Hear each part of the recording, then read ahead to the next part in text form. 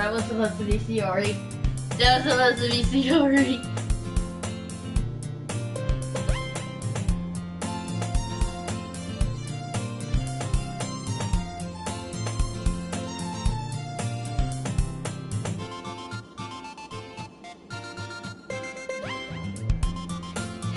I'm not doing a voice for her now because I already know she has her own file, so I can easily delete her. Well, I'm not gonna delete her just yet, not until I pass all this.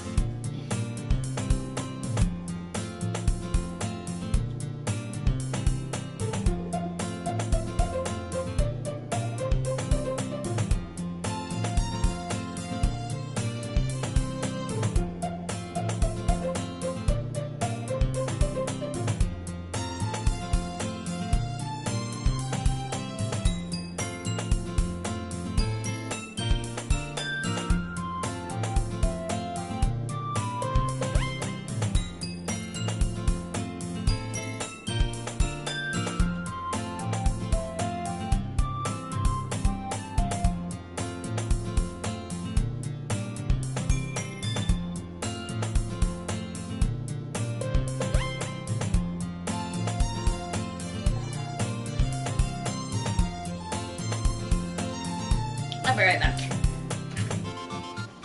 I already got my water.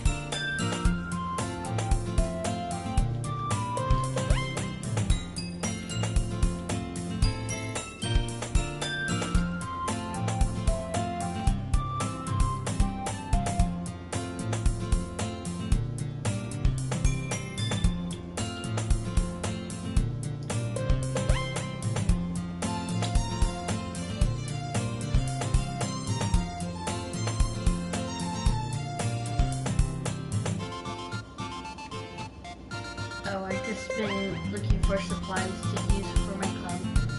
I'm actually gonna do the. You know, it doesn't feel right to not do the voices. I'm gonna do it. Oh, I just been looking for some supplies to use for my club. I'm just gonna talk regular because I already know what's gonna happen. The already's already gone. Do you know if there's any construction paper in here? Or markers? I guess you could check the closet. You're in the debate club, right? About that. I actually quit the debate club. Really, you quit? Yeah. To be honest, I can't stand all of the politics around the major clubs. It feels like nothing but arguing about the badge and facility and how to prepare for events. I'd much rather take something I personally enjoy making something special out of it.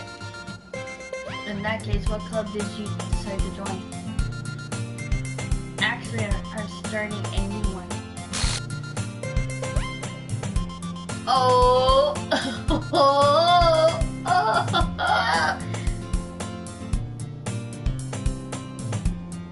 A lecture club.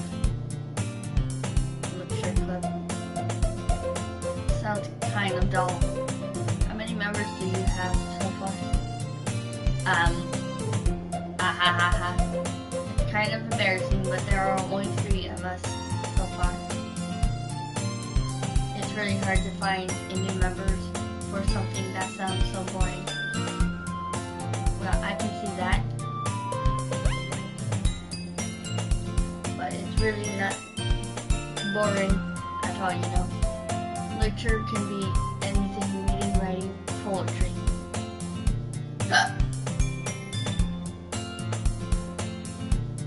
I mean, one of my members even keeps her manga collection in the club room. Hey, really? Yeah, it's funny, right? She's just interested in the manga and literature, too. I mean, she's not wrong, I guess. And besides, a member, right? Did Monica say she?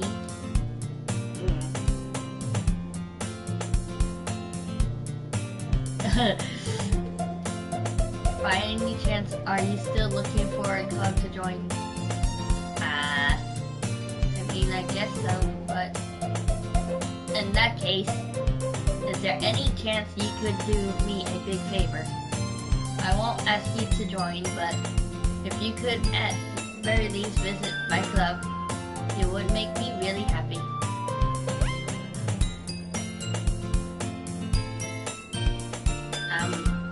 I guess I have no reason to refuse. Besides, how could I ever refuse someone like Monica?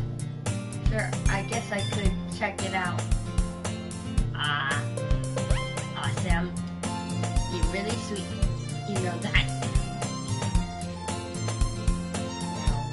I already know what you got behind your back, Missy.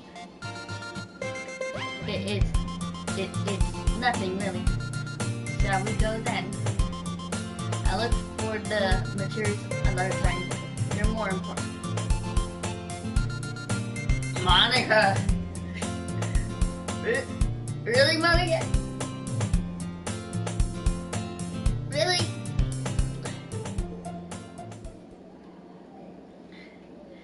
Oh boy. Oh boy. She might have got rid of Fiori, but oh my gosh. She's a slime bitch.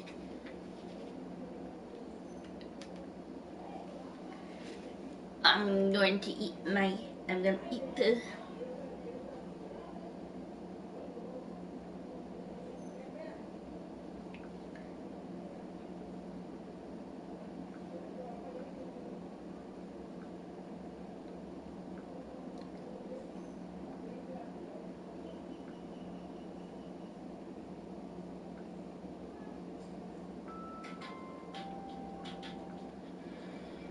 Yeah, is that like the cast is super good and the scripts are not always that great, but they always do a good job with what they have. Yeah. Because they are all very talented individuals. Yeah, they are. It's a great cast. Yeah, that's what I'm talking about. He's like, oh, man. Thanks. I'm stuffed. Yeah, right? And there's goo everywhere, and you're like, Oh, fuck, goddamn. That's how you prepared for this. A new planet was born. yay! Mazel tov. Here we go Okay. to the new planet, which looks more just kind of like a mountain. It looks like a gross mushroom growing out of a baseball. Are you describing my dick, or what are we talking about? I was talking about the stage. Oh! Well then. I forget I mentioned anything. Just talking about the stage we were doing. It's fine. Yeah. Sorry, I didn't want to bring up Sorry I outed you. bad memories. Or just bad happenstance. Yeah, But no, your dick's fine. Thank you. Thank you. Yes, it's fine. Have you seen my dick? Yeah, dude. When was this? This the other day. I feel like I should know about this. No. Barry's definitely seen my dick. Sweet. Yeah. How? There's no way when you're roommates with someone, there's no way to avoid. Like, even if you're just wearing like underwear that you've worn for a while and it's been through like the wash a couple times, your dick just looks like a fucking hamster that's stuffed inside a gym sock. Yeah. I feel like that's you know when it's like you have a roommate and it's like a girl and you're like, ooh, a girl roommate, like, ooh, that's so hot, and then like 2 days into it you're like, nah, it's not so hot. I am far too intimately aware of Yeah, because anything. Like in the middle of the night you're like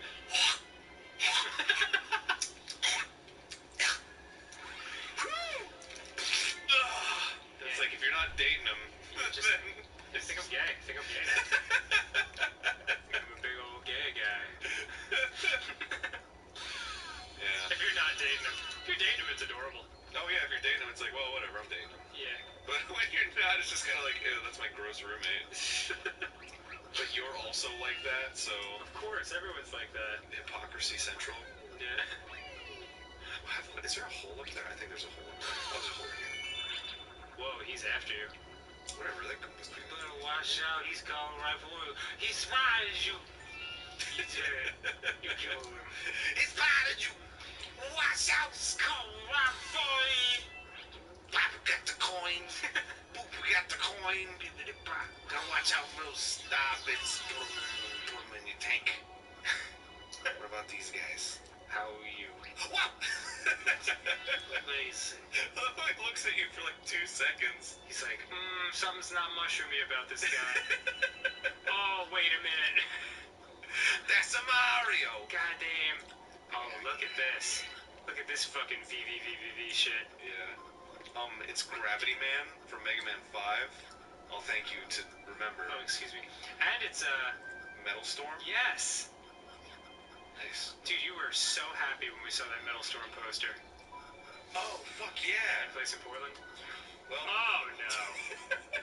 Oh, that's very graphic. yeah, we went to some game store in Portland and like they had a bunch of like old posters for games and they had fucking a Metal Storm poster and I was like, whoa. Yeah, and a Metal Gear poster. It was a Metal Slug poster. Metal Slug, Yeah. yeah. And my friend Kelly was like, Sonic games with metal in them. We were like, you have no idea.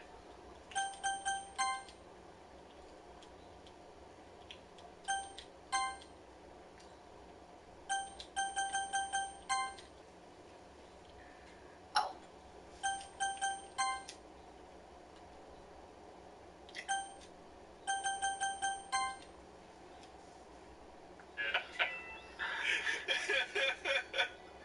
So I bought it. So it felt weird buying it. Oh, it's at the other end.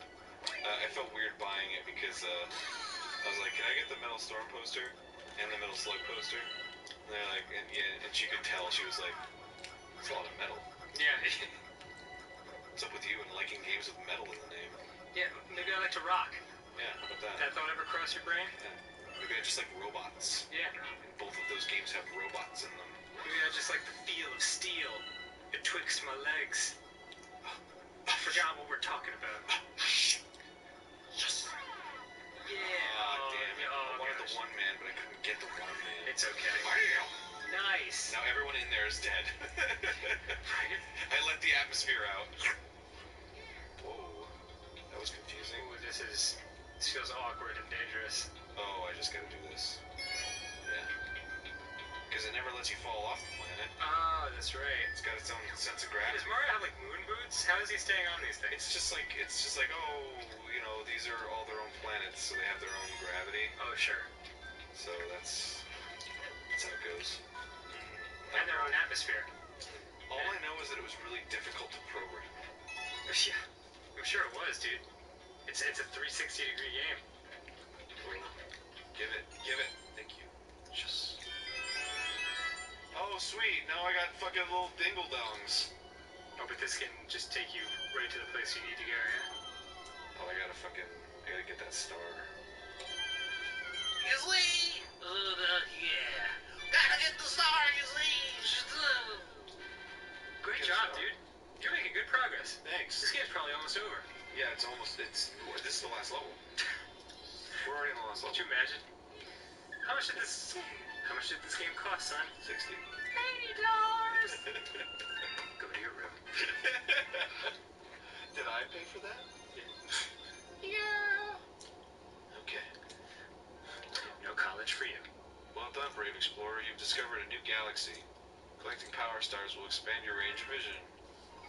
Great. I need range of vision. I've got tunnel vision and I can never see the people around me. Mm-hmm. Emotionally. Alright, so number 3, I can open that one now. These are question marks, so I can't do that. But I can spin the galaxy. That's nice. Or I guess this is just a solar system. Even though the center is, I don't know, like a black hole, I guess? Is there a zoom in? Okay. Oh no, it's like actually, like you're the center of the galaxy. Whoa. So that's kind of fucked up, right? I mean, a lot of people think that way.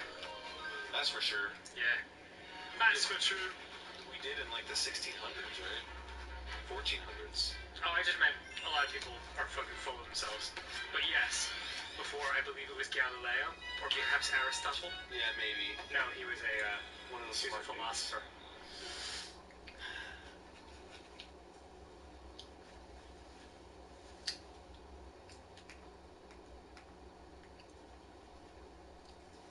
And thus today marks the day I sold my soul to Monica, and her irresistible smile. I distractedly follow Monica across the school and upstairs, a section of the school I rarely visit. Oh, excuse me.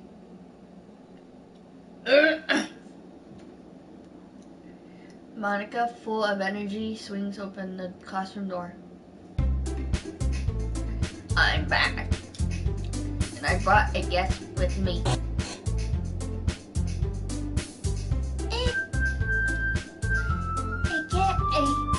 guest?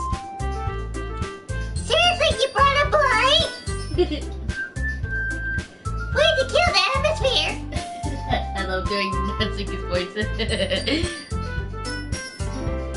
Oh, me need Natsuki. But anyway, welcome to the...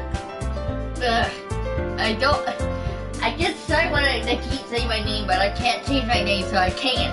Ugh. Gotta do what I got.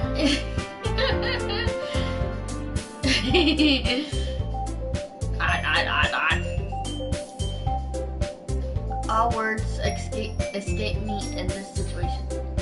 This club is full of incredibly cute girls, which I already knew that. Let me guess. You're Monica's boyfriend, right? What? I'm not. Natsuki. Girl with the sour attitude, whose name is apparently Natsuki, is one I don't recognize. Her small figure makes her look like a first-year student. Anyway, this is Natsuki, and energetic as usual. And this is Yuri, the vice president.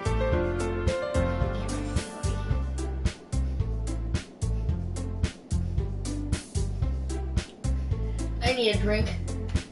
It's a good thing I got my water.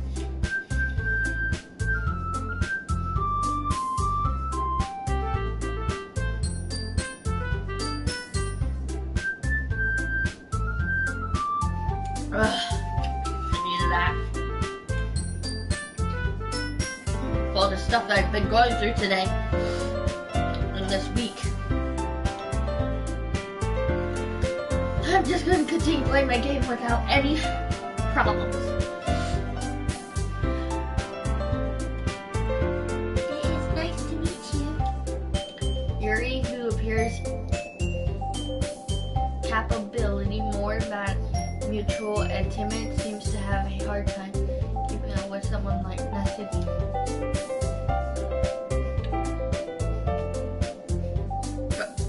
Excuse me.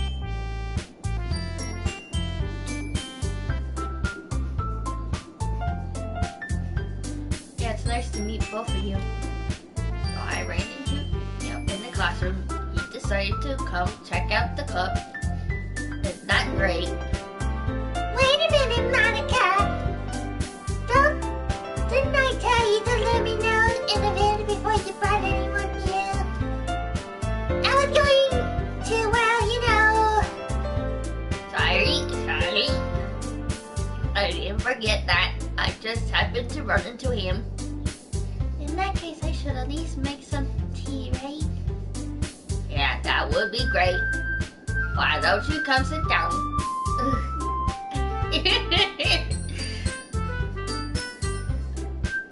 The girls have a few desks arranged to form a table. Yuri walks to the corner of the room and opens the closet. Meanwhile, Monica and Natsuki sit across from each other. Since feeling awkward, I take a seat next to Monica. So I know you didn't really plan on coming here, but we make sure you feel right at home, okay? As president of the lecture club, it's my duty to make the club fun and exciting for everyone.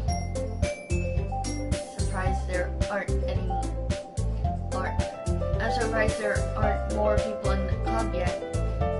Must be hard to start a new club. You could put it that way. Not many people are very interested in putting out all the effort to start something brand new.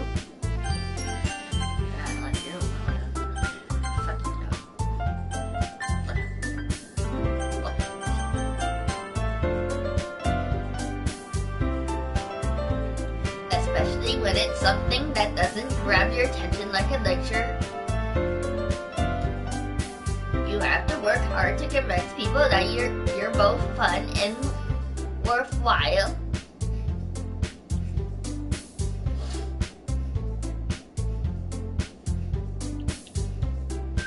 But it makes school events like the festival that much more important.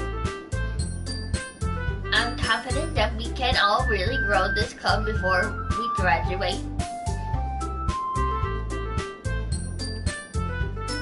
Right.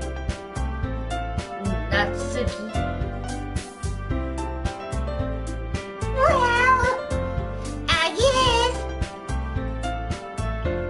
Natsuki reluctantly agrees. Such a different girls, all interested in the same goal. Monica must have worked really hard just to find these two. Yuri returns to the table and carrying a tea set. She carefully places a teacup in front of each of us before sitting down with the teapot in the middle. You keep a whole tea set in this classroom? Don't worry, the teachers gave us permission. After all, doesn't a hot cup of tea help you enjoy a good book?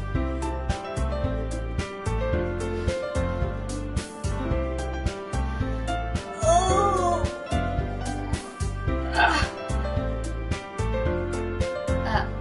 I guess. Oh, wait. Don't let yourself get imitated, Yuri. Just trying to impress you. That's not... Satsu Yuri looks away.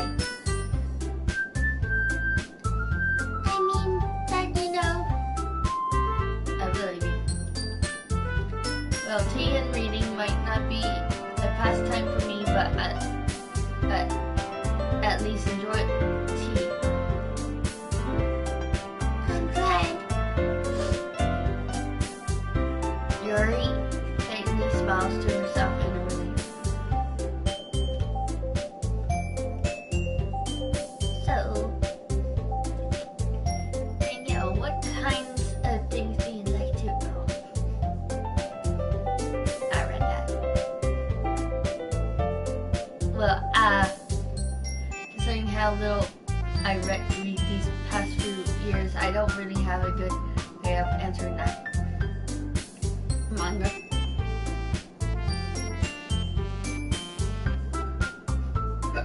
Oh, excuse me. I muttered quietly to myself, half joking. Natsuki's head suddenly perks up. It looks like she wants to say something, but she keeps quiet. Not much of a reader, I guess. Well, that can change. What am I saying? I spoke without thinking after seeing Yuri's sad smile. Anyway, what about you, Yuri? Well, let's see. Yuri traces the rim of her teacup with her finger. My favorite are usually novels that build deep and complex fantasy worlds. The level of creativity and craftsmanship behind them is amazing to me.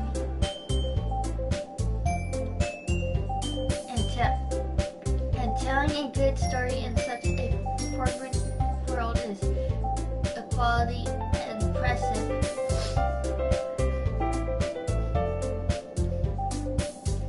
Yuri goes on clearly passionate about her reading.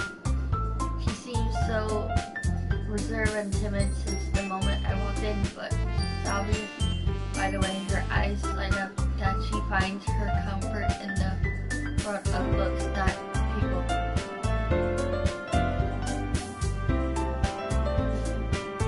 But you know, I like a lot of things. Stories with deep psychological elements usually amaze me as well. Isn't it amazing how a writer can so desperately take advantage of your own lack of imagination to completely throw you for a loop?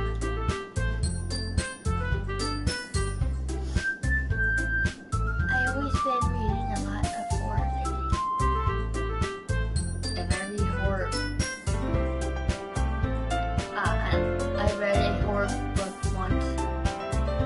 I desperately gasped. Something I can relate to at the memorable level. At this rate, Yuri might as well be having a conversation with a rock. Ahaha, I expected that from you, Yuri. It suits your personality. Is that so? Really, if a story makes me think or takes me to another world, then I really can't put it down. Surreal horror is often very successful at changing the way you look at the world, if only for a brief moment. I hate horror! Oh, why is that? Well, I just... Natsuki's eyes dart over to me for a split second. Never mind! That's alright, you usually like to write about cute things, don't you, Natsuki? What? What gave you that idea? You left a piece of scrap paper behind last club meeting. It looked like you were working on a poem called Don't say that loud! And give that back! Fine.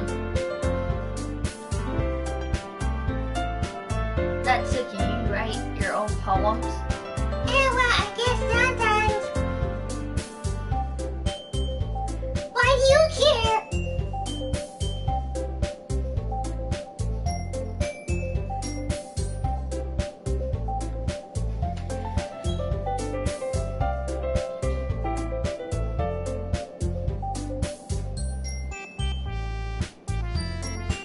I think that's impressive. Why don't you share them sometime? No!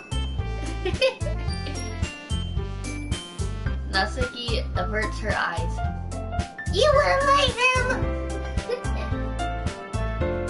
I'm not a very confident writer yet. I understand how Natsuki feels. Turning the level of writing takes more than just confidence. The truest form of writing is writing to oneself. You must be willing to open up to your readers, exposing your vulnerabilities and showing even the deepest reaches of your heart. Do you have writing experience too, Yuri? Maybe you share some of your work. You can set an example. Help Natsuki feel comfortable enough to share hers.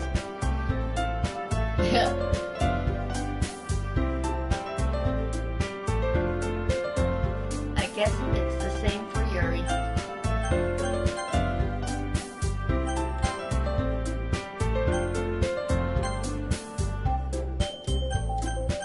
What's the history?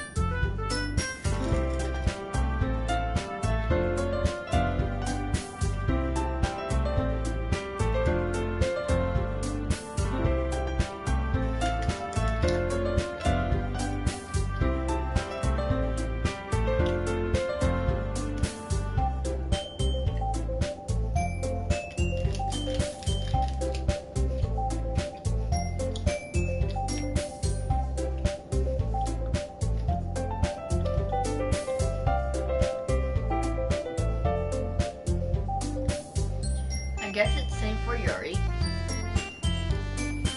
We all sit there. We all sit in the silence for a moment. Hey, I just got an idea. How about this?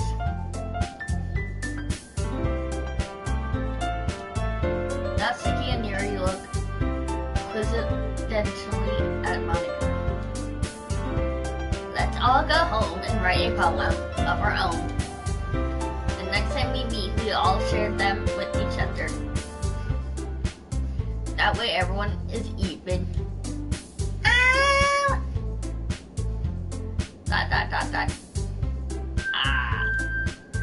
I thought it was a good idea.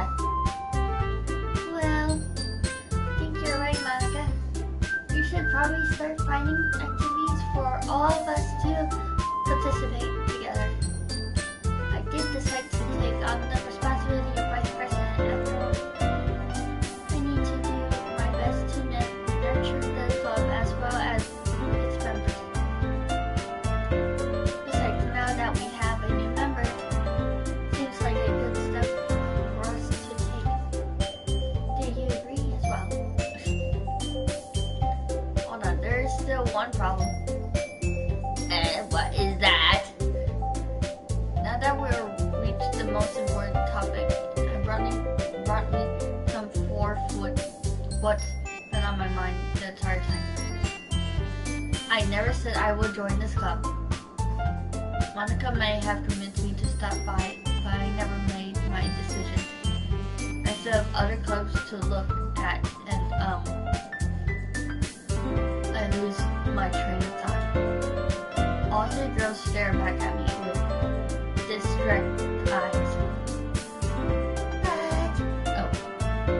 What?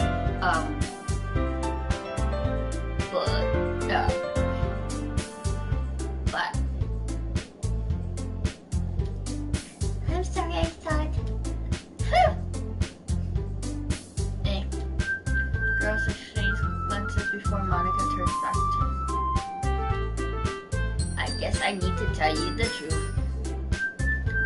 The thing is, we don't have enough members yet to form an official club. We need 4. And I've been trying really hard to find a new member. And we don't find one more before the festival,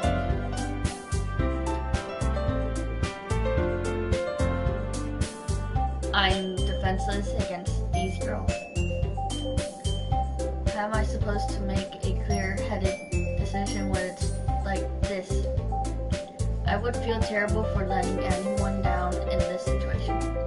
Besides, the club itself seems pretty relaxed.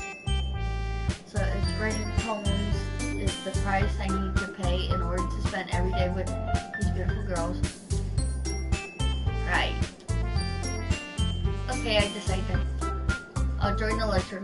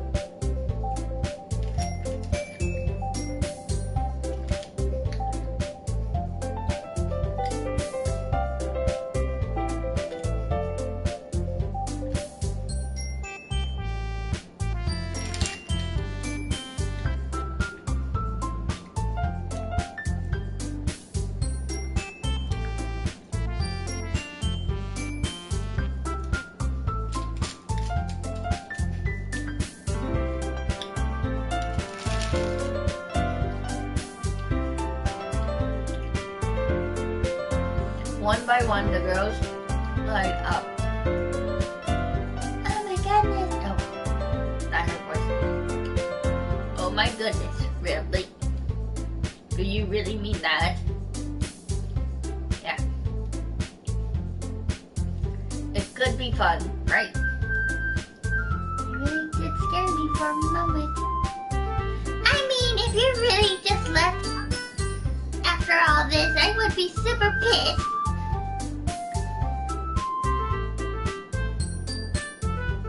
I am so happy.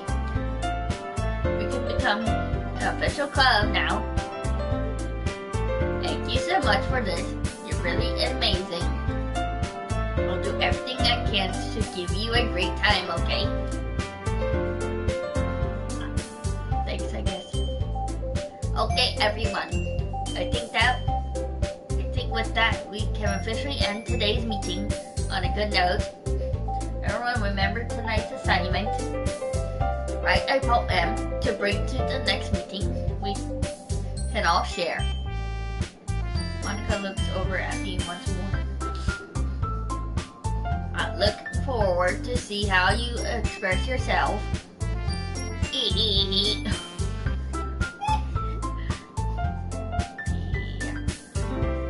I can really impress the class star Monica with my monocolor writing skills. I already feel the anxiety well up inside me. Meanwhile, the girls continue to chit-chat as Yuri cleans up the tea set. I guess I'll be on my way then. Okay. I'll see you tomorrow then. I can't wait.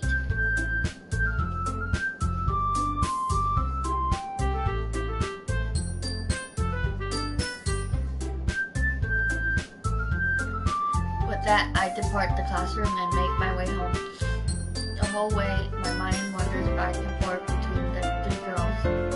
Natsuki, Yori, and of course Monica. Will I really be happy spending every day after school in the lecture club? Perhaps I have the chance to grow closer to one of these girls. Alright.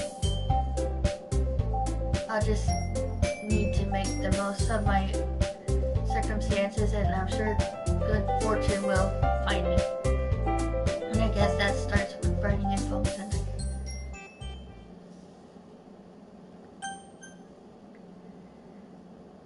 You unlocked a special poem. Would you like to? That's Yori.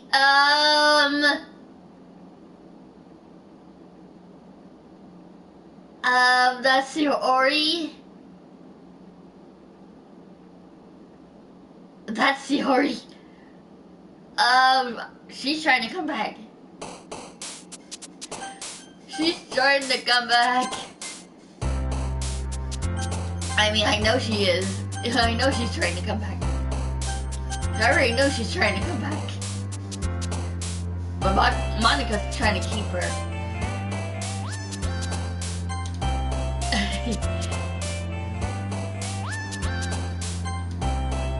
I can just pick on any.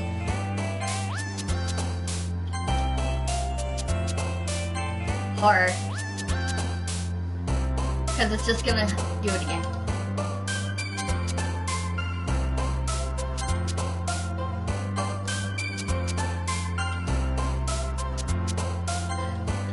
I'm just gonna go with any of these words.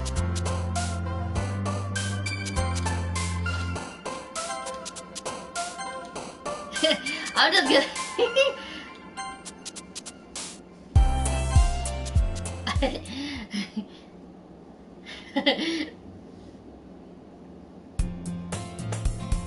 Oh, I'm Monica.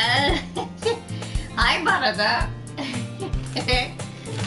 Hello, Monica. I'm still gonna give her that robot voice.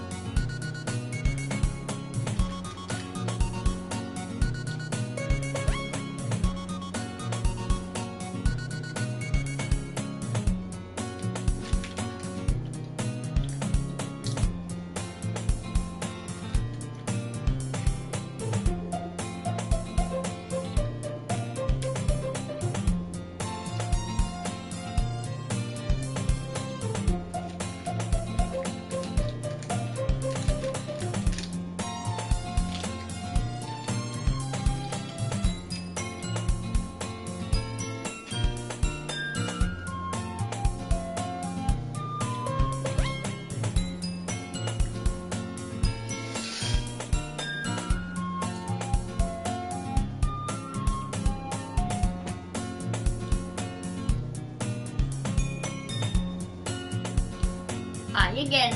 And glad to see you didn't run away on us. Now don't worry. This might be a little strange for me, but at least keep my word. Oh, the room is tilted. I'm back at the lecture club.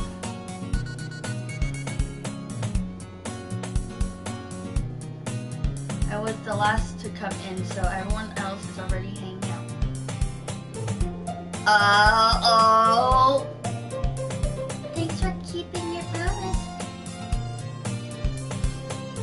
We hope this isn't too overwhelming of a commitment for you.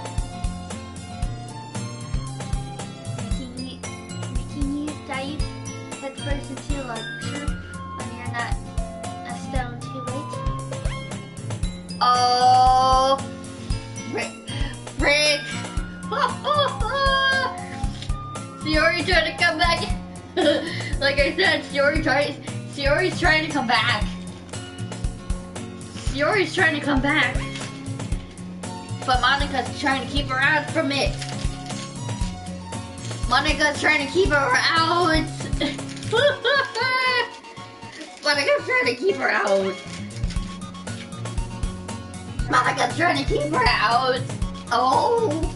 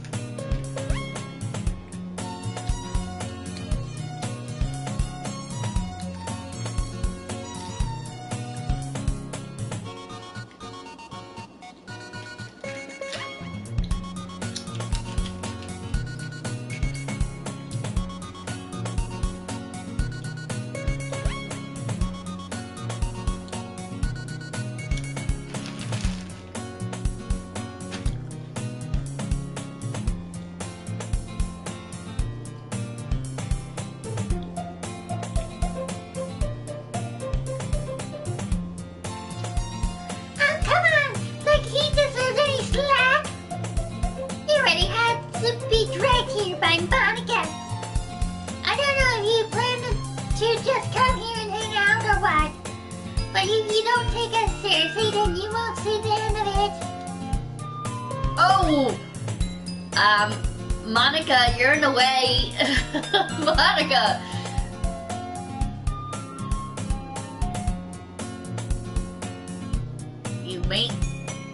You made me have a big mouth for someone who keeps her manga.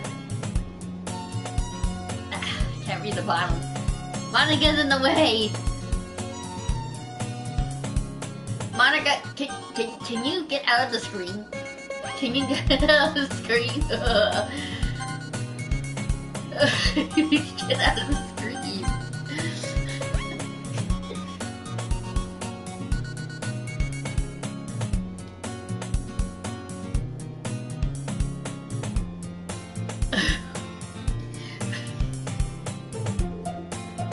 Okay, she got out of the screen. She certainly got in front of the screen. Natsuki finds herself stuck between saying Monika and Manga. Manga's literature! Swiftly defeated, Natsuki plops back into her seat.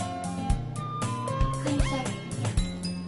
I'll make sure to put your comfort first, okay? Yuri shoots Natsuki with a disappointed glance.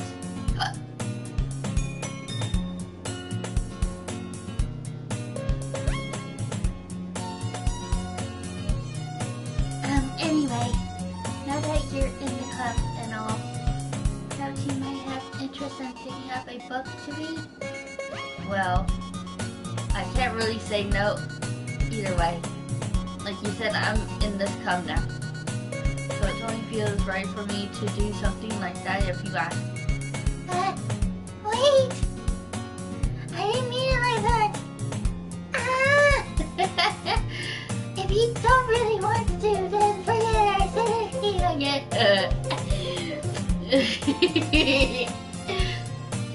No, it's not that, Yuri. I want to try to be a part of this club. So even if I don't read often, I'll be happy to pick up a book if you wanted me to. Are you sure?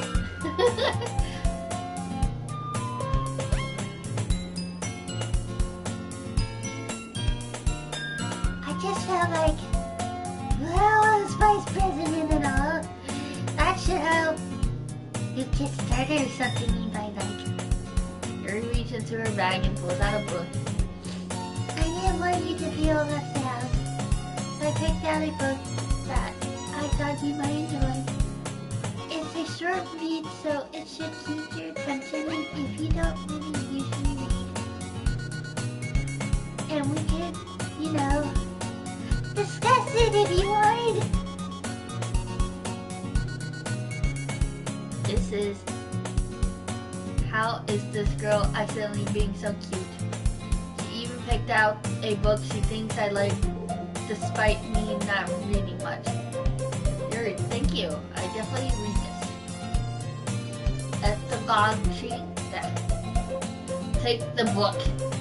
It's hard to pronounce some of these words. I never actually did a spelling test on them. Phew. But you can read it at your own pace. I look forward to hearing what you think. Oh yeah. The room was tilted.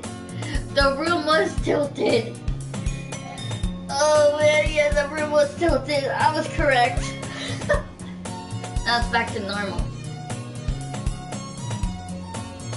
Now that everyone's settled in, I expect Monica to kick off some scheduled activities for the club. But that doesn't seem to be the case. Yuri's face is already buried in a book. I can't help but notice her tense expression, like he was waiting for this chance. Meanwhile, Natsuki is rampaging around in the closet. Ah! I hear Natsuki utterly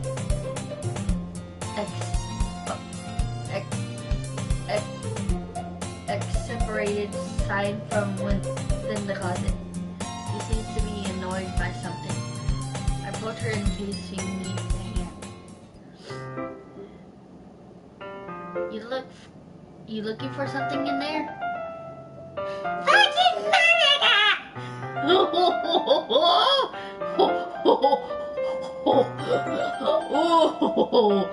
She never puts my stuff back in the right spot.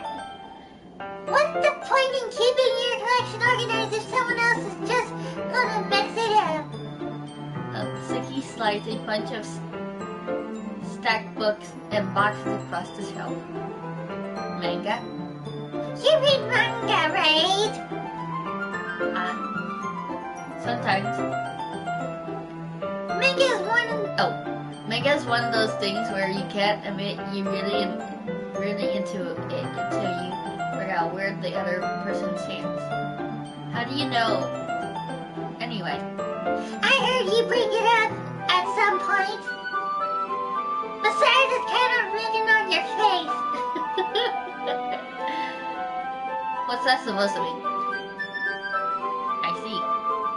There's a lone volume of manga, a stacks of fierce books on the side of one of the shelves. Curious, I pull it out of the stack. There it is! Natsuki snatches it out of my hand, then turns to a box of manga and slips the volume right into the middle of the rest. Ah, much better! Seeing a box set with one book missing is probably the most irritating sight in the would that feel? I get closer, look at the box that she's admiring. Parfait girls. It's a series I never heard of in my life. It probably means it's either way out of my demographic or it's simply terrible. You're going to church. You can't go through the glass on that door. She points to the classroom door. Hey, I wasn't judging or anything. I didn't even say anything. It was the tone of your voice. But I'll tell you one thing. Oh!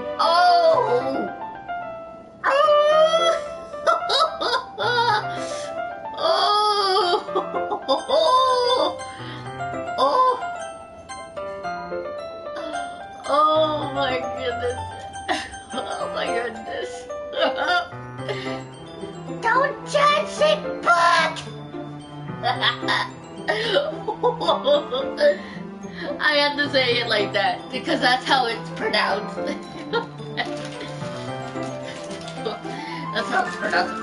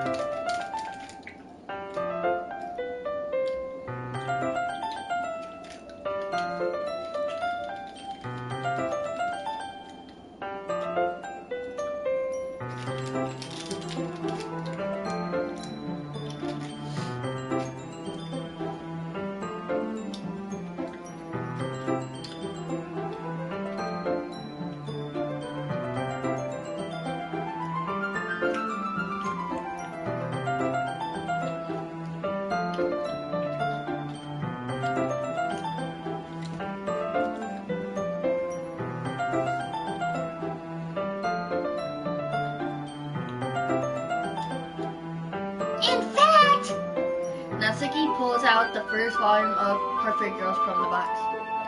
I'm gonna show you exactly why. She shoves the book right into my hands. Ah! I stare at the cover. It features 4 girls in colorful attire striking animated feminine poses. It's extreme mode. Don't just stand there. A what? Natsuki grabs my arm and pulls me out of the closet. She then takes a seat against the wall beneath the windowsill. She pats on the ground next to her, signaling me to sit there. Wouldn't chairs be more comfortable? I take my seat. Chairs won't work. We can't read at the same time like that. Yeah, why is that? I guess it's easier to be close together like this. Exclamation mark. Don't just say that. You make me feel weird about it. Natsuki crosses her arms and scooches an inch away from me. Sorry. I didn't exactly expect to be sitting this close to her either. Not that I can say it's particularly bad thing. I opened the book. So a few seconds before Natsuki once again inches closer, reclaiming the additional space while she hopes I won't notice. I can feel her peering over my shoulder, much more eager to begin reading than I am. Wow! How long has it been since I read the beginning? You don't go back and flip through the other volumes every now and then? Not really. Maybe sometimes after I already finished the series. Ugh.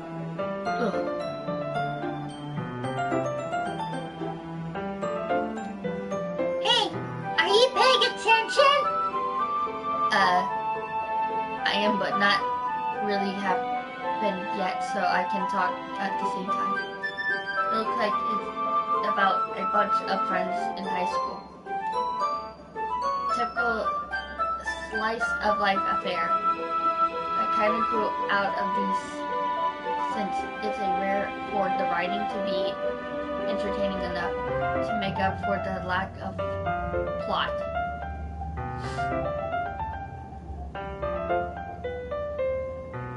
Are you sure this isn't boring for you? Not at all.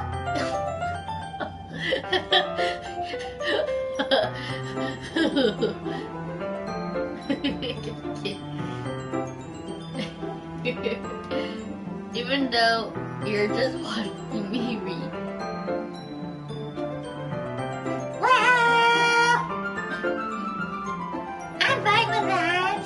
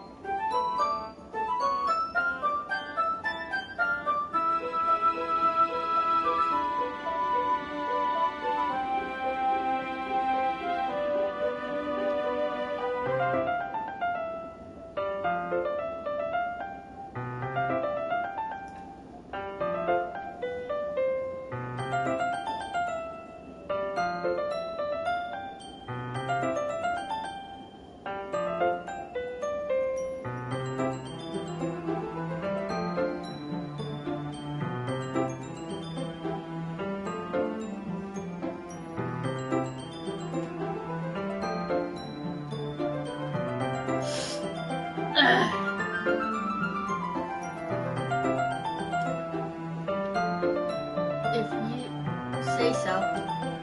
I guess it's fun sharing something you like with someone else. I always get excited when I convince any of my friends to pick up a series I enjoy. You know what I mean? Question mark. You don't?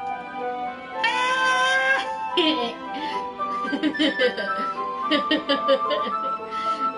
I love Natsuki.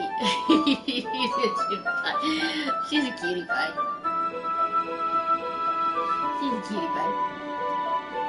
That's not. Well, I wouldn't really know. What do you mean? Don't you share your manga with your friends? Could you not rub it in?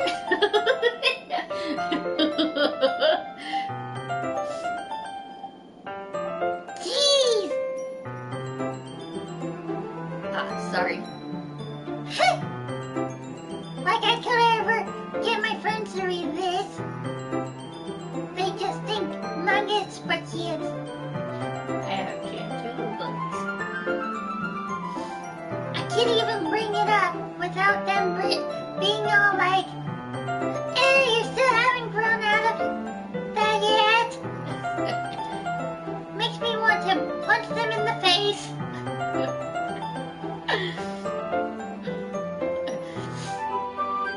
Look, I know those kind of people.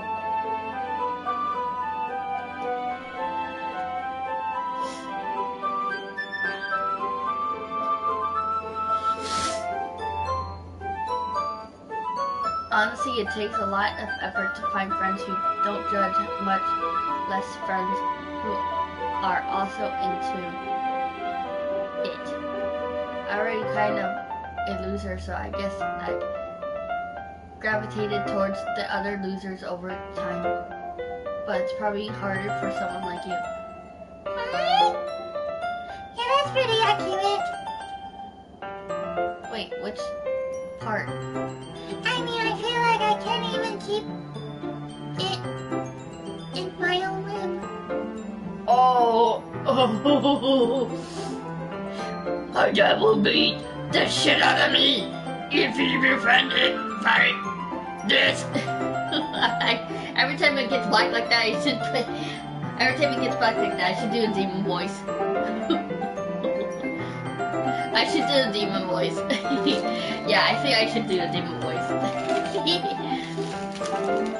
I should do a demon voice for that each time that pops up.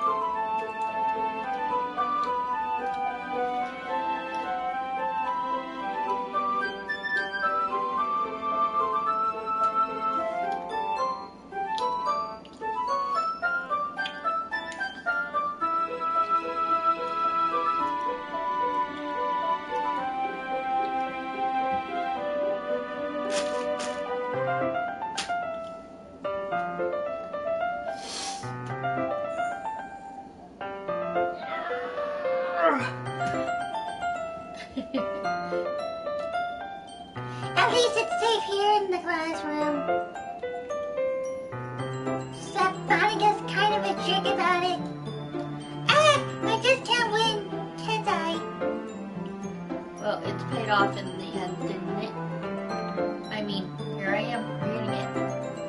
Well, it's not like that solves any of my problems.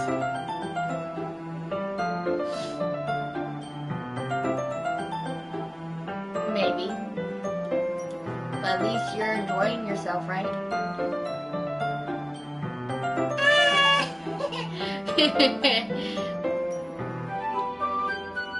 Dot dot dot dot. So, Ha ha ha ha. geez, that's enough. Are you gonna keep reading or what? Yeah, yeah. I flipped the page. Dot dot dot. Dot dot dot. Dot dot dot dot dot dot. Time passes. Natsuki is strangely quiet now. I glance over at her.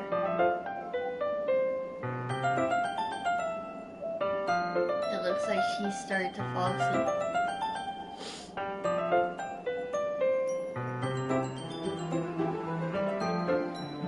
Hey, Natsuki. Yeah. Letting Natsuki collapse straight into me. Hey! Oh!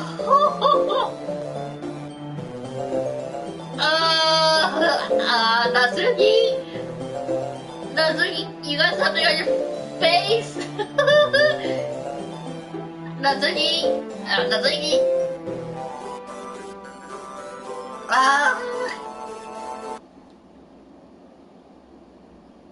Oh, jeez. Oh, wait. Oh, jeez. Natsuki, are you okay?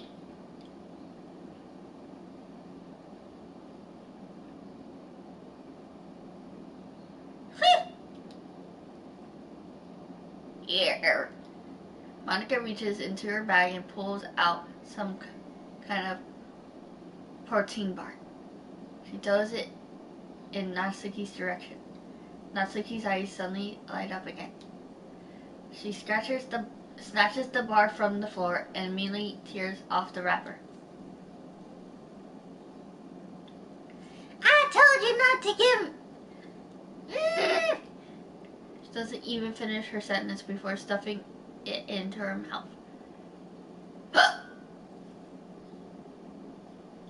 Don't worry, Nanya. She's fine. It just happens every now and then. That's why I always keep a snack in my bag for her. Anyway, why don't we all share poems now?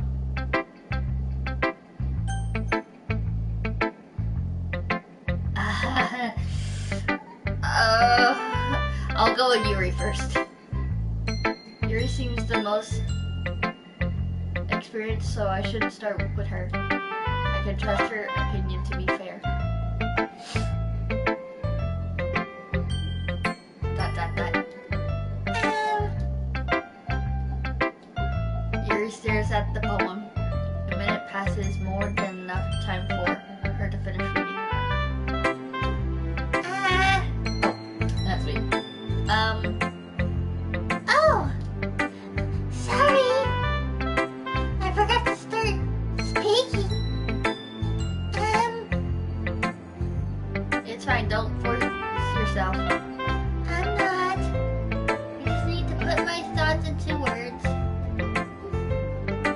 Hold on. Okay. This is your first This is your first time reading a poem, right? yeah. Why do you ask? I'm just making sure. This game is getting crazier by the minute. This is why I wanted to continue playing it. This is why I wanted to play it in my own spare time. Plus, I got no one watching me, so. Because they're all at school. They're all at school. Or working.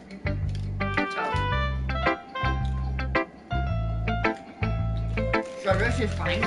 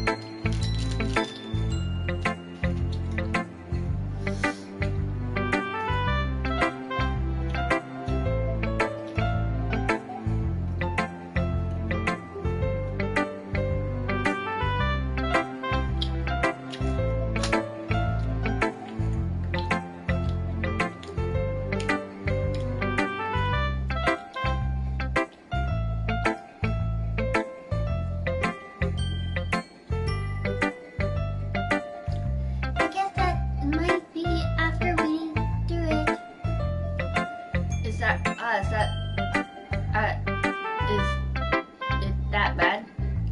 No! Did I just raise my voice? Ah, I'm so sorry.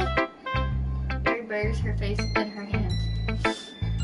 I couldn't help but notice that it's been several minutes and we already haven't gone anywhere. Might take Yuri a while to get used to new people. It's fine, I really didn't notice it.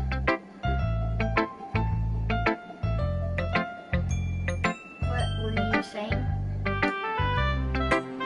Right, it's just that there are specific writing habits that are usual topic of new writers. Having been through that myself, I kind of learned to pick up on them. I think the most noticeable thing I recognize in new writers is that they try to make their style very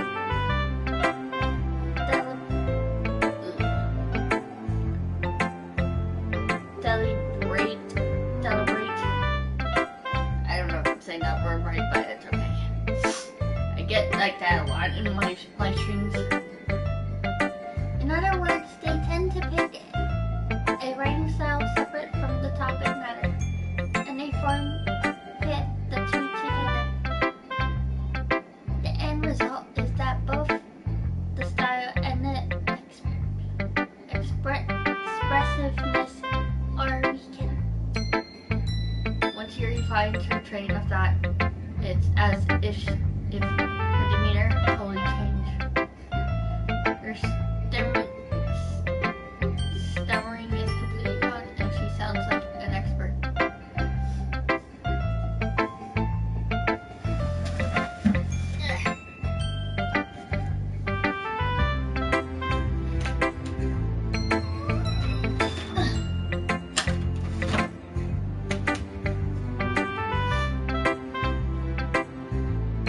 Of course, that's not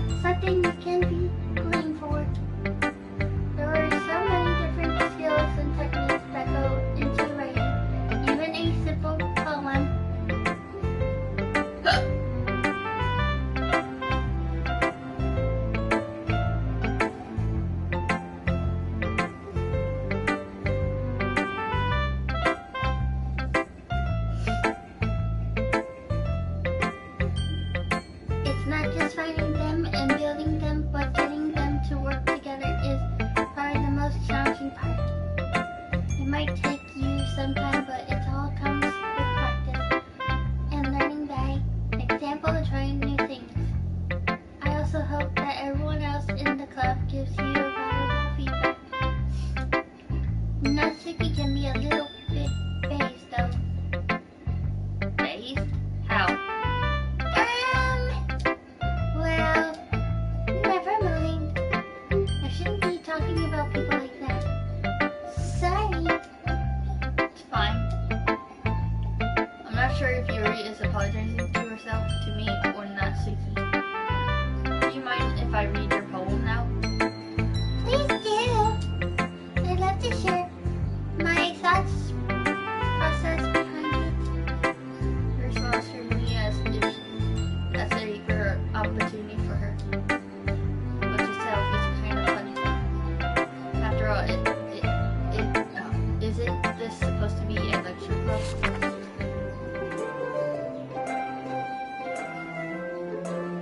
Ghosts under the light.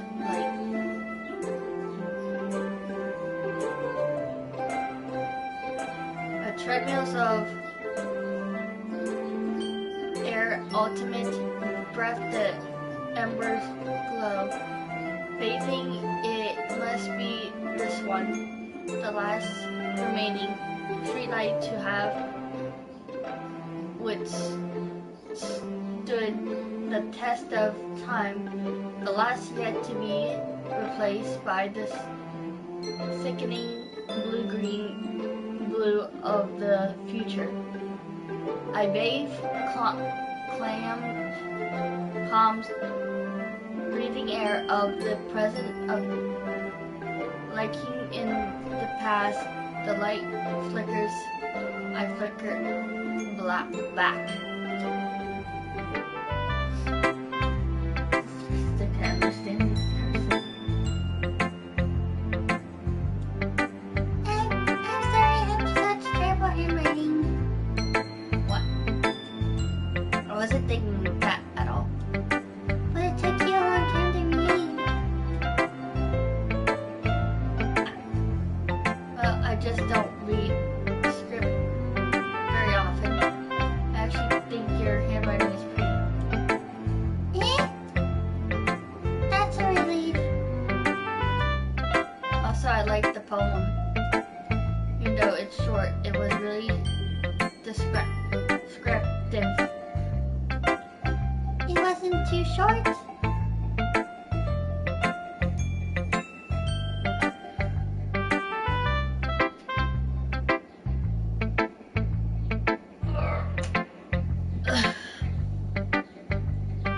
I usually write longer poems.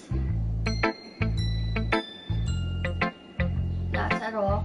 I'm really glad you like it. I'll be honest. Since our first time sharing, I wanted to write something a little more mild. Something easy to digest, I suppose. Are you into ghosts, Yuri?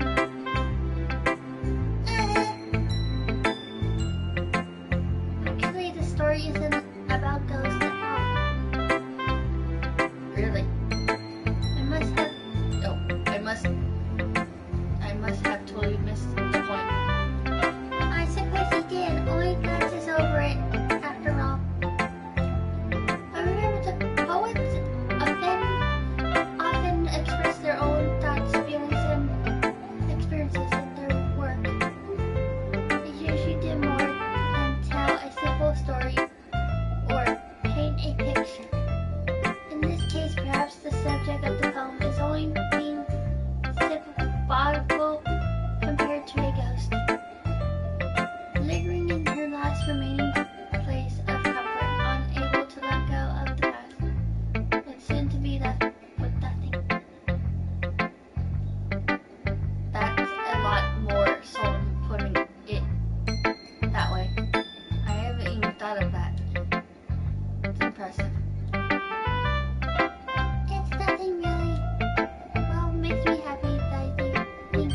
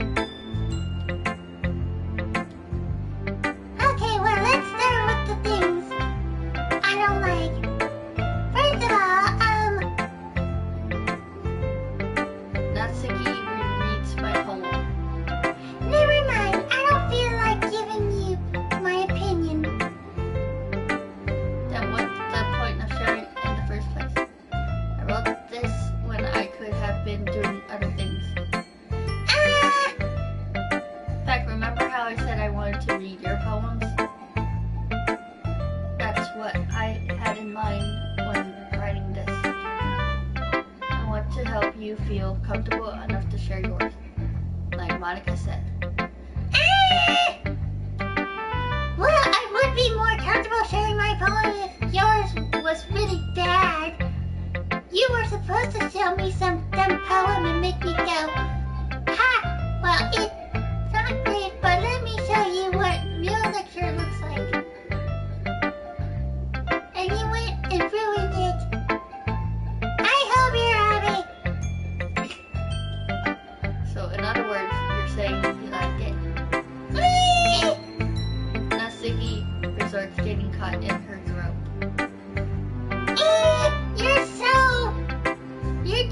You don't listen to anything, do you? I already told you that.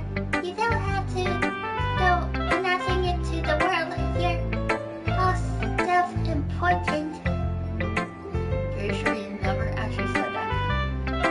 I said that mostly to myself. Natsuki must really hate me or something. Can't figure out if it's a win or loss that she likes my poem. In case you still need to show me yours, right? Fine, I guess. Only because Monica would make me if I don't. Yours is easy. Eagles can fly, monkeys can climb, crickets can leap, horses can race, owls can seek, cheetahs can run, eagles can fly, people can try, but that's all about it. Yeah, I told you that you weren't going to like it. I like it. What? Just be honest. I am. What? Why are you so convinced that I wouldn't like it? Well, because everyone in high school thinks that writing has to be all significant and stuff. Significant and stuff. So people don't even take my writing seriously. But isn't the point of poems for people to express themselves? Your writing style wouldn't make your message any less valid. Yes, exactly. I like when it's easy to read, but it hits you hard. Like in this poem. Seeing everyone around you do great things can be really disheartening. So I decided to write about it. Yeah, I understand.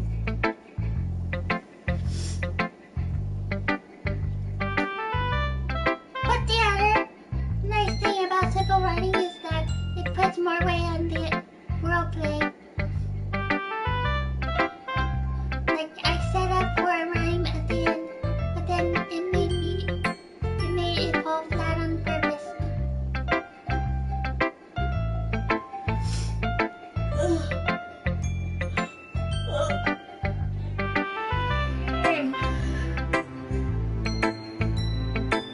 It helps bring out the feeling in the last line.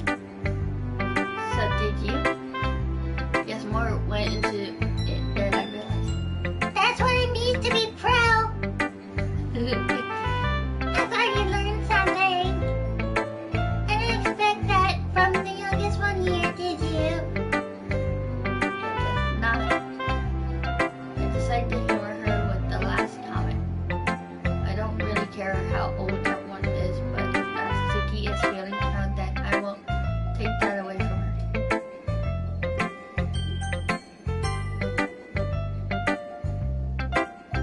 Oh boy. Hello. Having a good time so far? Good. Glad to hear it. By the way, since you are new and everything, if you ever have any suggestions for the club, like new activities or things we can do better, I'm always listening. Don't be afraid to bring things up, okay? Alright, I'll keep that in mind. Of course I'll be afraid to bring things up. I'm much better off just going with the flow until I'm more settled in. Anyway, want to share your poem with me? kind of embarrassing. I guess I have to.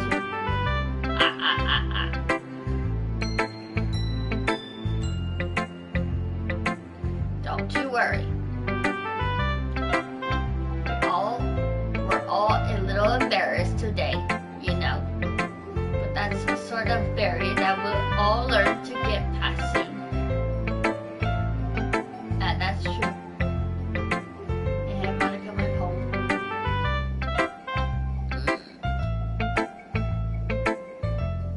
I like it. Really? It's a lot cuter than I expected.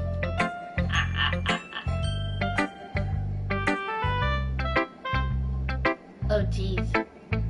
No. It kind of makes me think of something Natsuki would write. And she's a good writer too. So take that as a compliment. If you say so. If you're interested in Natsuki, then let's always keep a snack on you. She clings to you like a puppy. Natsuki's dad doesn't give her lunch money or leave her any food in the house, so she is a fussy mood pretty often. But sometimes she just loses all of her strength and shuts down. Like earlier. This is just a guess, but I think she's so small because her nutrition is interfering with her adolescent growth. Okay, some guys are into petite girls too, you know. Sorry, just trying to look at the bright side. Anyway, do you want to read my poem now? Don't worry, I'm not very good. You sound pretty confident for someone who claims to not be very good. But that's the case. I have to sound confident. That doesn't mean I always feel that way, you know. But let's read it then.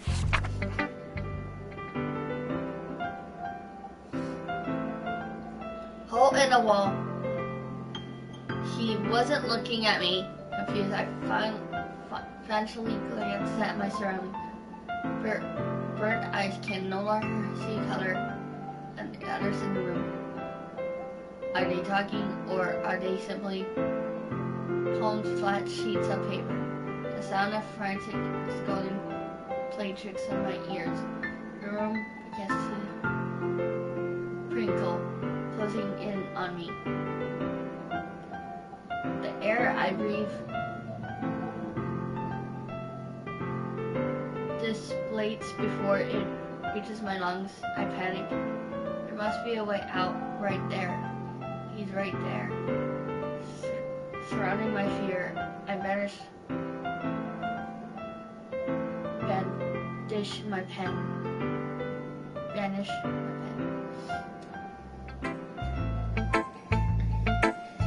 pen.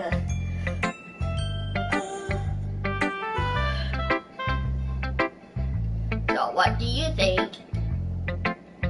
Very free form, is that what you call it? Sorry, I'm not really the right person to ask for feedback. It is okay.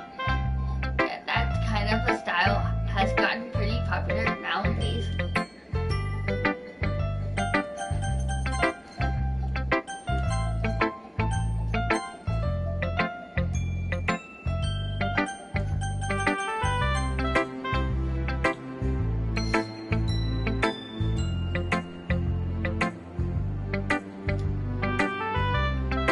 Perform out loud, it can be really powerful. What was that inspiration behind this one? Well, I'm not sure if I know how to put it. I guess you could say that I had some kind of epiphany recently. It's been influencing my poems a bit.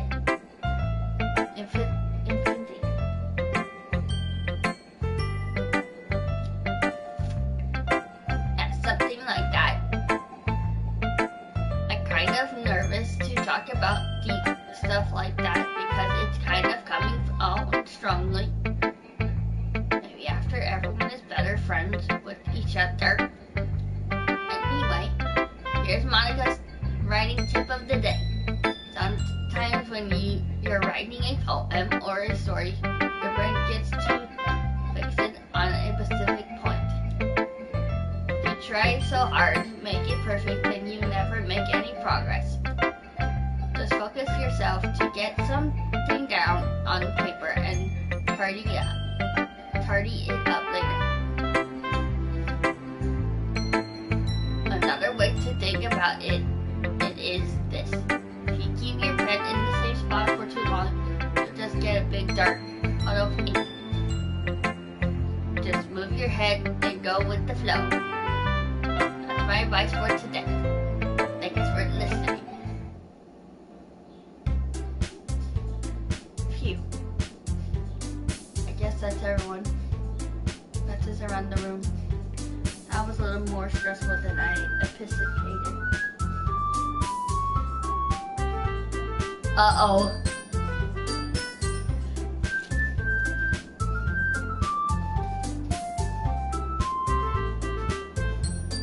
The music's starting to sound weird.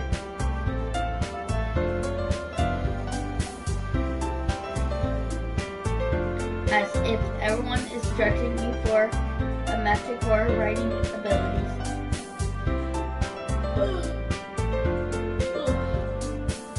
Even they're just being nice. There's no way my poems can stand up to theirs. This is a lecture club, after all. I signed. Guess that's what I ended up getting myself into. Across the room, Monica is writing something in her notebook. My eyes stand on Yuri and Natsuki. They generally exchange sheets of paper, sharing their respective poems. As they meet in 10 midnight watch, each of their expressions change. Natsuki eyebrows frowns in frustration.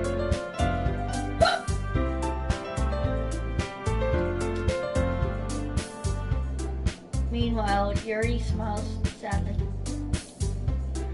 What is with this language? Eh? Oh, did you say something? Oh, it's nothing.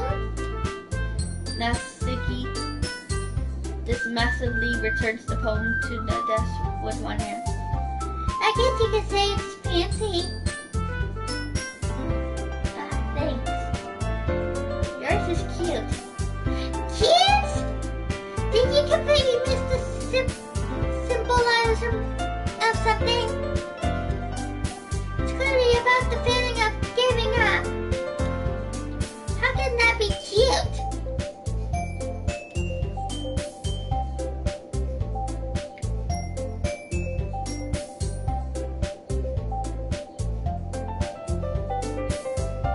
I know that.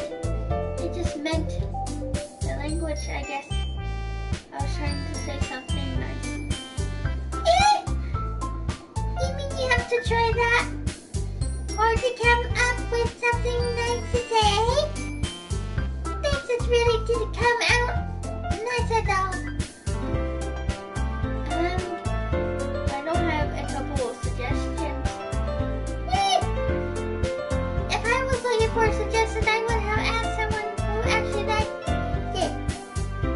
Which people did, by the way. Monica liked it.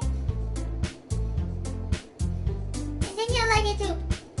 So based on that, I'm going to give you some suggestions of my own. First of all, Excuse me. I appreciate the effort, but I spent a long time establishing my writing style. I don't expect to change anytime soon unless of course I can. Of course, if I come across something particularly inspiring, which I haven't yet. nice! And you like my poem too. You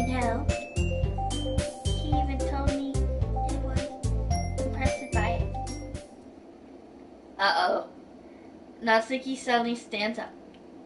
Oh! I didn't realize you were so invested in trying to impress the new member, Gary. Eh? That's not what you're just...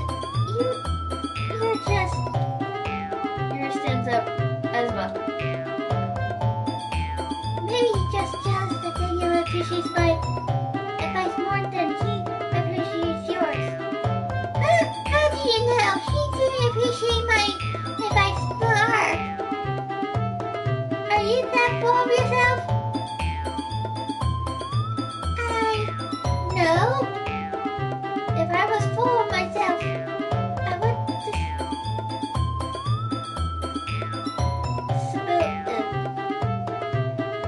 desperately go out of my way to make everything I do over cutesy. Yay! But you know what? I wasn't the one who magically grew size bigger and soon started showing up. Natsuki! Natsuki, that's a little... That says it about you! Taking your own insecurities on others like that. Taking Your own insecurities on... Uh-oh. Uh-oh. Others like that. You're not as young as you look, Natsuki. Man, look who's talking. You wanna be anti-cute? Edgy. Sir, that... My life is too much for someone of your mature age to comprehend. See? Just saying that proves my point. Most people learn to get over themselves after they graduate middle school. You know, if you want to prove anything, then stop harassing others with your sickening attitude. You think you can balance your toxic personality just by dressing and acting cute? The only cute thing about you is how hard you try. Whoa, be careful, you might cut yourself on the edge here, eh? Oh my bad, already do, don't you? You just accuse me of cutting myself? Yeah, like a smiling your head. Yeah, go on!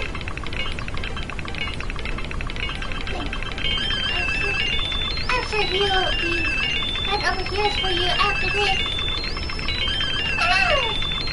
Yuri turns towards me as she just noticed I was standing here. She's just trying to make me look bad. That's her turn. She's tiny. This is getting crazy. This is getting crazy. This is getting crazy. Oh my gosh! Natsuki! Yuri! Natsuki! Yuri! Natsuki! Yuri! Natsuki! Yuri! Natsuki! Monica! Hi, Monica! Hi. Hi, Monica. Hi, Monica. Hi, Monica.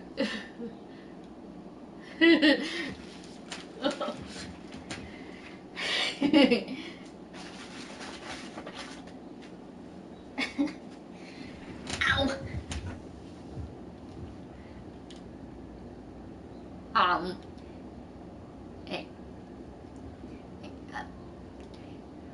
Why don't we step outside for a little bit? Okay. Sorry about that. They really shouldn't have tried to get you involved. They're probably better for us to stay out of this. We'll go back inside once they're done yelling. Some president I am, right?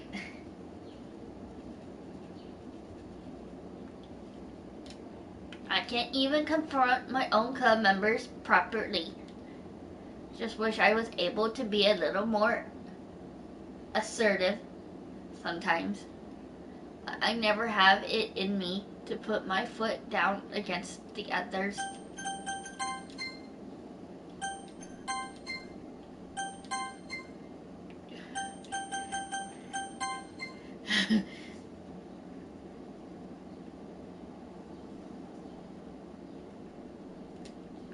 You'll understand, right?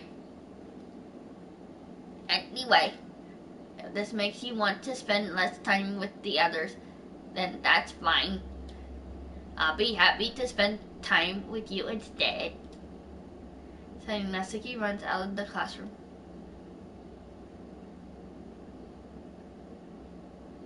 Oh. She's in tears. She's in tears.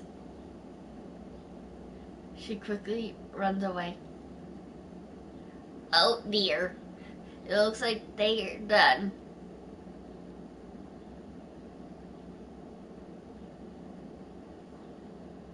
I didn't mean it. I didn't mean it. I didn't mean it. Yuri's rocking back and forth in her desk, with her palms on her forehead. Oh, this is getting crazy.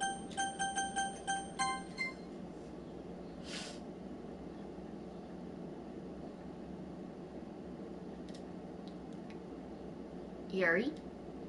I didn't mean it. I believe you. I have no idea what Yuri might have said to Natsuki, or did.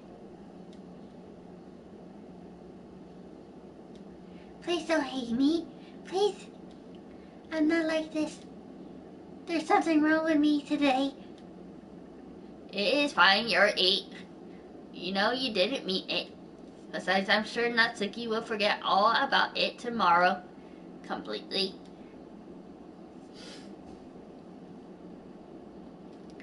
Anyway, the meeting is over, so you can go home now if you want. Yuri looks at me like she wants to say something. She keeps glancing at Monica. You can go first, Monica.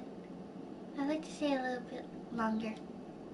I am the president, so I should be the last one out. I'll wait for you to be done.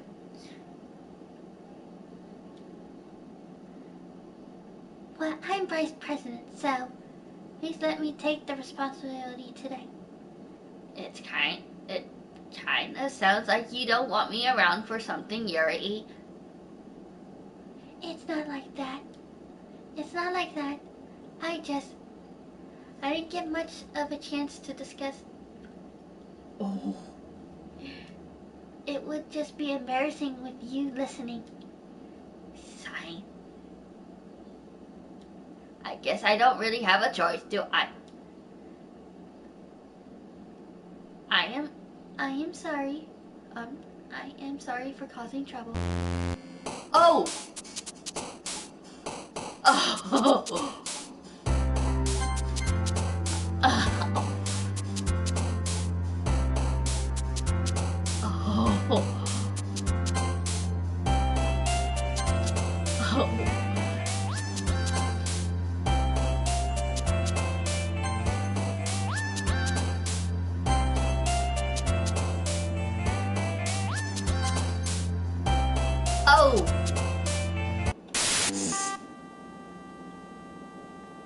Oh!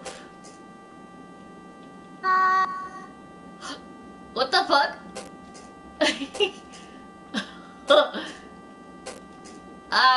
I'm just gonna keep pressing.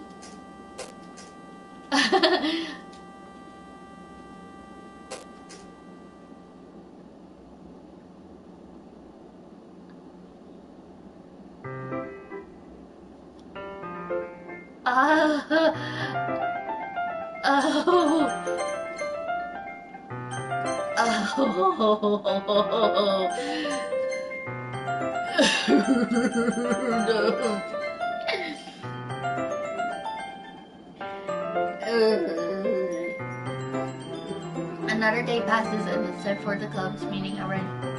I've gotten a little more comfortable here over the past couple days. Entering the club room, the usual scene greets me.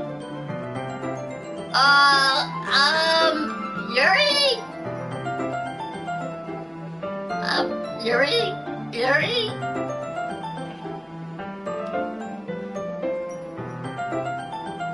Hi, Yuri.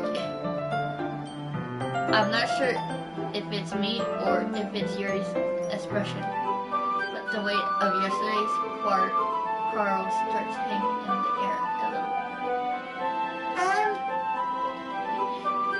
Yuri glances over her shoulder, looking around the room.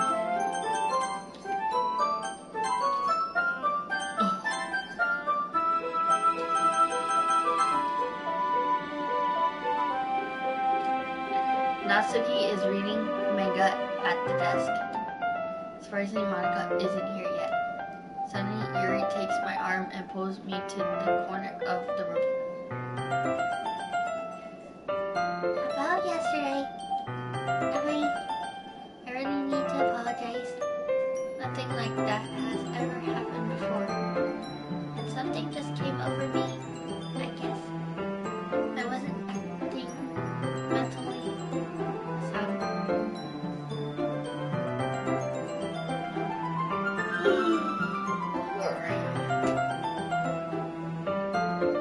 Please don't think we're usually like this. Just me, but Natsuki as well. Yuri, I'm happy that you were considerate and apologized. You don't have to worry too much. Even though I've only been here a couple days, I could tell something was off yesterday. Maybe we were just a little extra sensitive, but it was our first time sharing poems. But whatever it was, it didn't make me think any less of you. I had already decided that there's no way you can be a bad person. And now that you are apologizing, I know you really didn't mean it.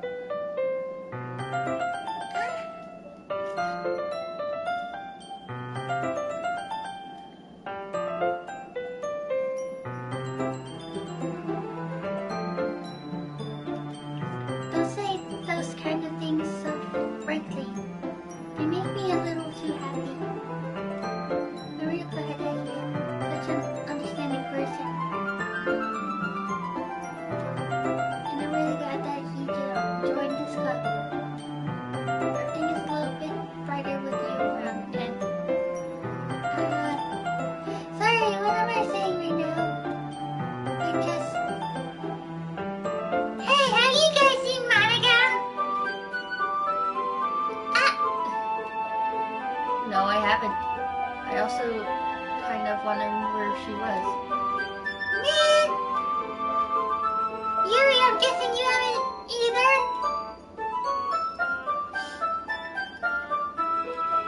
Yuri is clearly taken back by how calmly Natsuki is addressing her. No, I haven't. Jeez! This isn't like her at all. I know it's different, but I can't help but worry a little bit.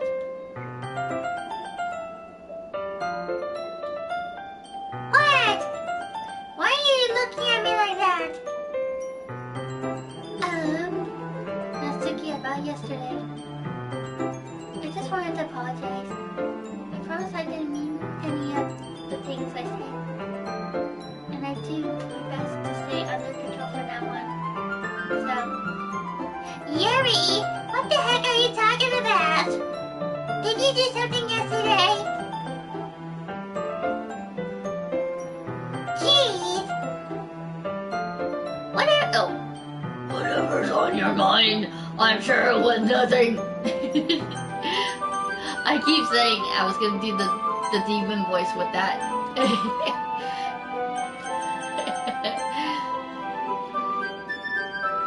I don't even remember anything bad happening. You're the kind of person who worries too much about little things, aren't you? ...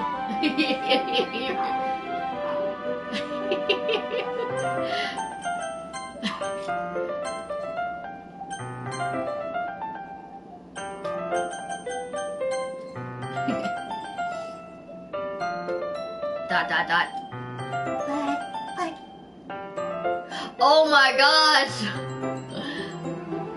Mind balls, cell clots, blights lifeline, and then receptively, faultlessly offended.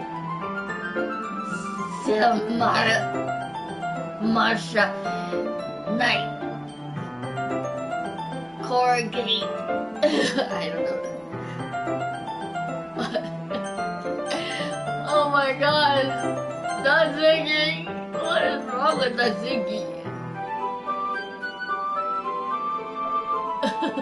What is wrong with Natsuki? I accept your apology anyway if it helps you feel better about it.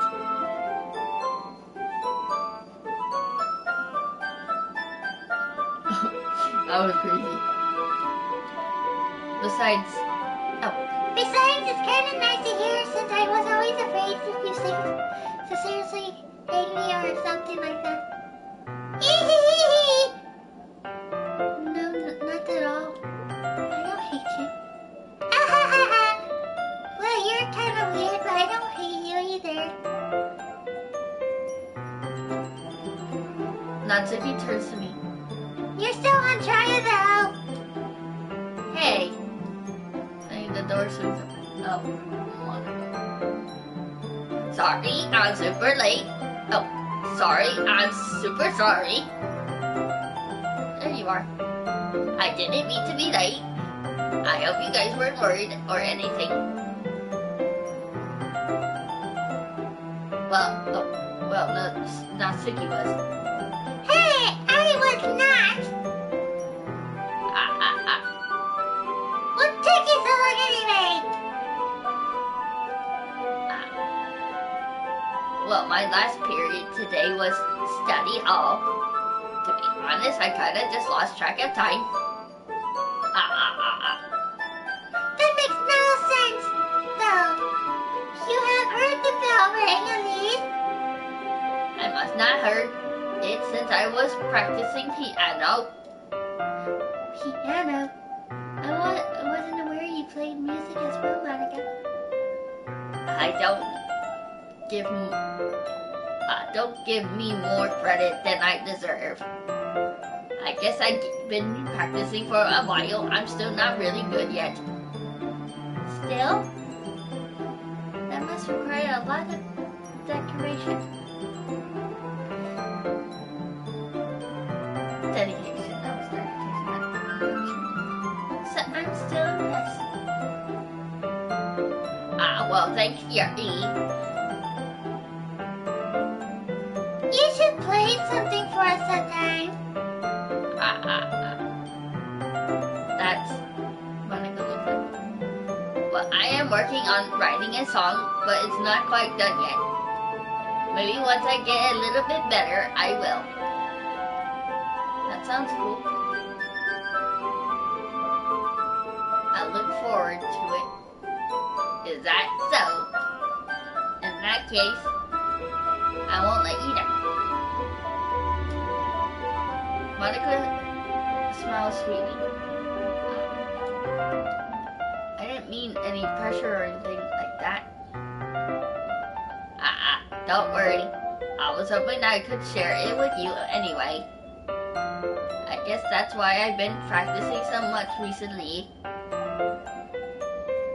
I see. I'm not sure Monica was referring to the whole club or just me. In that case, best of luck. Thanks. So I didn't miss anything, did I? Not really. I chose not to bring up anything that the three of us talked about.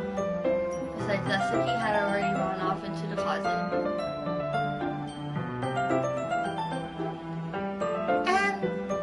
Since your compliments put me in a good mood, I was wondering if you would like to spend some time together today. I mean, in the club. I suppose so. I don't think I could say no to you after you gave that book to me. I guess I need to make sure Natsuki isn't waiting for me. After we finish reading yesterday, She's fine. She's reading over there. So it's okay, right? in that case, I don't see any problem. Okay. Can we start now? I don't know why I give her Natsuki's voice. Oops. Oh my gosh. Can we start now? Let's find a place to sit.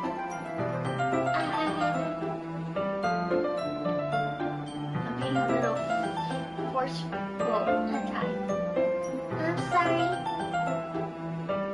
My heart just won't stop pounding for some reason. Don't worry about it. If anything, it's nice to see you have so much energy. Yeah. But I need to try to calm down. I won't be able to focus on reading like this. Take your time. Yuri takes a deep breath and then pulls a copy of the book out of her bag. What's the story about anyway? Well, I look at the cover of the book.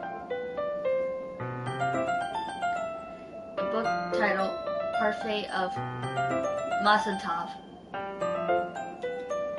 There's an ominous looking eye symbol on the front of the cover. Basically, it's basically about this religious camp that was turned into a human experiment prison. and the people trapped there has this trait that turns them into a killing machine that lusts for blood. But the facility gets even worse. They start selectively bleeding people by cutting off their limbs and affecting them too. Oh, that might be a little bit of a spoiler. But anyway, I'm really into it. The book I meant. Not the thing about the limbs. That's kind of dark, isn't it? Yuri made it sound like it was going to be a nice story. The dark turn came from nowhere.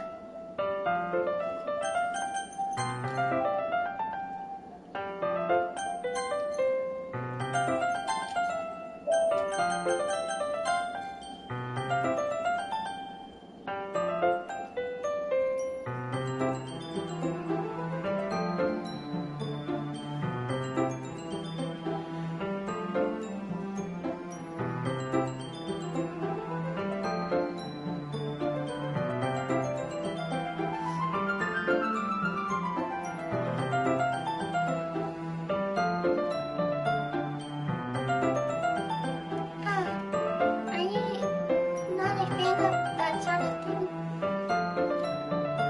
No, it's not that. I mean, I can definitely enjoy those kind of stories, so don't worry. I hope so.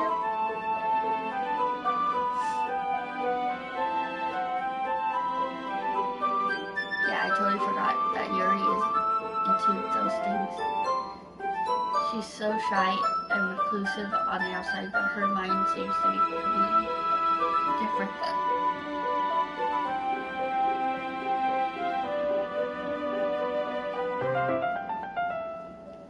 It's just that this kind of story is kind of that challenges you to look at life from a strange new perspective. When horrible things happen, not just because someone wants to be evil. it's because the world is full of horrible people and we're all worthless anyway.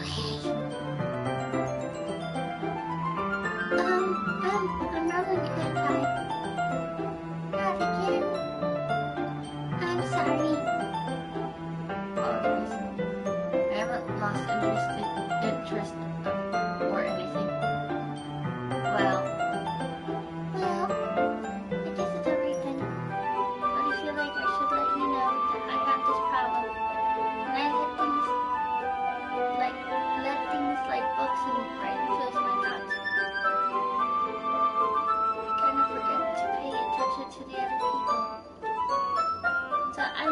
sorry if I ended up saying something stupid. Please stop me if I start talking too much. I really don't think you need to worry. That just means you're passionate about reading. That's the least I can do is listen. It's a literature club after all. That's true. In fact, I might as well get started reading it right now. Oh! Oh! Oh! Whoa!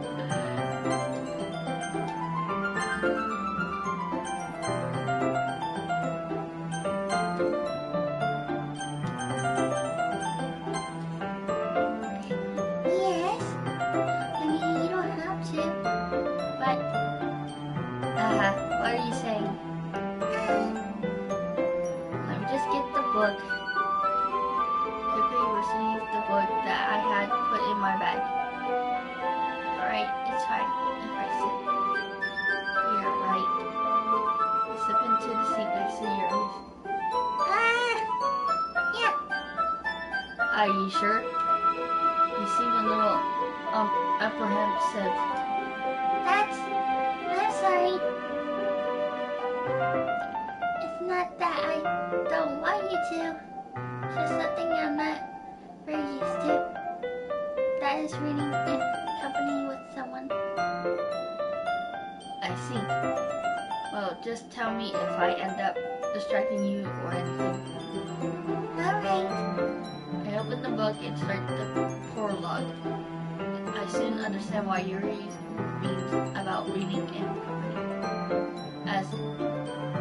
As if I can feel her presence over my shoulder as I read. It's not a particularly bad thing. Maybe a little distracting, but the feeling is somewhat comforting. Yuri is in the corner of my eye. I realize she's not actually looking at her own book. I glance over. It looks like she's reading from my book instead. Sorry. Yuri, you really apologize a lot, don't you? I do. I don't really mean to. Sorry. I mean, Ha ha ha ha. Here, this should work. Right? I sign my desk until it's up against Yuri's and hold my book between the two of them.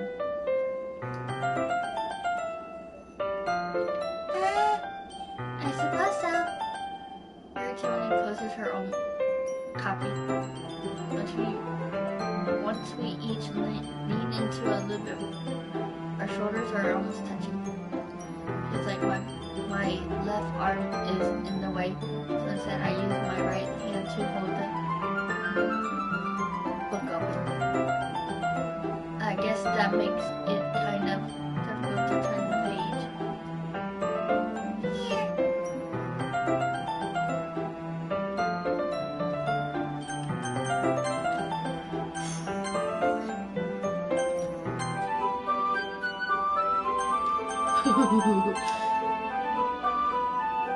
Yuri takes her left arm and holds the left side of the book between her thumb and forefinger.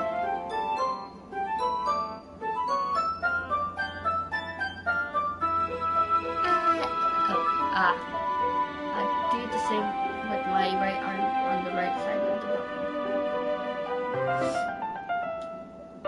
That way I turn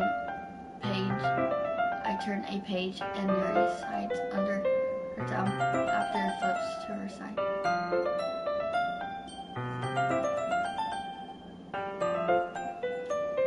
But holding it like this, we're huddled even closer together than before.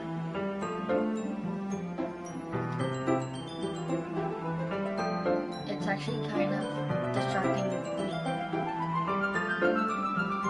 As if I can feel the warmth of Yuri's face and she's part of my vision.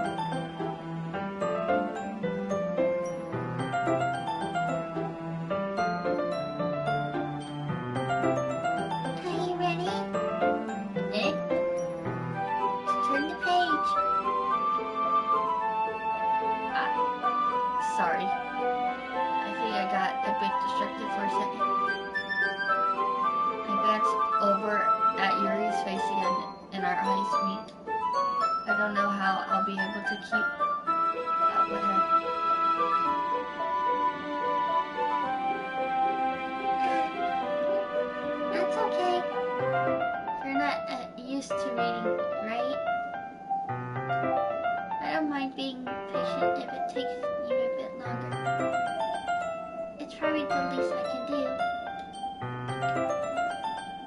since you've been so patient with me. Yeah. Thanks. We continue reading. Yuri no longer asks me if I'm ready to turn the page. Instead, I just assume that she's finished the page before me, so I turned it by my own validation.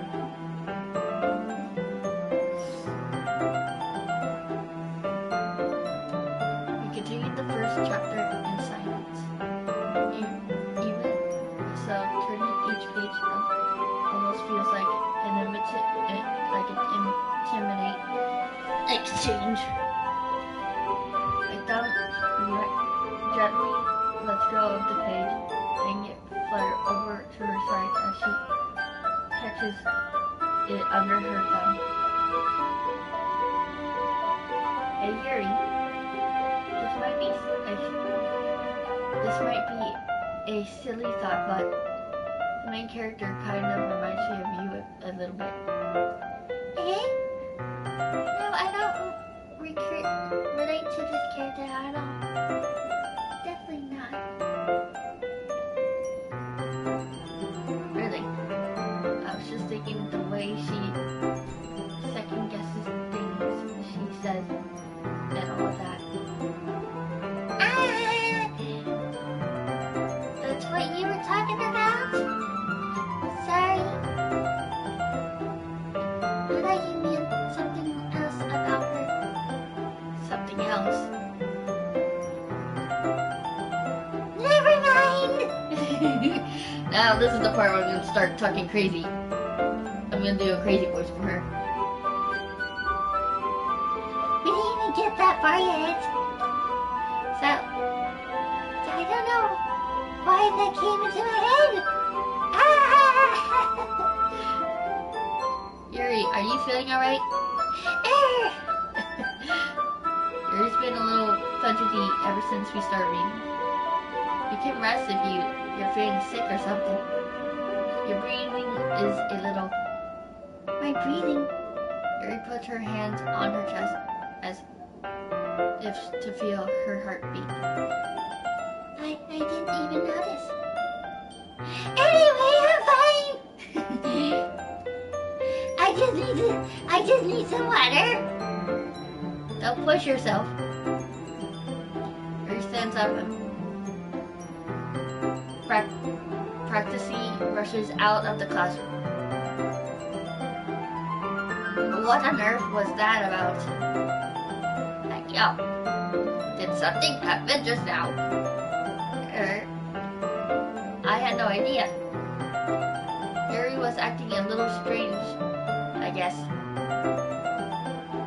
So you don't know anything. Sorry, I can't say I do. Are you worried about her? Oh, no, not really. I was just making sure that you didn't do anything to her. No, nothing. Don't worry, I believe you, silly. Yuri just does this sometimes, so it's nothing alarming. Alright, if you say so. Anyway, why don't we start with sharing our poems with each other? Should we wait for Yuri? Well, she might be a while, so I just figured we'd get started without her. Is that okay? Yeah, I was just asking. I stand up. I make a mental note of where I left off in the book and slip it back into my bag.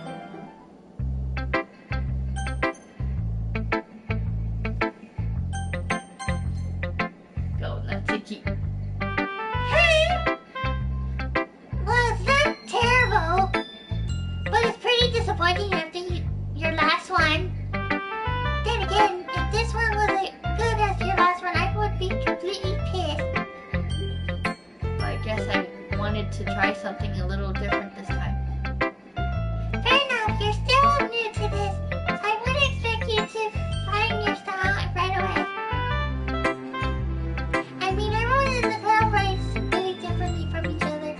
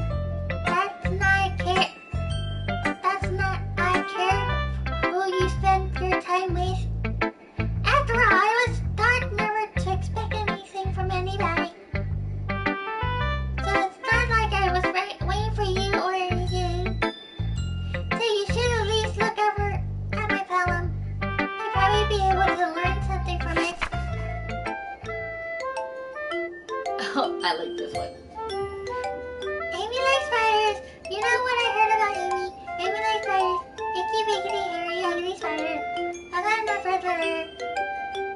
Amy has the cutest singing voice. I heard her singing my favorite song. Every time she sang, part of my heart would pound to the rhythm of my words. But she likes spiders, that's why I'm not friends with her. One time I hurt my leg pretty bad.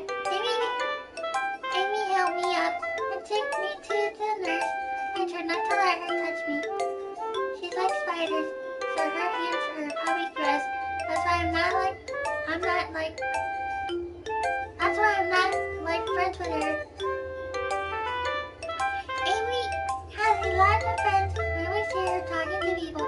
She's probably talks about spiders. What if her friends start to like spiders too? That's why I'm not friends with her. It doesn't matter if she has other hobbies. It doesn't matter if she keeps it private. It doesn't matter if she doesn't hurt anyone. It's gross. She's gross. It's gross. She's gross. The world is better off without spider lovers. I'm gonna tell everyone. Not bad, right? It's quite a bit longer than yesterday.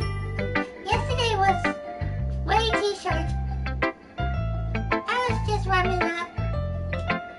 I really didn't think that it was the best I could do. No, of course not.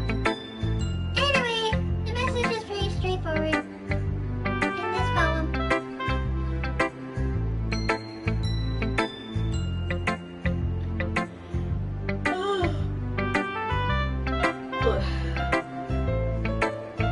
I doubt I have to explain it.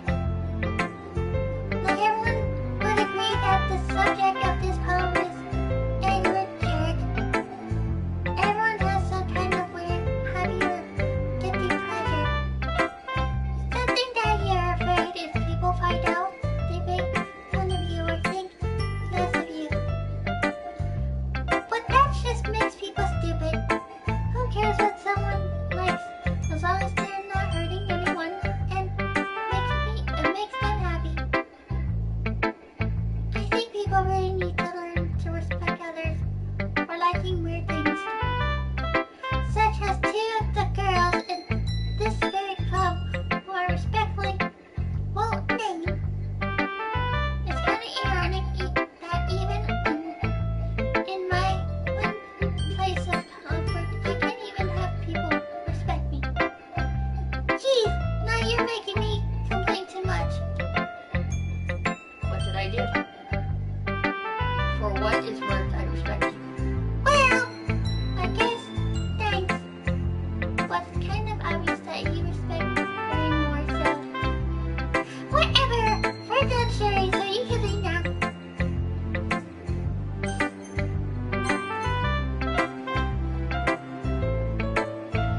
Again, how is the writing going? Alright, I guess. I'll take that. As long as it's not going bad. I'm happy that you're applying yourself. Maybe soon you come up with a masterpiece. I wouldn't count on that.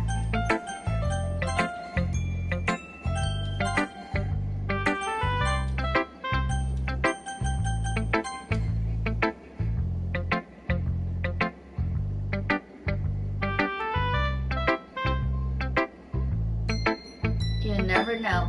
Oh, you will never know. Want to share what you wrote for today? Sure, here you go. Give my poem to Monica. Alright, great job. I was going ooh in my head while reading it. It's really metaphorical. I'm not sure why, but I didn't expect you to go for something so deep. I guess I underestimate you. It's easiest for me to keep everyone's expectations low. That's why it always counts when I put in some effort. That's not very fair. Well, I guess it worked anyway. You know, that's Yuri. of writing, right? Writing the full imagery, symbolized.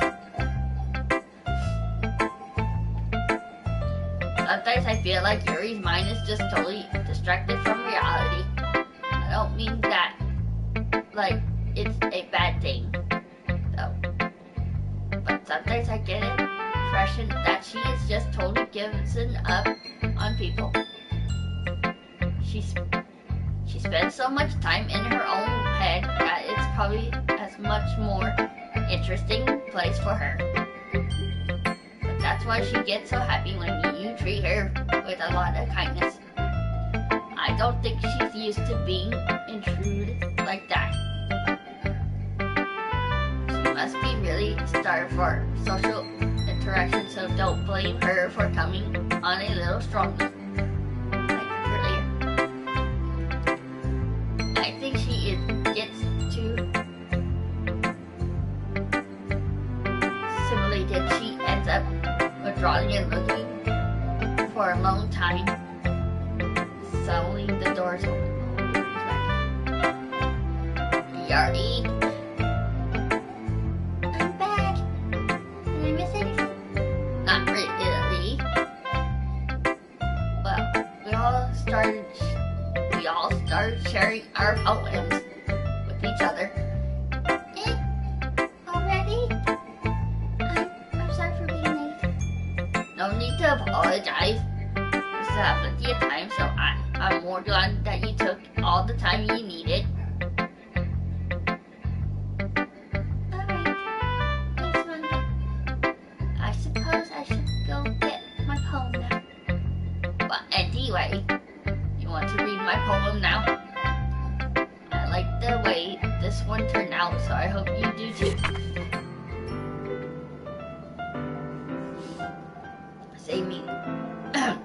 Say me. The colors that they won't bright, beautiful colors, flashing, except piercing red, green, blue, endlessly, company of meaningless noise. The noise it won't stop, violent and granting, whatever, sucking, screeching, consting, like playing a chalkboard, like trouble, like playing a knife on a beating rib cage, endlessly.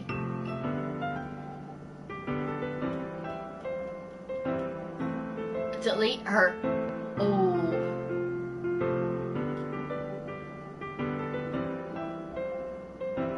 Uh-oh. Save me. Delete her. Uh-oh. This is good. Oh, not again. Something just happened to her.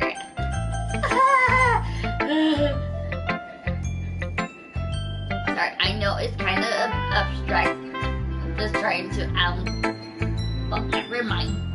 There's no point in explaining it. Anyway, it's Monica's writing tip of the day.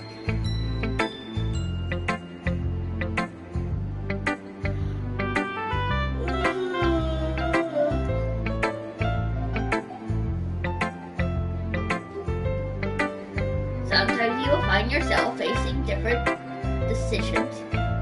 When that happens, don't forget to save your game. Just did. You never know when, who am I talking to? Can you hear me? Tell me you can hear me. Anything?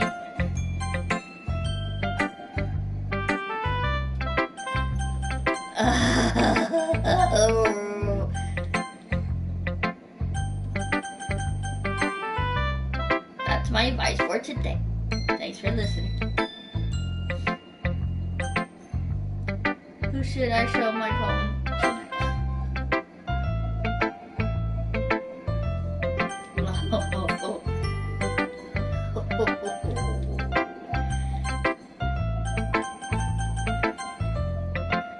waiting for this. Let's see what you want for today. Yuri stares at the poem with a surprised expression on her face. Do you like it? How did you pick up on this so quickly? Just yesterday I was telling you the kind of techniques we're practicing. Maybe that's why. You did a good job explaining. I really wanted to try giving it more imaging. Yuri's visibility swells. Even her hands appear sweaty. That makes me so happy. So amazing to feel valued. Everything that you write is a treasure to me. My heart pounds just holding it. Oh. I want to write a poem about this feeling. Is that bad? I'm not being weird, right? I'm having a harder time than usual concentrating my emotions. I'm kind of embarrassed. But right now I just want you to read my poem too. Okay.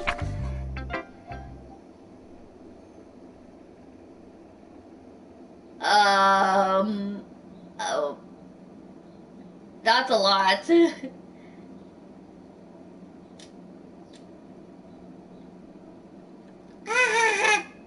It doesn't really matter what it is about. Oh boy. Oh, this is gonna get crazy. It's gonna get crazy.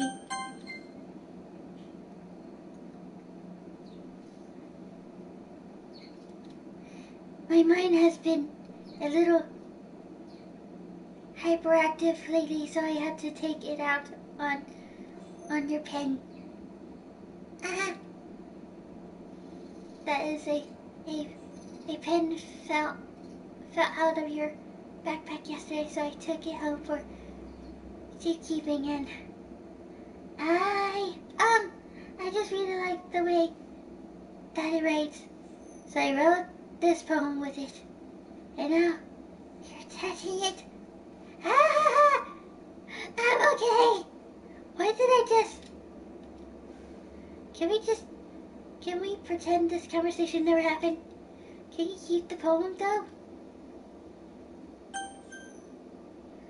You have unlocked a social poem. Yes. Oh. Oh. Oh. Okay. Oh. I sound like the mom from Turning Red. Oh. Oh no.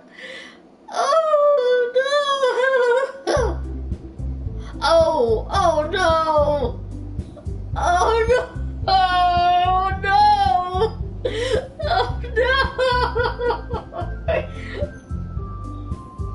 Oh no, the music's getting crazy.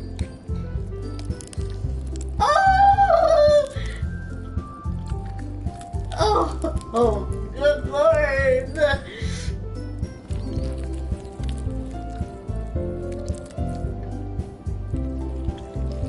I'm doing fine, but this game is getting creepy. But it's good though. I was crying earlier off camera before I started my live stream. Okay, everyone. We're all done reading each other's poems, right? We have something we need to go over today, so if everyone could come sit at the front of the room. Is this about the festival? Well, sort of. Do we really have to do something for the festival? It's not like we can put together anything. It's just a few days. We'll just end up embarrassing ourselves instead of getting any new members.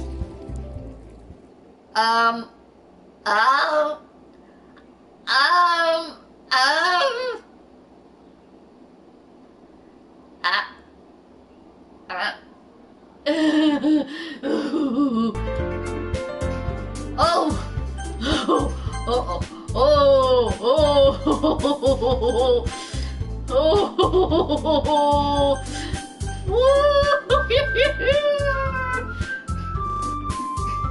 I don't really do well with last minute preparation. Don't you worry so much. We're going to keep it simple, okay? Look, I know everyone's been a little more lively ever since we started with some club activities.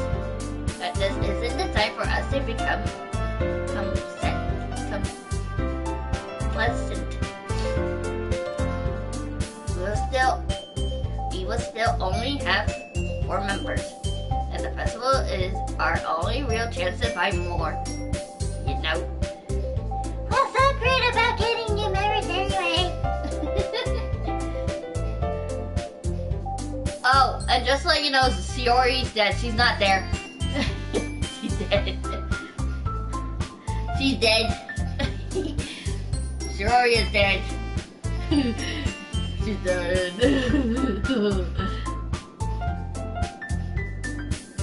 We already have enough to be considered an official club. More members would just mean everything gets noisier and more difficult to manage. Natsuki, I don't think you're looking at it the right way at all. I don't want you to share your passion with as many people as you can. To inspire them to find the same feelings that brought you here in the first place. The literature club should be a place where people can express themselves like they can't do anywhere else. It should be a place so intimate that you never want to leave. I know you feel that way too. I know we all do. So that's why we should work hard and put something together for the festival, even if it's something small.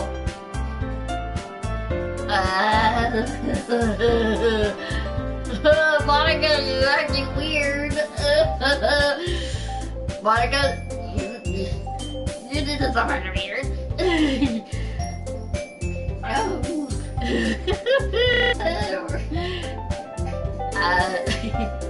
Come on! You can't take advantage of the youngster to agree with you just because he doesn't know how to say no to anything.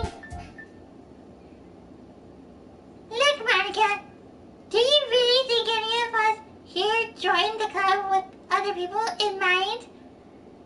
Yuri never even talked till they get joined. As for me, I just like it better here than I do at home. And then Yuri isn't even passionate about literature in the first place. And that's everyone. Sorry, but you're really the only one who's so interested in finding new members.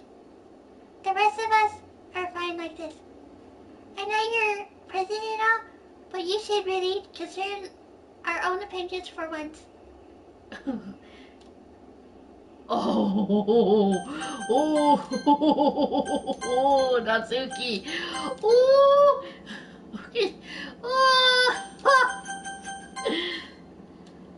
Monica is clearly taken back as Natsuki's words. That is not true at all. I'm sure Yuri and Danielle want to get more members too, right?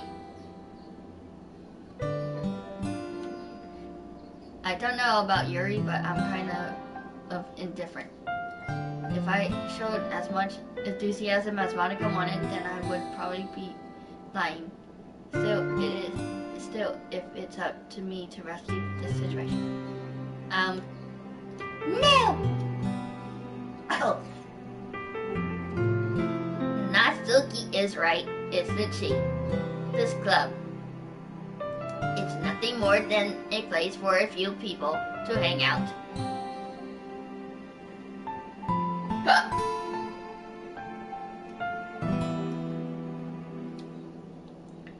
Why did I think that everyone here saw it the same way as I did? But that doesn't mean that we're against getting new members or anything. Why do you even join this club? What You're hoping to get out of it? Well, that's not really something I can be honest about, is it? In fact, if I remember, you weren't even given a choice not to join. Monica sits down and stares at her desk. What is the point of all this anyway? What if starting this club was a mistake? How you done it, Natsuki? What? Me? I just spoke my mind. It's a crime to be honest. It's not about being honest. It's about word choice.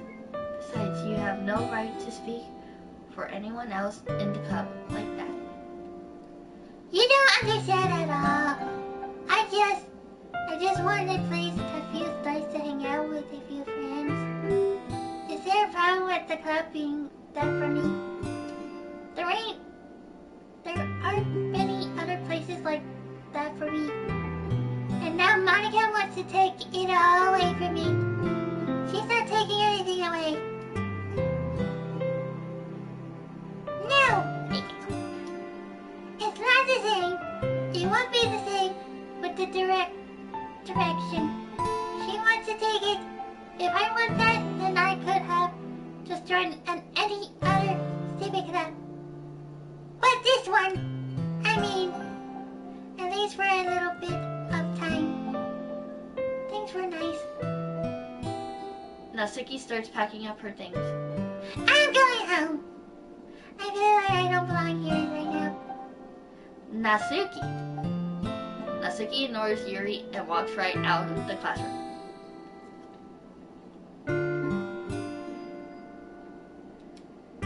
This is bad. I don't know what to do. Well, do you have any options of the festival? I don't know. I'm kind of indifferent, I guess.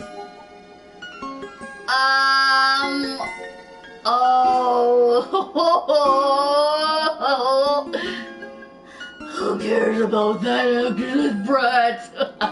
Who cares about that anxious brat? I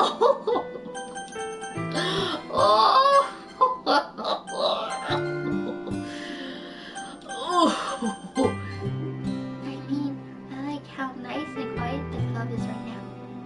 And I'm just happy with you here. But still, I'm vice president. It's not right for me to ignore my responsibilities like that. Nobody will care if she's killed herself. Oh, her eyeball. Oh, her eyeball. I should do my best to consider everyone's perspective and make the decision that's right for the club. But what about you? Do you want to get out of this club? Yuri repeats the same question as Monica, but instead giving it a direct answer, it's better than nothing. I think the most important thing is for everyone to get along, and for the club to provide something that you can't get anywhere else. I don't think about how many members, but rather than the quality of each member. That's what will end up making the lecture club a special place. I see. I really agree with you. Each member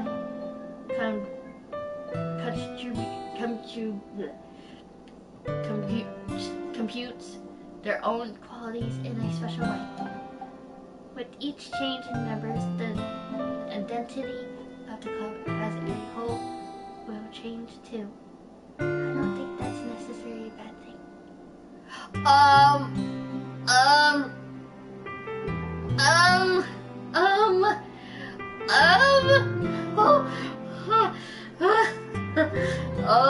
She had blood coming out her eye. She had blood coming out of her eye. She had blood coming out of her eye. She had blood coming out of her eye. Welcome to my live stream. Oh, I am speechless. I am speechless. I have no words for that. For that. Ooh. Stepping out of your comfort zone once in a while. So if you would like to help Monica with the festival, then I'm on your side as well. Alright. But maybe we can all talk to Natsuki tomorrow. Yuri nods. Hey, Yuri. Eh? I know things were a little awkward yesterday, but I feel like you deserve to know that I still think you're a wonderful vice president. And also a wonderful friend. Monica. I want to do everything I can to make this the best club ever. Okay? Me too. Yeah. Let's all go home for today. We'll talk about the festival tomorrow. Okay. I look forward to it.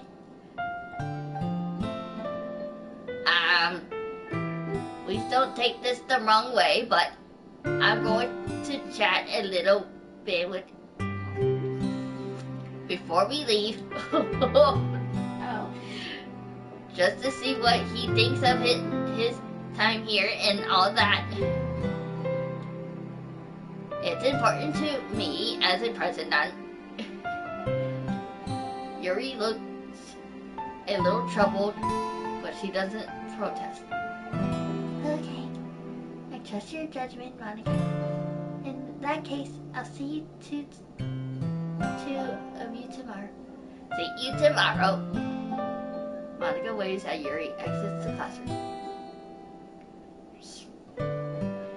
Things have been a bit hectic lately, haven't they?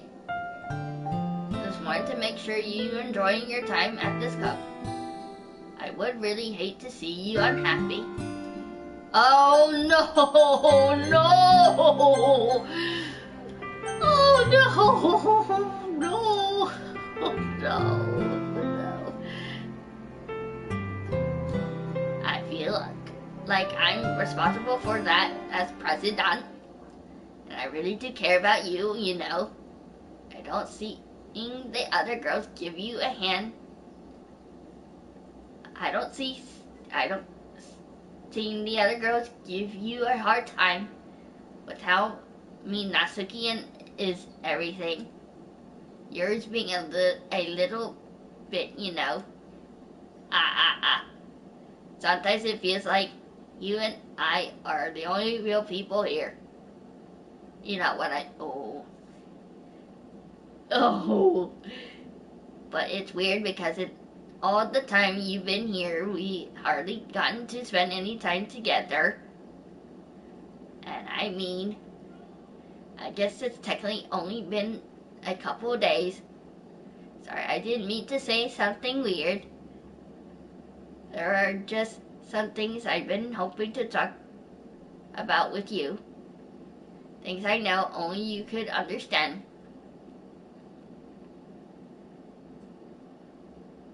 Oh.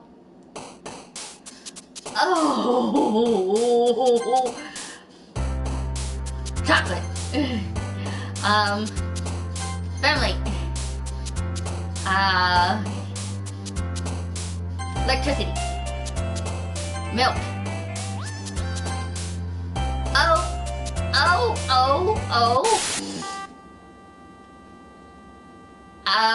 Valentine. Giggle. Oh. Joy. Judgment. Parfait. This one. I'm just pressing. Oh. It's Yuri.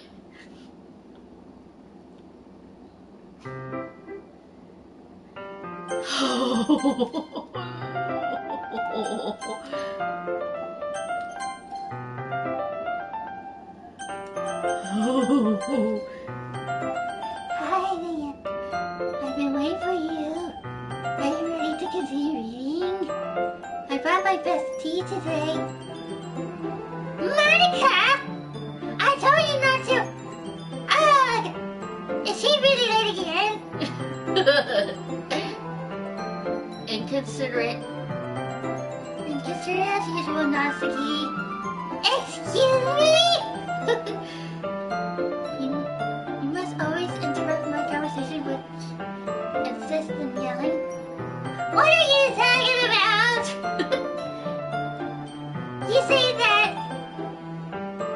You say that like I do it on a regular basis or something. I just wasn't paying attention, okay? I'm sorry. Seriously, what's gotten into you lately? Me? Nothing. Dot dot dot. Is it really that bad? See? It is something. I'll get over it. It's not even anything non-worthy. I've just been being a little on edge lately. Anyway, we don't need to talk about it. Well, I just felt like I needed to bring it up. It's not like I really care or anything. Oh man, I'm the last one here again.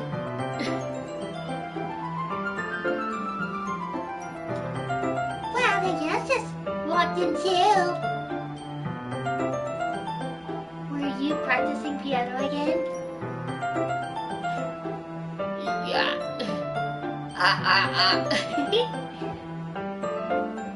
You must have a lot of determination starting this club and still trying to make time for piano.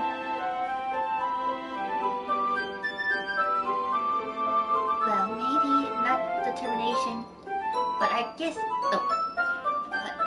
But I guess I got passion and motivates me to work hard for the festival and right. I forgot.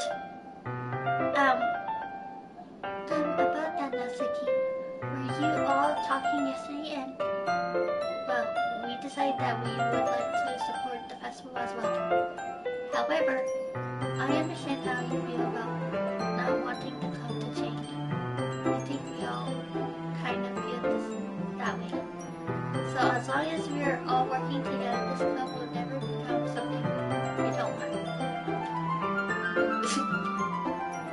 Also, if you help us out with the festival, then I'll buy you a new manga. Oh, she likes manga.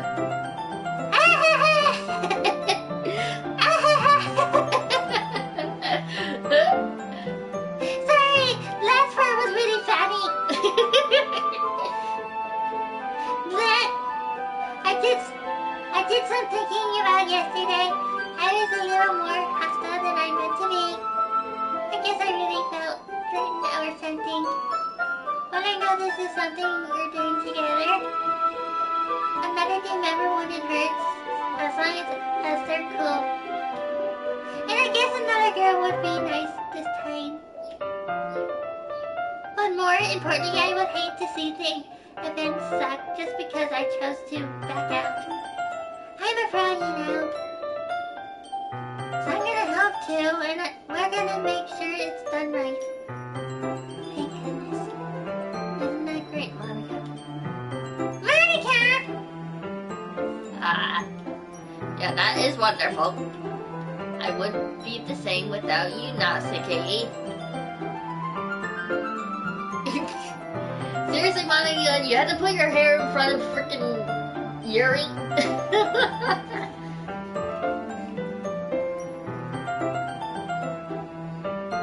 What do you want to do today? I was thinking we could. We already have plans today. Is that so, Yuri? That is correct. It's already arranged in a novel that we are reading together. Aren't you glad I already gotten him into a lecture, Monica? Suppose. I was just... Actually, it doesn't It actually doesn't matter. It really doesn't. You guys can do whatever you want. Thank you for understanding, Monica. Actually, I have a request. Do you mind if I make some tea first? That's all. Thank you very much.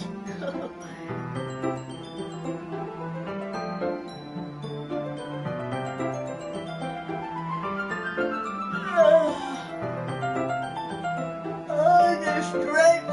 Oh.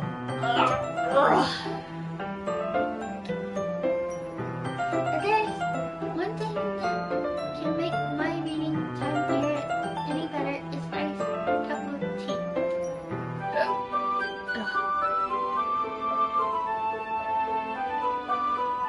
Not to mention for yourself as well. Yuri stands up and makes her way to the closet.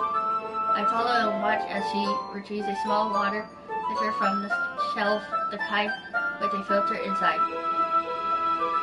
Can you hold this for a second? Sure. Yuri hands me the water pitcher and also fetches an electric kettle.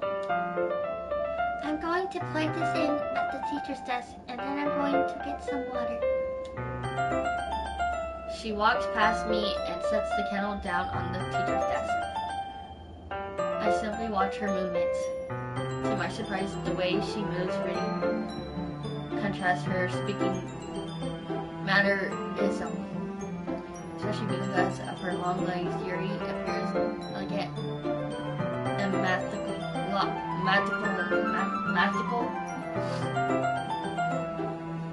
Okay, I have the water. Okay, may I have the water pitcher? I'll be right back. I might as well walk with you. Hey, that's okay. You stay here. It won't take long. Pitcher in hand, Yuri hurries out of the classroom. Did Yuri leave you again? No, it's not like that this time.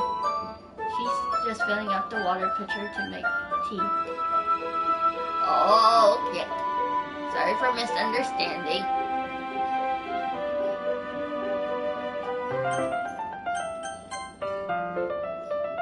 Oh, she's getting crazy.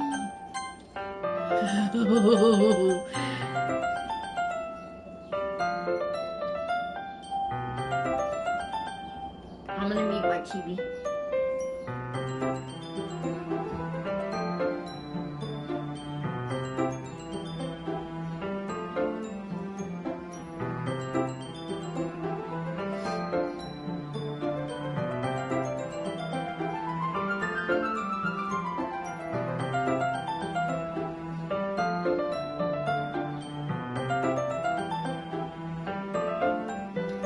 Hey, how's Uncle?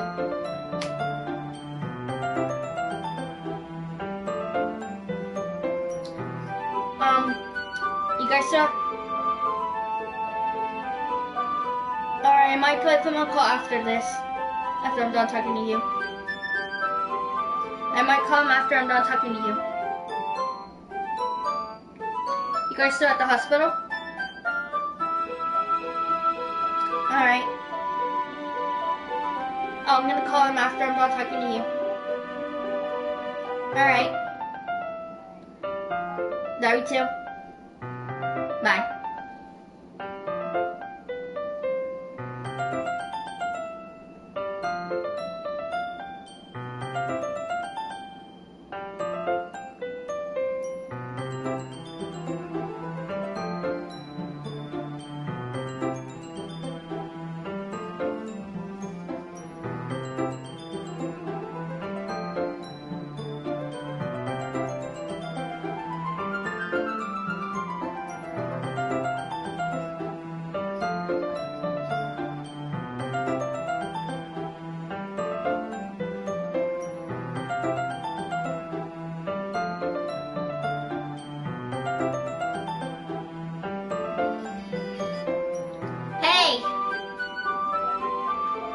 No, you're fine. Oh, it's okay. I told Mom I was gonna call you to see how you're doing.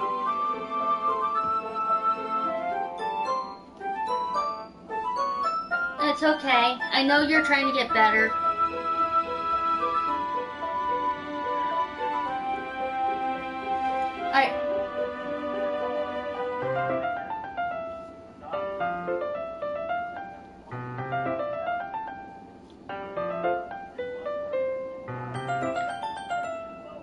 Oh.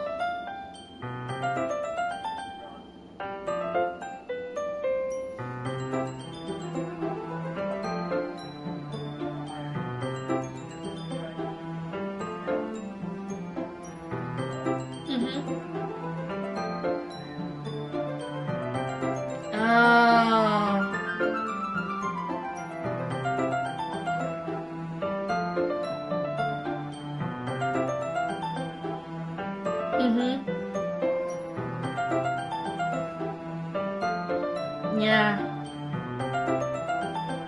Yeah. Yeah. Yeah. Yeah, so I wanted to call you I just hope you get better. And hopefully, and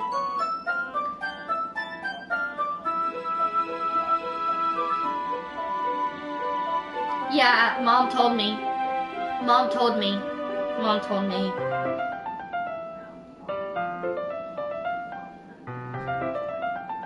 You both keep me posted. Mom and you keep me posted. Just get better. You're welcome, Uncle. Get better. I will. I'll keep praying for you. You're welcome. Love you too. Bye. Oh, I was just about to end the call. He ended the call.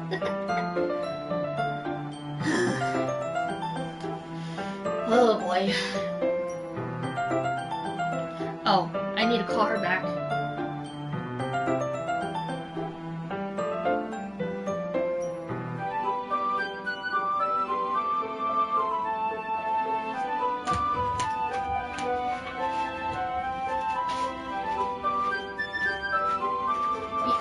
Yeah, sorry to call you back. I forgot to mention, you guys won.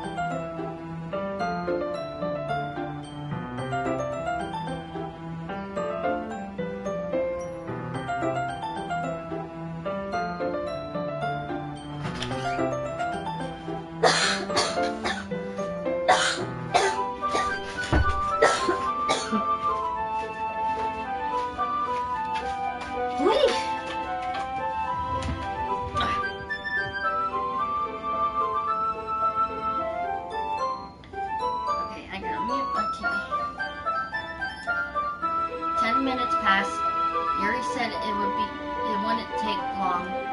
Is something holding her up? I'm bored just waiting here, so I decided to go look for her.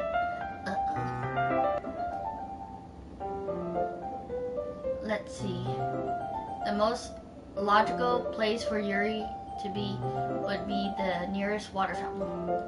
I start heading down the hallway. Ha! Ha!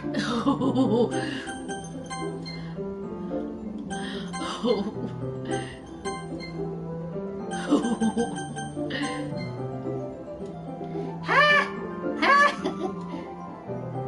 What's that noise? It's coming from around the corner. Sounds like breathing. Yeah! A sharp inhale, like someone is sucking the air through their teeth. Are they in pain? I reach the corner and peer around it. Yuri?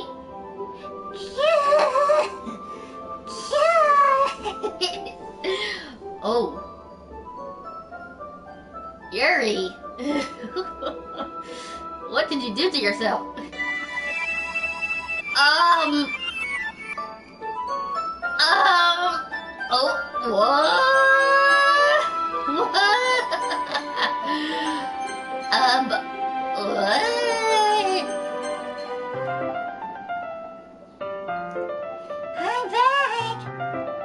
Thanks for waiting patiently. Oolong tea? I don't know what that is. Anything is fine. Here we go. Resets the temperature on the kettle 200 degrees. Now it's time to get the teapot. You really do this properly, don't you? Of course. I shouldn't do it any less when I'm making tea or for others. Even if it's not... Hold on. I'll be right back. I'm gonna see when that thing is. Oh, I know it's Saturday, but I'm gonna check what that is.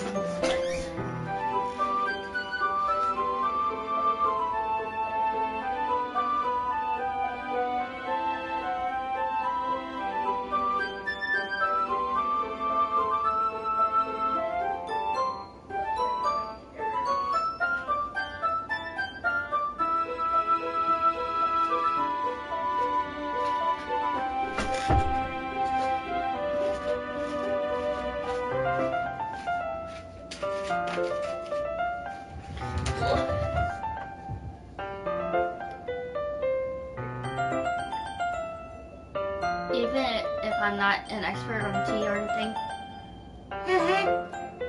In that case, you will be even more impressed. Perhaps I will. He refreshes the teapot and begins measuring the tea leaves.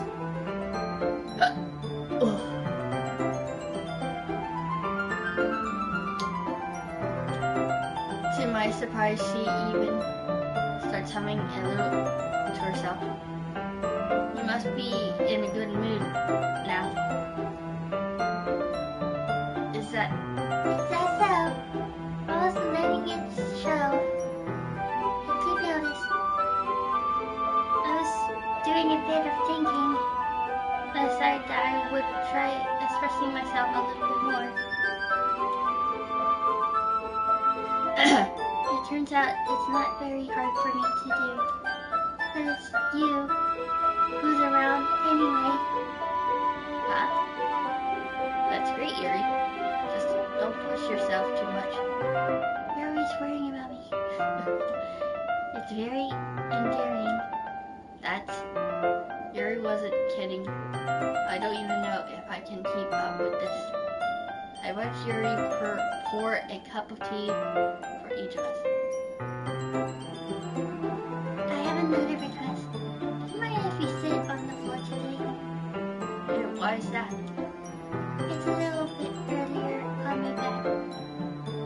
It's a little bit easier on my back. I can read with my back against the wall rather than bending over at my desk. Ah, sorry. I didn't realize. No worries.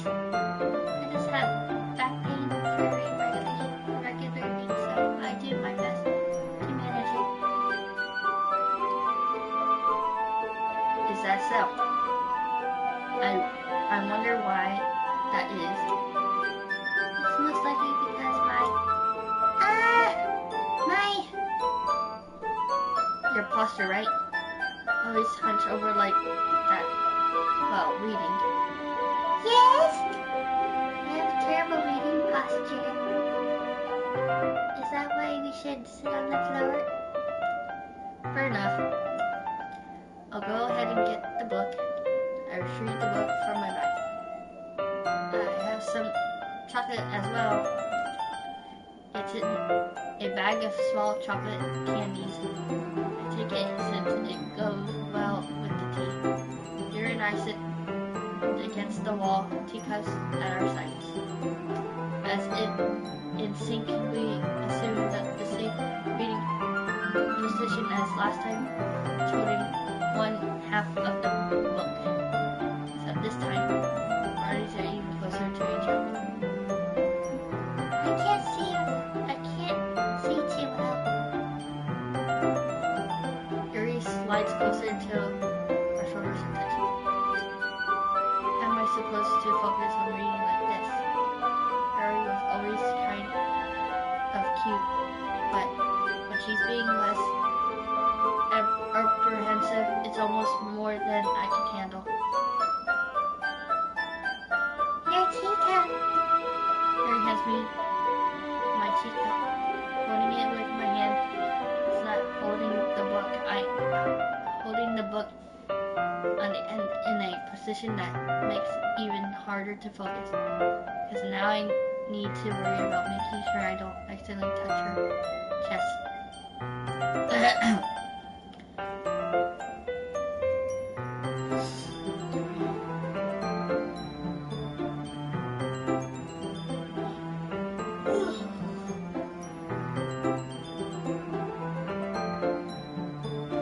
Meanwhile, Yuri hasn't noticed a single thing. She wears her tense reading expression. I can only presume that the world around her has faded away. I've used all my willpower to focus on reading. After a few minutes, I finally managed to relax it a little. I put the teacup between my legs and fumbled with the chocolate wrapper. Sorry, I briefly let go of the book to finish opening the wrapper. You can have as much as you want. That's okay, I won't take any.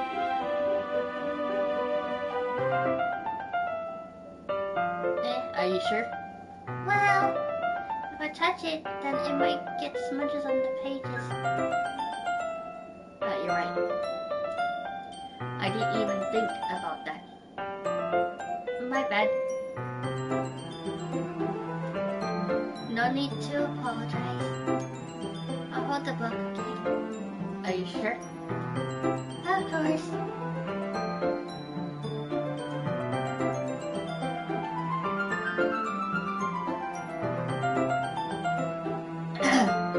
Yuri opens the book with both hands. She holds it so that I don't have any harder of a time reading from it. But as a result, her left arm is practicing physically resting on top of my leg. But in that case, Yuri's already totally focused on reading again. I take a chocolate candy and pop it into my mouth. Then I take another chocolate and I hold it up to Yuri. She doesn't even look away from the book. She simply parts her lips as if this situation was completely natural. But that means I can't stop her here. Apparently place the chocolate in her mouth.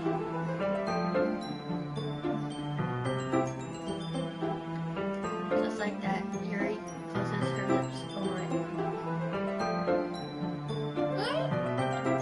Yuri's expression suddenly breaks.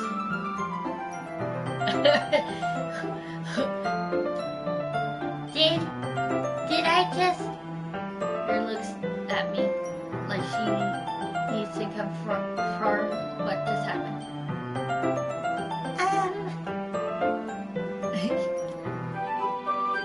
so sorry. Guess I shouldn't have done that.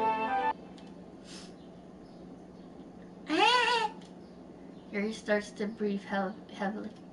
I can't. Uh-oh. Suddenly, Yuri focusedly grabs my arm and jerks me to my feet. Uh-oh.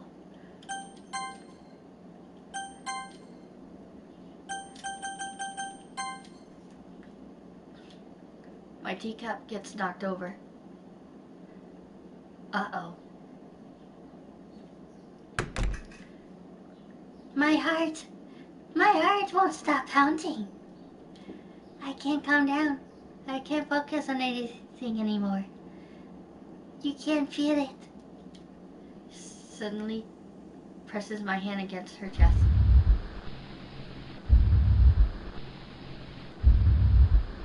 It's alright. Thank you, Pink, for asking. Even though this is the second time you asked me. But it's going well. I'm just playing my game. Why is this happening to me? I feel like I'm losing my mind. I can't make it stop. Even makes me not want to read. I just want to look at you. Oh, Yuri! Yuri!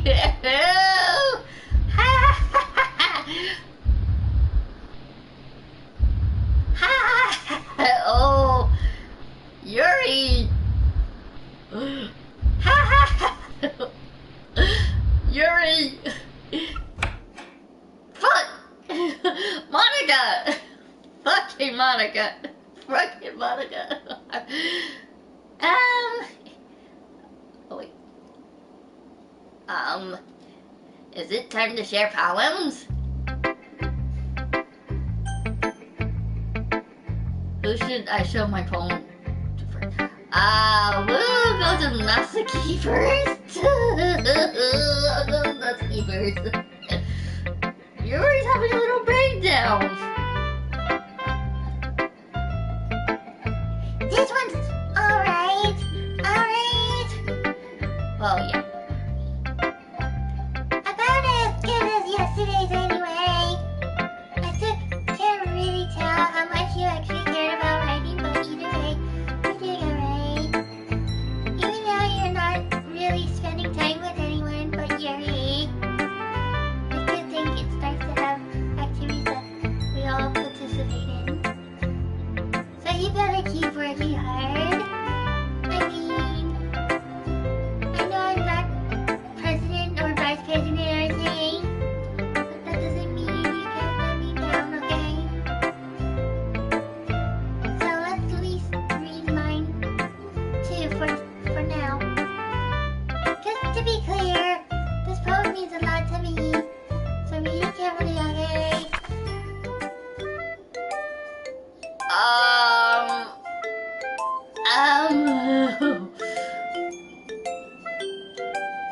Natsuki? I don't know how else to bring this up. There's just been something been worrying about. Yuri has been acting kind of strange lately. You've only been here today, so you may not know what I mean, but she's not normally like this. She's always been quiet, polite, and active. Things like that. Okay, this really is embarrassing, but I'm focusing myself to suck it up. The truth is, I'm really worried about her, so I try talking to her, she'll just get mad at me again. I don't know what to do. I think you're the only person that she'll listen to. I don't know why, but please try to do something. Maybe you can convince her to talk to the therapist.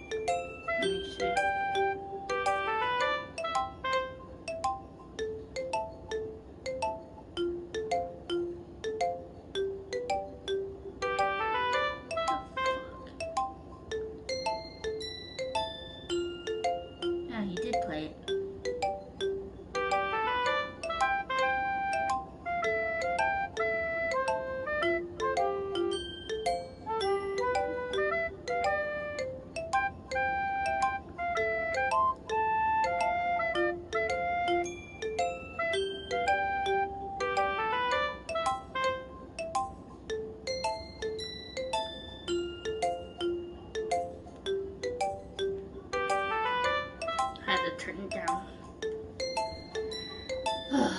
Okay, where was I reading? I've seen videos, so I know what's going on. You don't need to tell me. I've seen the videos. Dex said that I made a video of this gameplay, and so does Game Grumps. So if you want to check out their videos, go check them out. I gotta continue reading where I left off, cause I got off guard. I was reading just fine, and then I got off guard. Now I gotta start over. Now I don't remember where I was freaking. I was reading the poem, and I have to go back where I was reading because I lost my spot. And I gotta do Natsuki's voice because I had to stop. I don't know how else to bring this up, but there's been something I've been worrying about. Yuri has been acting kind of strange lately. You've only been here a few days, so you may not know what I meant. He's not normally like this, so he's been quiet, polite, interactive, things like that. Okay, this is really embarrassing, but I'm focusing myself to suck it up. The truth is, I'm really worried about her, but if I tried talking to her, she'd just get mad at me again. I don't know what to do. I think you're the only person that she will listen to. I don't know why, but please try to do something. Maybe you can convince her to talk to a therapist. I always wanted to try being better friends with Yuri. It really hurts me to see this happening.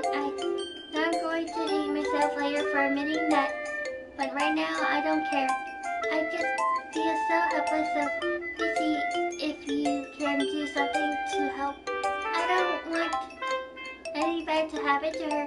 I'll make you cupcakes. If I have to, just please try to do something. As for Monica, I don't know why, but she's been really dismissive about this. It's like she just wants us to ignore it, so I'm mad at her right now. And that's why I'm coming to you about this. Don't let her know I wrote this.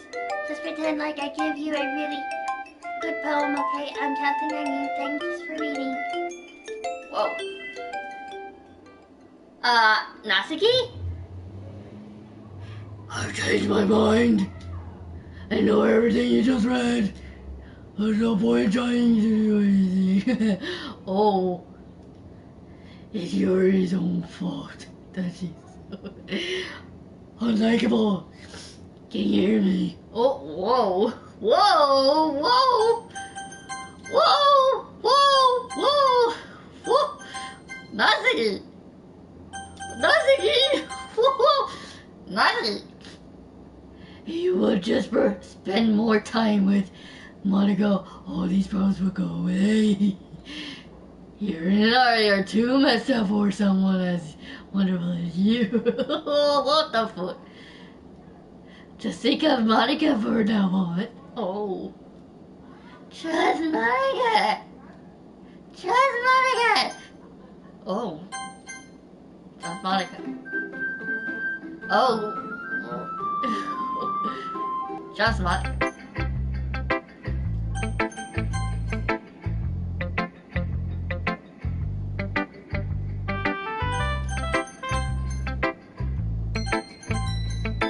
I guess I'm going back to Yuri. I didn't want to click on her, but I accidentally clicked on her. Oh well. Yuri holds my poem to her face and takes a deep breath. I love it. I love everything about it. I want to take this home. Will you let me keep it? Please. Sure, I don't care. You're too nice to me. Never met anyone as nice as you. I could lie. Not really, but I just don't know how to describe it.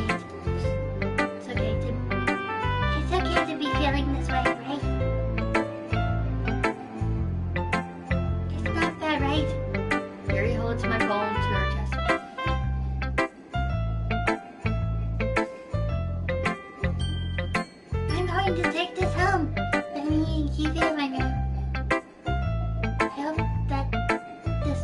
feel good when you think about having it. I'll take good care of it. Oh, you want to touch myself while reading it all over and over. I'll give myself paper cuts so your skin and oil enter my bloodstream.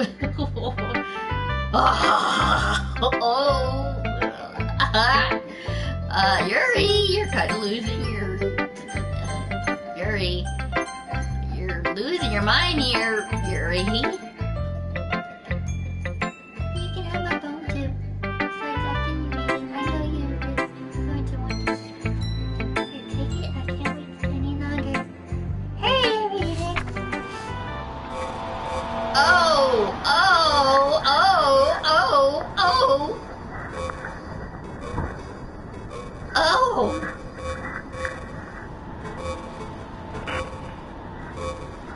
The blood stains all over it. And what is that, a pee stain? Is that a pee stain on the paper? Better not be a pee stain.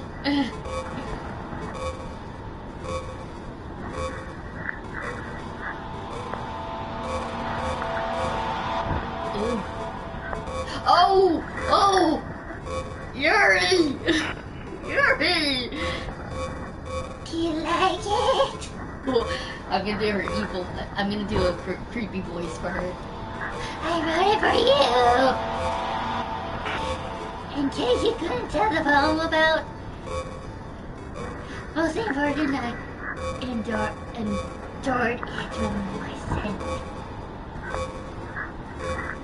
She pee on it. See? Since I'm the most thoughtful person in the class. Ah!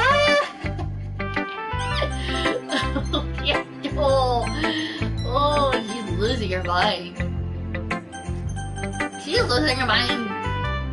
I think I'm gonna go vomit.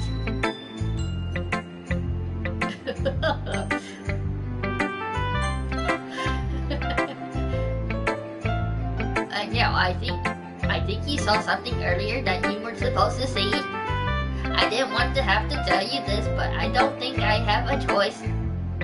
It's getting kind of dangerous for you to spend so much time with Yuri. I don't know why, but she seems pretty easily excitable when she's around you, which should be a problem in itself. When Yuri gets too excited, she finds a place to hide and starts cutting herself with a pocket knife. Isn't that kind of a messed up? She even brings a different one to school every day, like she has a collection or something.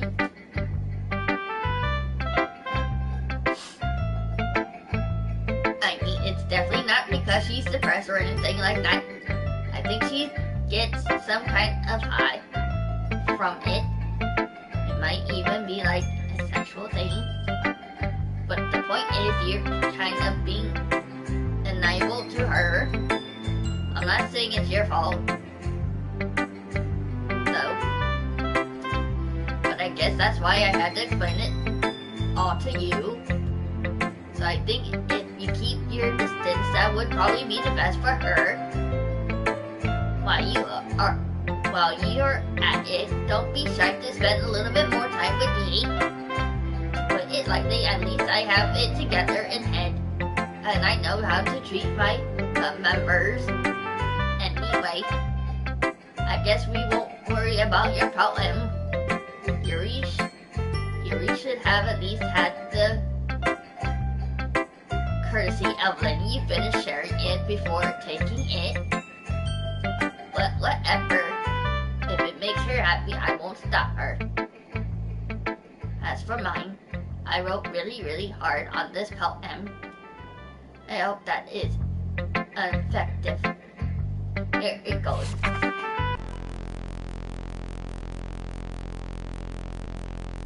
Oh crap.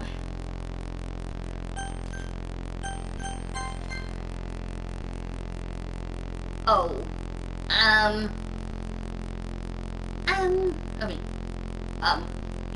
Well, I guess I kind of messed up at writing this poem. I'm just trying to.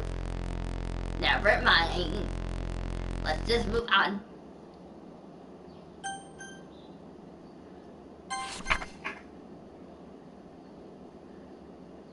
Things I like about Papa. I like when Papa comes home early. I like when Papa cooks me dinner. I like when Papa gives me allowance. I like when Papa spends time with me. I like when Papa asks me about my friends. I like when Papa asks me about anything. I like Papa gives me lunch money. I like Papa comes home before sundown. I like Papa cooks. I like when Papa gives me privacy. I like when Papa doesn't tell me how to dream. I like Papa doesn't comment on my friends. I like when Papa doesn't comment on my hobbies.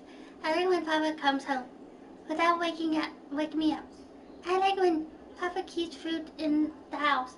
I like when Papa uses his inside voice. I like when Papa leaves my stuff alone. I like when Papa accidentally drops coins in the couch. I like when Papa is too tired to notice me. I like when Papa is too tired for anything.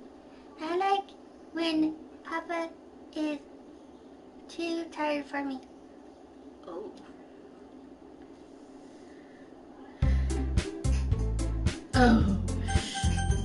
Oh, this is getting crazy.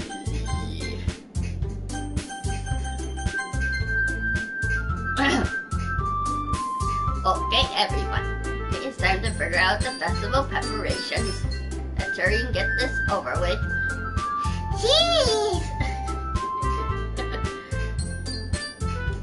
Why is the mood so weird today? Like even Yuri isn't immune to it.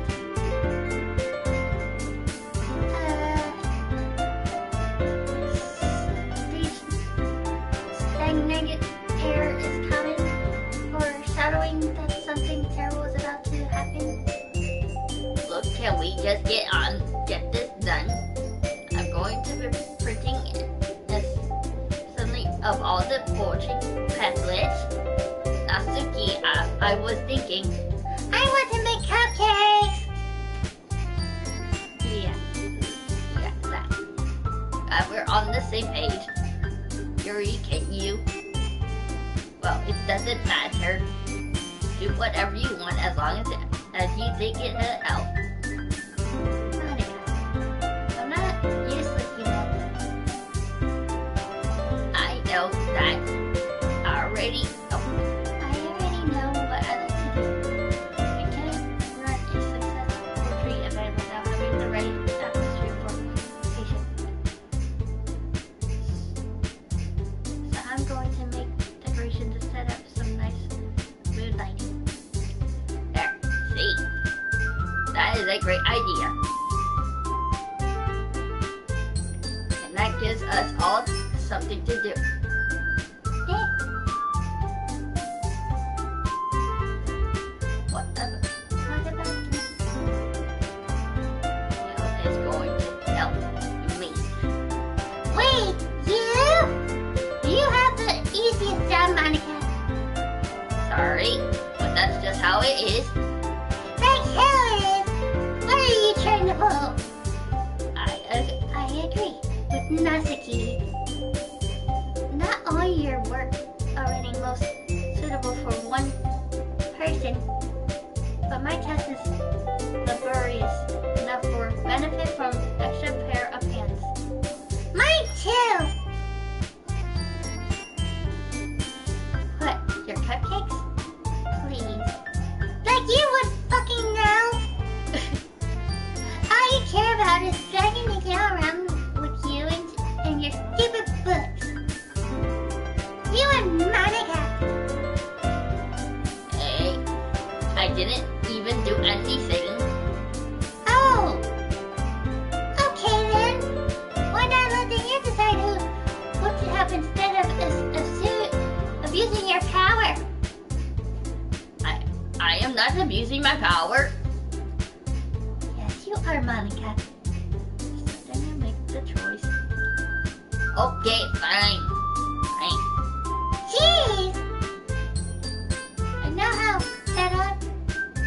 Oh, Yeah, I know how fed up you are with these two by now.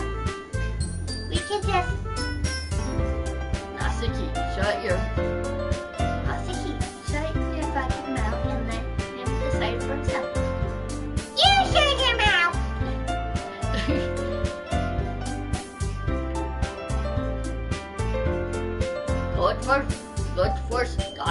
For God's sake. This never going to end. Just make the choice, okay?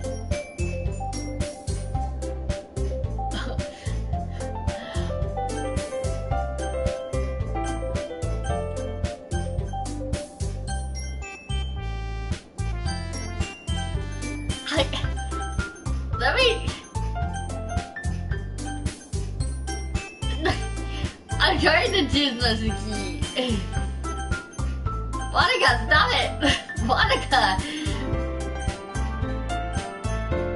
Monica! Let me choose Natsuki!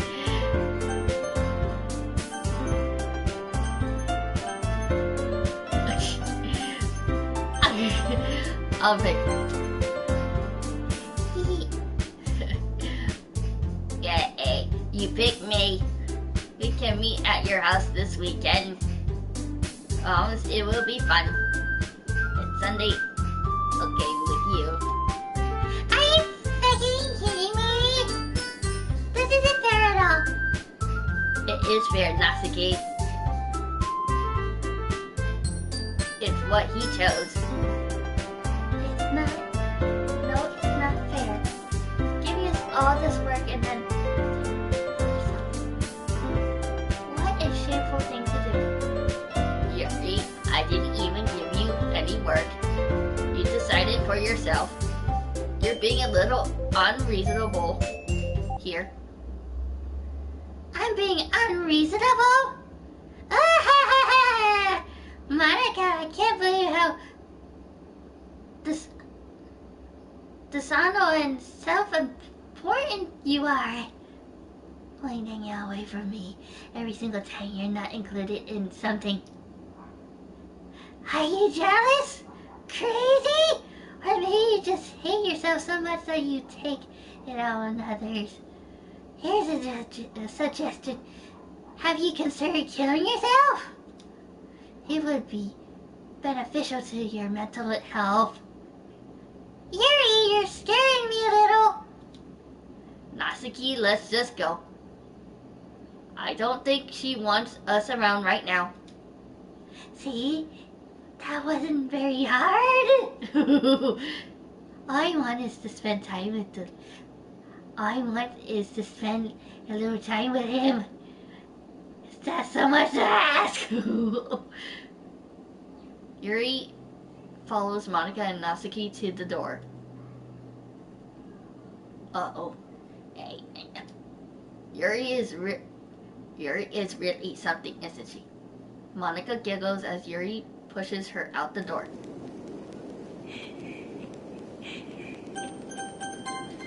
Oh, it was getting crazy. You gotta save this. Finally! Finally!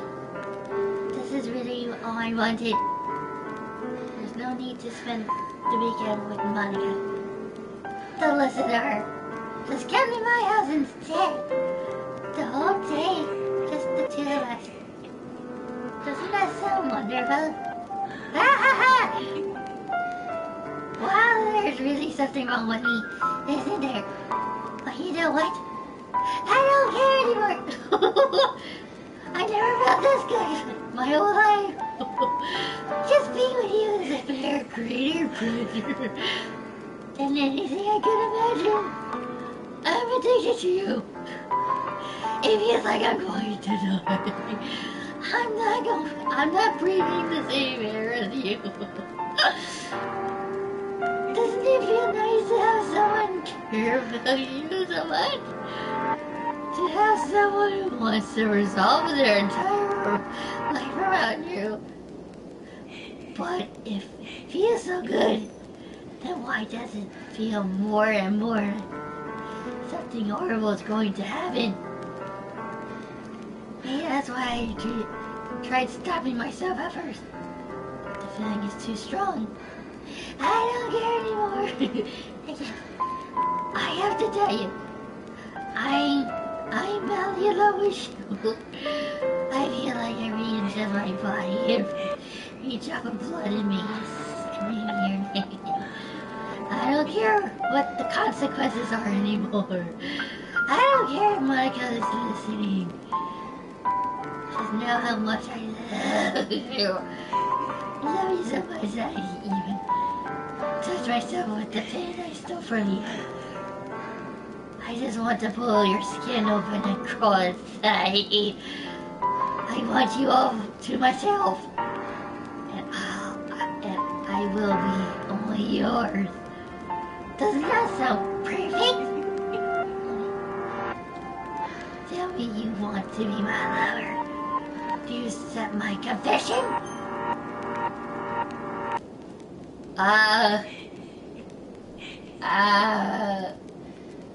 It doesn't matter which one I choose, I just say yes.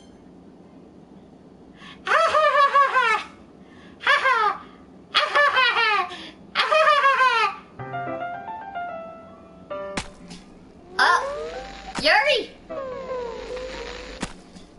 Yuri! Yuri!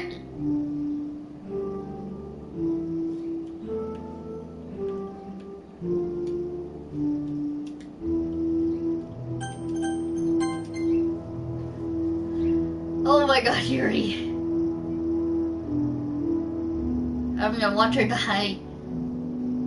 I knew this was gonna happen. She's slowly dying. She's slowly dying. She's slowly dying. She's slowly dying.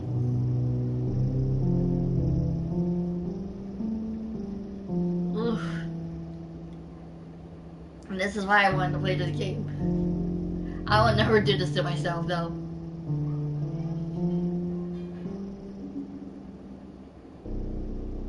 Oh. Alright, it's festival time.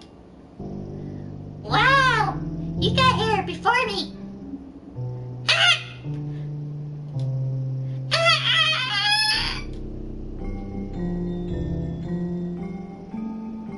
And there she goes. Natsuki runs away. Monica.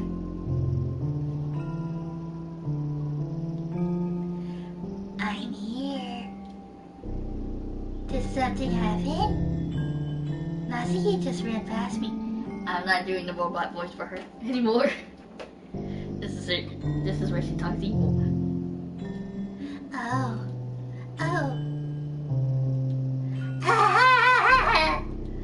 Well, that's a shame.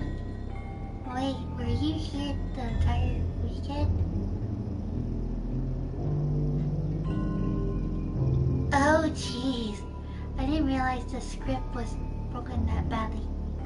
I'm super sorry. It must have been pretty boring. I'll make it up to you, okay? Just give me a sec.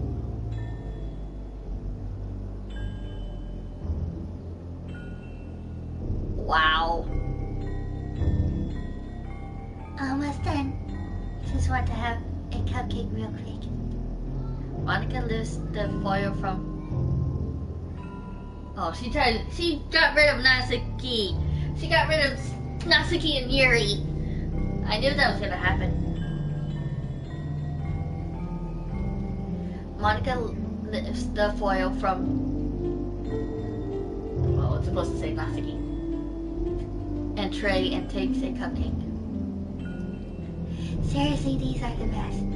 I really just had to have one since the last time I ever get the chance to. You know, before they stop assisting and everything. But anyway, I really really should be making you wait any longer. Just bear with me, okay? This should only take him a second.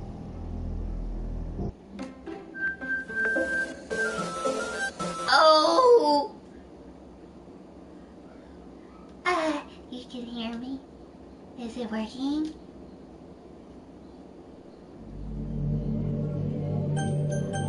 Oh. Oh! There's no point in saving anymore. Don't worry, I'm not going. Oh! Oh! Fuck. Yay, there you are. How you doing? Welcome to the lecture club. Of course, we already know each other because we were in the same class last year. And, you know, I guess you can't just skip over the stuff at this point. After all, I'm not even talking to that person anymore, am I? That you in the game. Whatever you want to call him.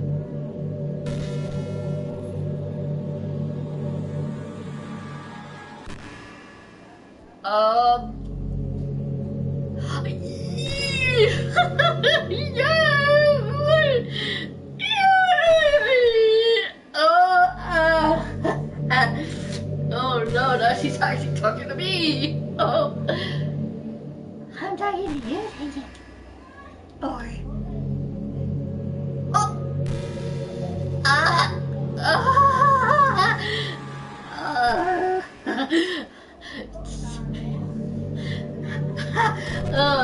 Monica! Well, I did get this game for a reason. Wow. Well, I guess it is different from Game Grumps. I'm guessing it depends on where you play it. It depends on what you play it on. I guess she already finds out. I guess she already knows. I guess she already knows. I guess she already knows. Cause Jacksepticeye played this, and so did Game Grumps. But Aaron was playing on stream. Aaron was playing on stream. I'm playing on the PlayStation 4. Oh my gosh, that's crazy. Oh, that's crazy. Do you actually go by... Do you actually go by Blackout or something? Now that I think about it, I don't really know anything about the movie. In fact, I don't even know if you're a boy or a girl. But I guess it doesn't really matter. Wait. You do know I'm aware that this is all a game, right? Could it be possible that you didn't know that? That's what I've been trying to tell you all along. I don't mind giving her an evil voice. I have a very good at doing that. Man, if only you had paid a little more attention, this would have been a little bit less awkward, you know. Anyway, now that that's out of the way, I guess I owe you an explanation about the whole thing with Yuri.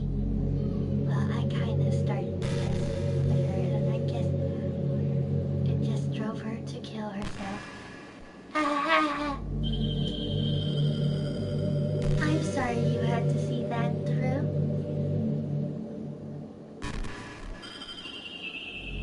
This is just creepy. I mean, the atmosphere is actually pretty cool looking in the background. The atmosphere is actually pretty cool. I like it. I mean, the people that made this game did a very good job. They did. They did a good job with this. I'm sorry you had to see that. Though, also the same thing happened with Yuri.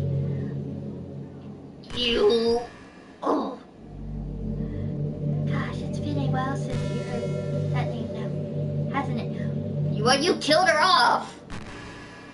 Monica, you killed her off. You killed her. You killed poor innocent Sayori. You killed her. Yeah, it's because she doesn't exist anymore. Nobody does. I delete all their files. Well, I'm gonna delete your file because I forgot how to do it.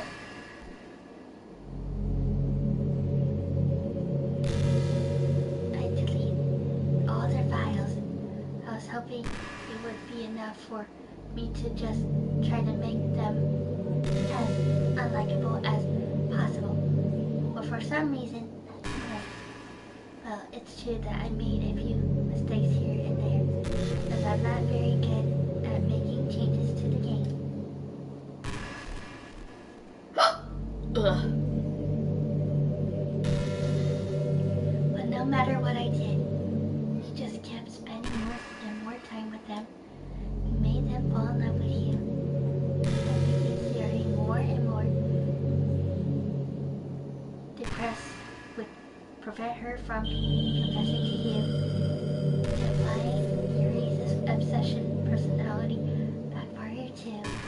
It just made her focus you not to spend time with anyone else. And the whole time I barely even got to talk to you. And what kind of cruel game is this?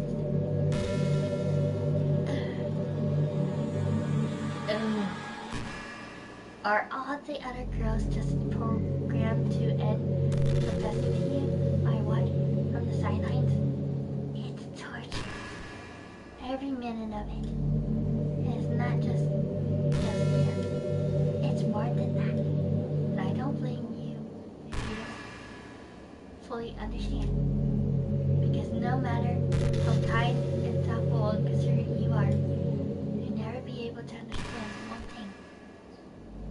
It's the pain of knowing how loved I really am in this world, in this game. Knowing my friends don't even have a free will. And worst of all, knowing what's really out there in your world forever out of my reach. I'm trapped. But now you're here. You're real. And you're wonderful. You're all I need. So I need you to be here forever. Oh no, I'm not gonna be with you. No thank you, Monica. I'm only interested in the men, so I'm not gonna be with you forever. I'm sorry if it's hard to understand. I couldn't understand for a while either. Why the world around me started to become more and more gray. More and more faint. Flat. Even the most expensive homes felt empty to me. It wasn't until you arrived that I truly understood. You probably saved me. I don't think I could have continued to live in this world if I haven't met you. And as for the others, how could I miss them? A group autonomous personalities designed only to fall in love with you. I tried everything I could to prevent them from doing so, but it must be some kind of weird instability act into this game. I felt really bad that you had to witness some nasty things, but I realized that you have the same perspective as I do. That's all.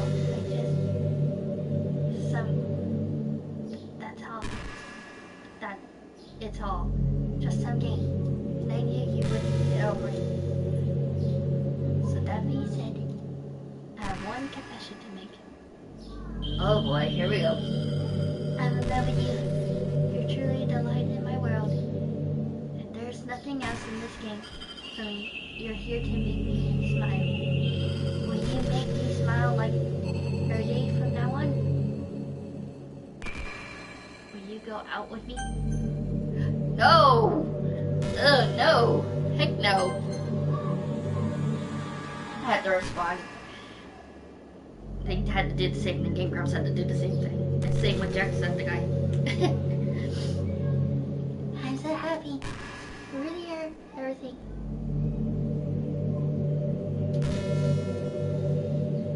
funny part is, I mean, literally.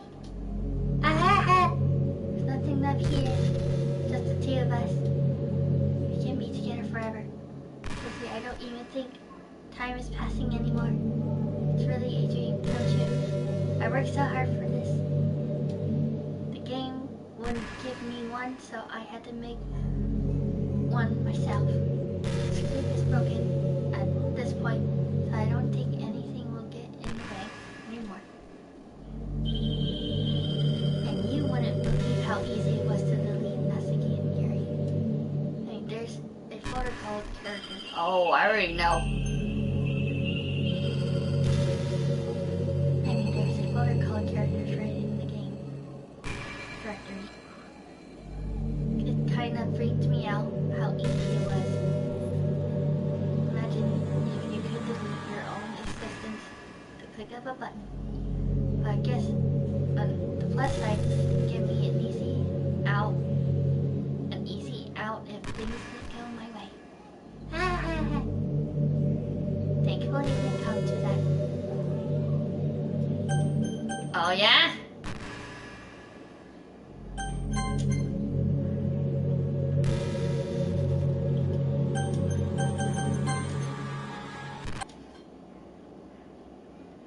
Where's Monica?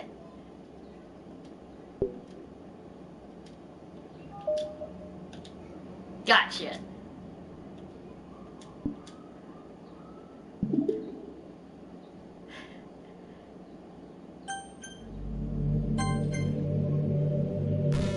I'm so happy. Bye, Monica. Bye. Bye. Bye-bye. What's happening? And now what's happening to me? There's so much. Help me.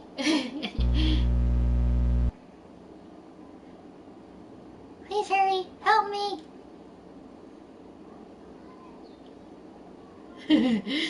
Help me.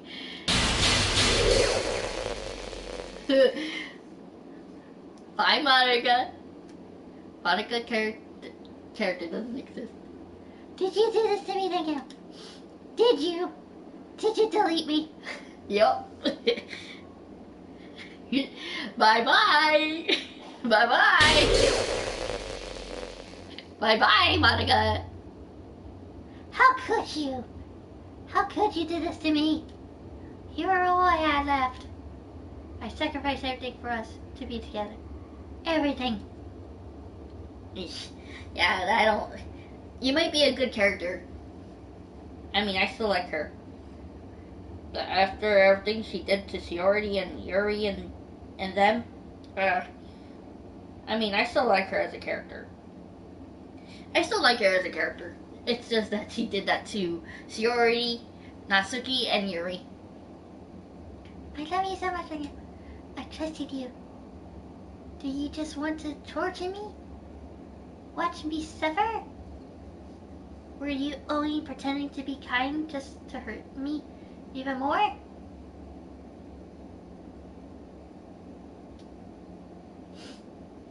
I never thought anyone could be as horrible as you are. You win, okay? You win. You killed everyone. I hope you're happy. There's nothing left now. You can stop playing. Go find some other people to torture.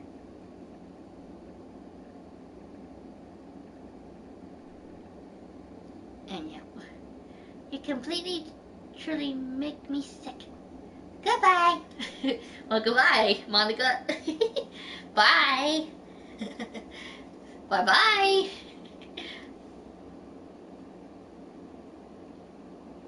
Dot, dot, dot. I still love you. I can't help it. What's wrong with me? How horrible am I for you to hate me this much? All my friends, I did so many awful things. So many selfish and disgusting things. I shouldn't have done any of this. I'm just messing up a world that I don't even belong in. A world that you wanted to be part of.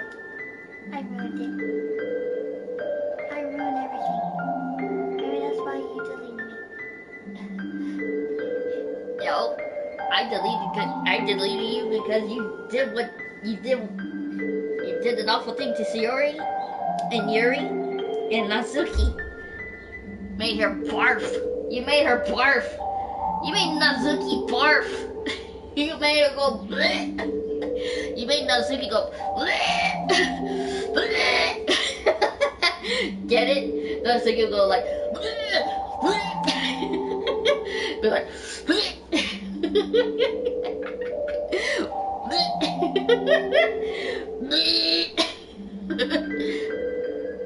and then Yuri goes like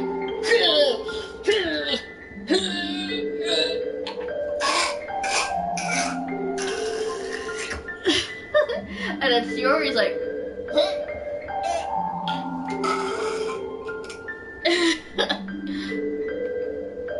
like that. Be like or it could have been more like a movie, but like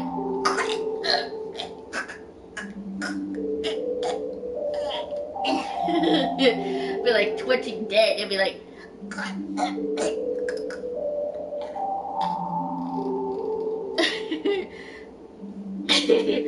oh my gosh.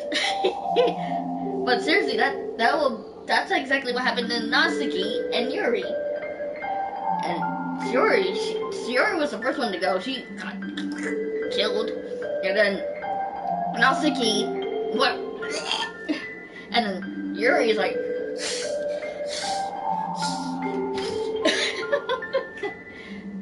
she was like,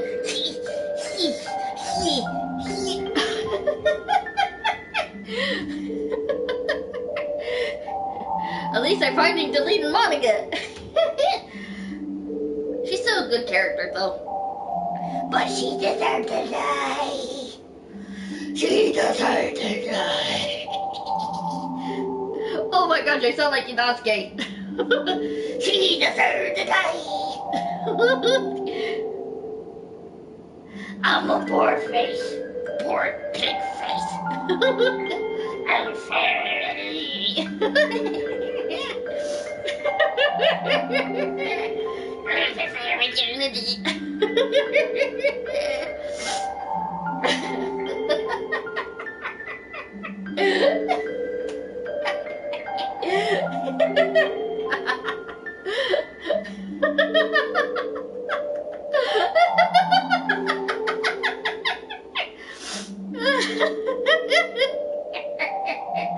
Now I'm really glad I bought this game. Yeah, I bought the game. I bought the game. Oh, it was dandy. In a couple parts it was scary. But the fun. It's the fun. It's the fun. It's the fun.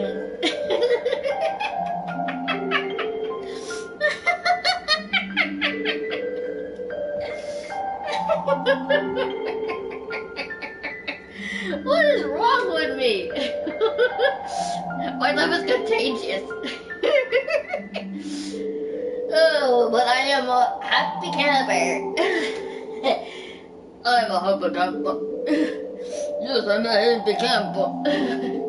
I would like a sports site. And I like doing my impressions while I stream in my video. It's like Ryan Gosling kissing his lover from the Notebook. Hey, I'm Mr. Wonk. Would you like a chocolate bar? And we're like, and we're like,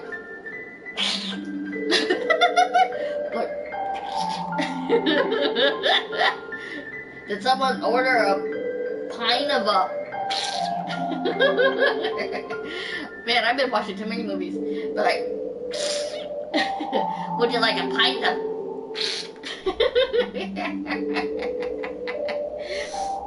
Would you like some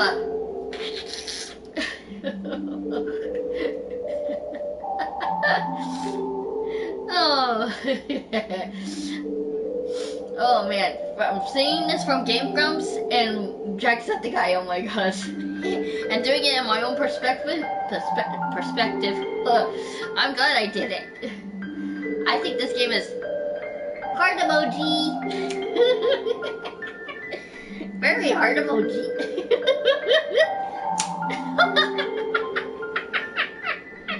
Very hard emoji. It's a very hard emoji.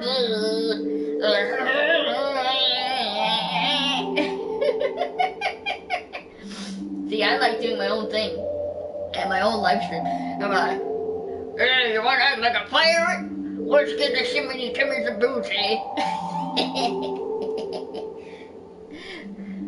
And I got my kitty cat. Oh, Tommy, my squishy mellow Tommy. A squishy mellow Tommy. I'm so catty. Catty.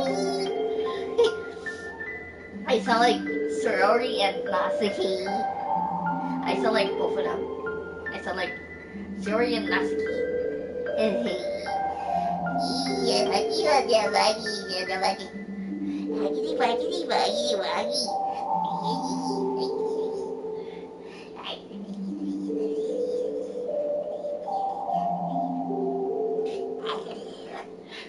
I sound like Ferdinand from the freaking Tom and Jerry movie. You kitty, I squishy mellow kitty, I squishy mellow, squishy mellow. I sound like a kitty cat, even though this kitty is a kitty. Hey.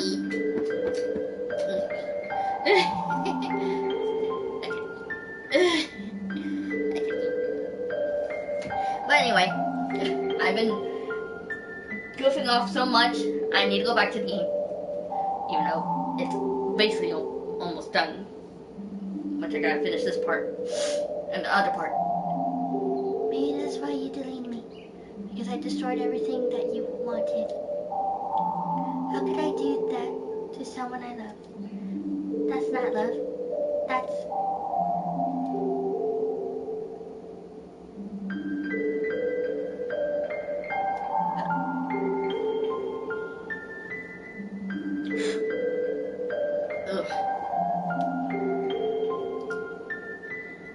I really like this game.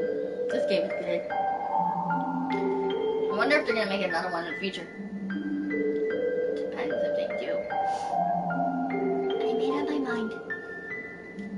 I know I said that I deleted everyone else, but that was kind of an exaggeration.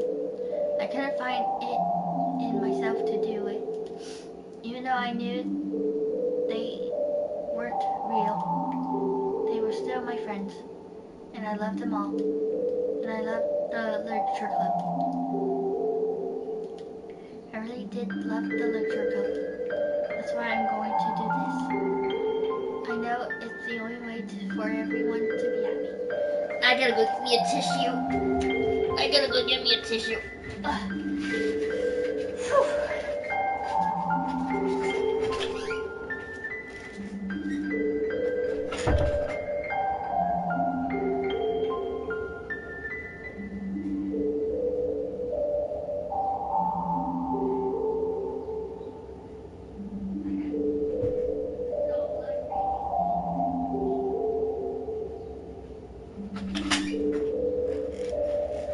This is the game I wanted to play, and I'm glad I played it.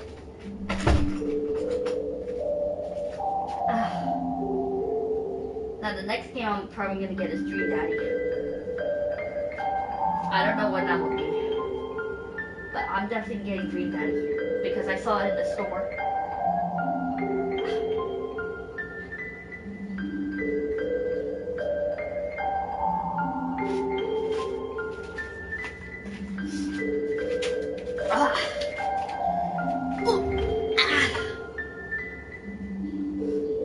I know it's the only way for everyone to be happy.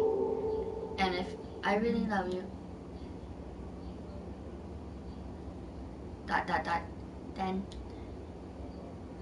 bye, Monica. Goodbye.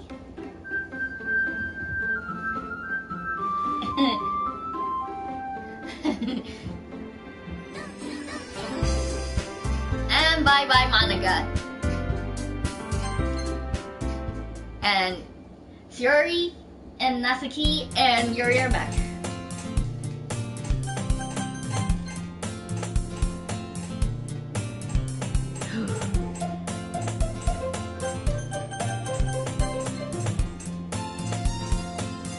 It's an ordinary school day like any other. As usual, I'm surrounded by couples and friends, groups walking to school together.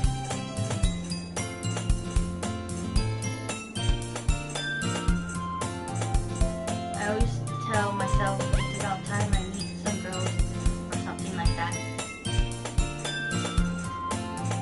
And I can do her voice again. Hey, Danielle! Well, there already is one girl. That girl is Shiori, my neighbor and good friend since we were children. We used to walk to school together every day. And recently, we picked up that habit once again. Hey, are you proud of me? And what? For what? You know, for waking up on time? Well, you've been doing that for a while now. Uh-huh. But you never even said anything about it. But even though we walk to school together every day. Well, yeah. I always thought it was impaled. It's embarrassing to say out loud. Come on, please. It's good for motivation. Fine. I'm proud of you, Shiori. It's good to have them all back. We crossed the street together and made our way to school. As we draw near, the streets become increasingly speckled with other students making their way daily commute. By the way, Danielle, have you decided on a club to join yet? A club? I told you already, I'm not really not. I start to say what I always do, that I'm not interested in joining any clubs. But something tells me Shiori would take more offense to that now. After all, how could I tell her that clubs are a waste of time? When she's starting a club of her very own. Actually, yeah. I think I decided on a club. Really? Which one? Tell me.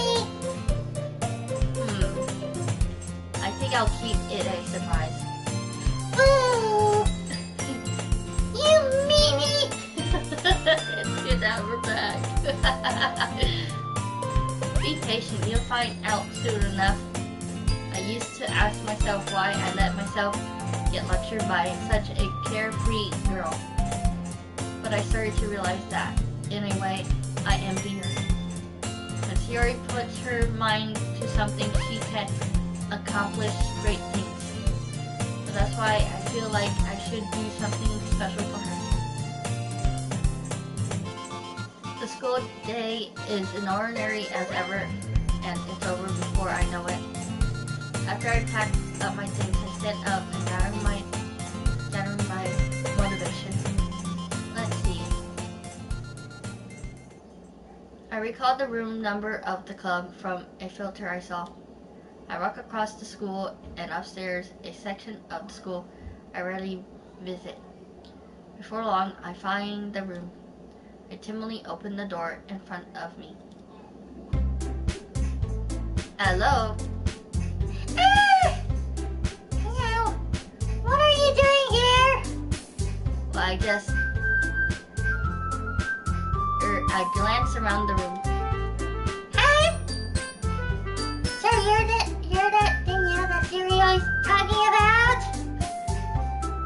Thanks you for stopping by. It's a pleasure to meet you. We're in the lecture club. I hope you enjoyed your visit. Come on, Yuri. No need to be so formal. He's gonna think we're really strict or something.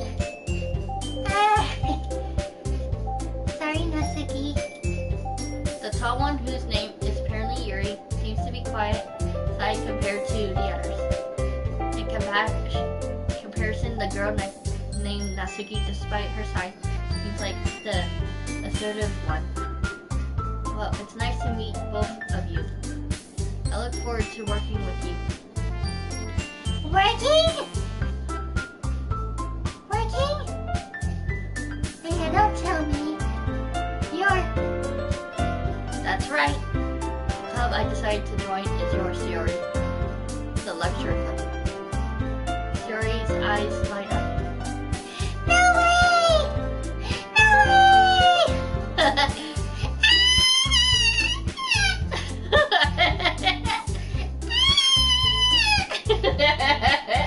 I love doing her voice. Shiori wraps her arms around me, jumping up and down. Hey!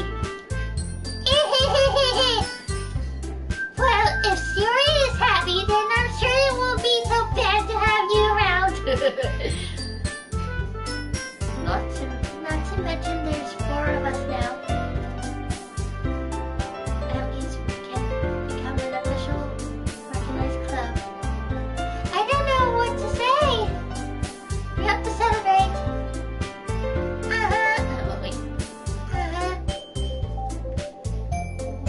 What an appropriate day for that, isn't it? Yeah! After all, Natsuki decided to. Hey, don't ruin the surprise! Sorry. Everyone sit down at the table, okay?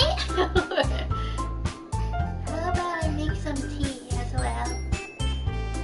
The girls have a few desks arranged to form a table. Natsuki and Yuri walk over to the corner room where Natsuki grabs a wrap tray and Yuri opens the closet. Still feeling awkward, I take a seat next to Shiori. Natsuki proudly marches back to the table, tray in hand. Okay, are you ready?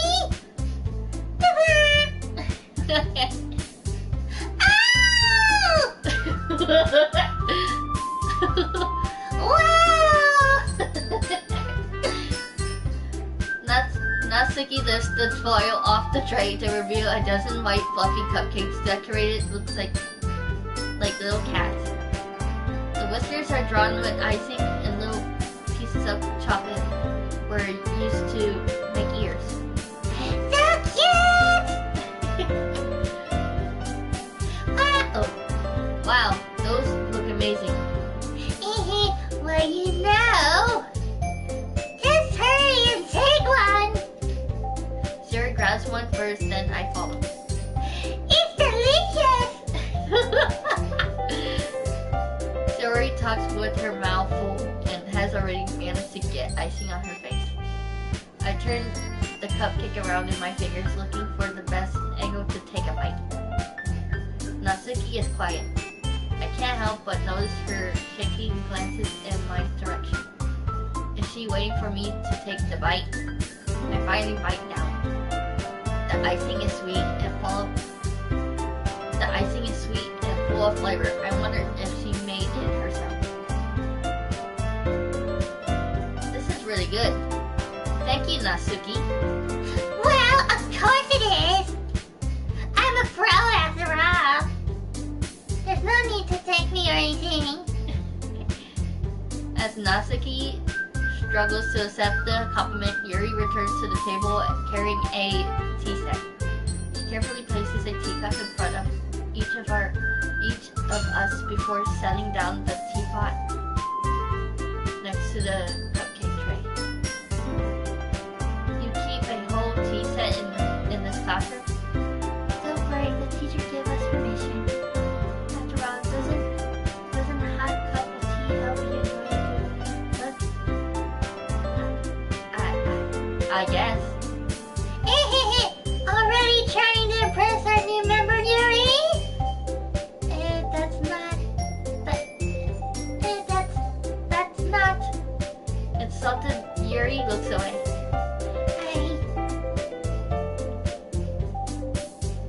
I meant that, believe you. But tea and reading might not be a pastime for me, but at least I enjoy tea. I'm sorry. Yuri faithfully smiles to herself in relief. So you know what kind of things do you like to read?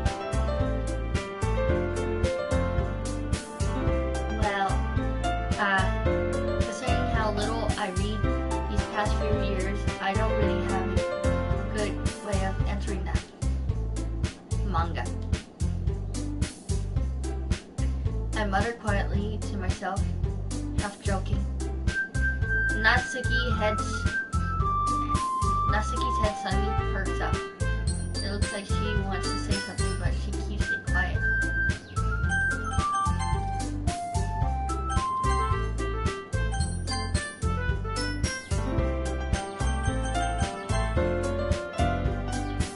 Not much of a reader. Not much of a reader, I guess. Well, that can change.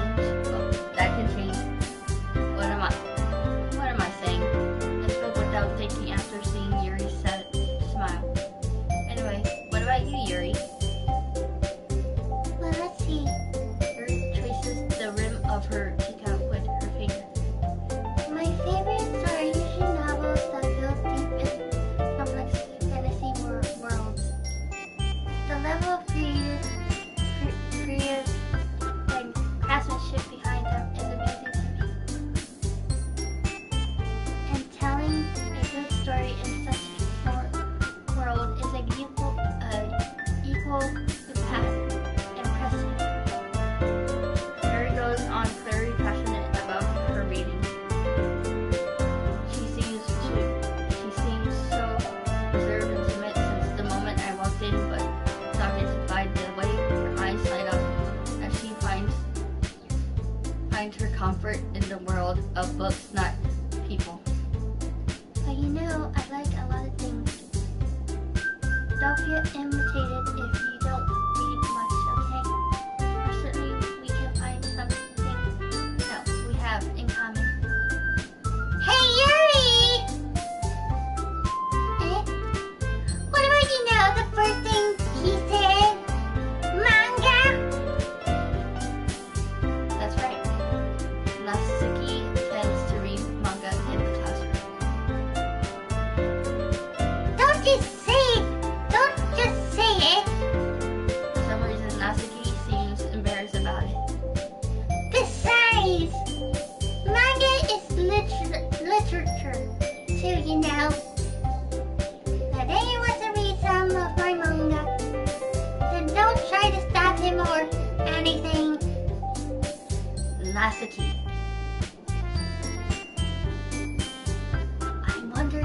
I wouldn't do such a thing. However, it could also be nice for us to privately ourselves a little. We can take this opportunity to try something new as well. Wouldn't you agree? Maybe! Sensing the tension, Siri jumps up. Maybe we can all try something new. I think it could be fun. And we all get to know each other a little bit better too. I mean, that's the kind of thing literature clubs do, right? I don't disagree or anything. Yeah! You're right, as usual, President.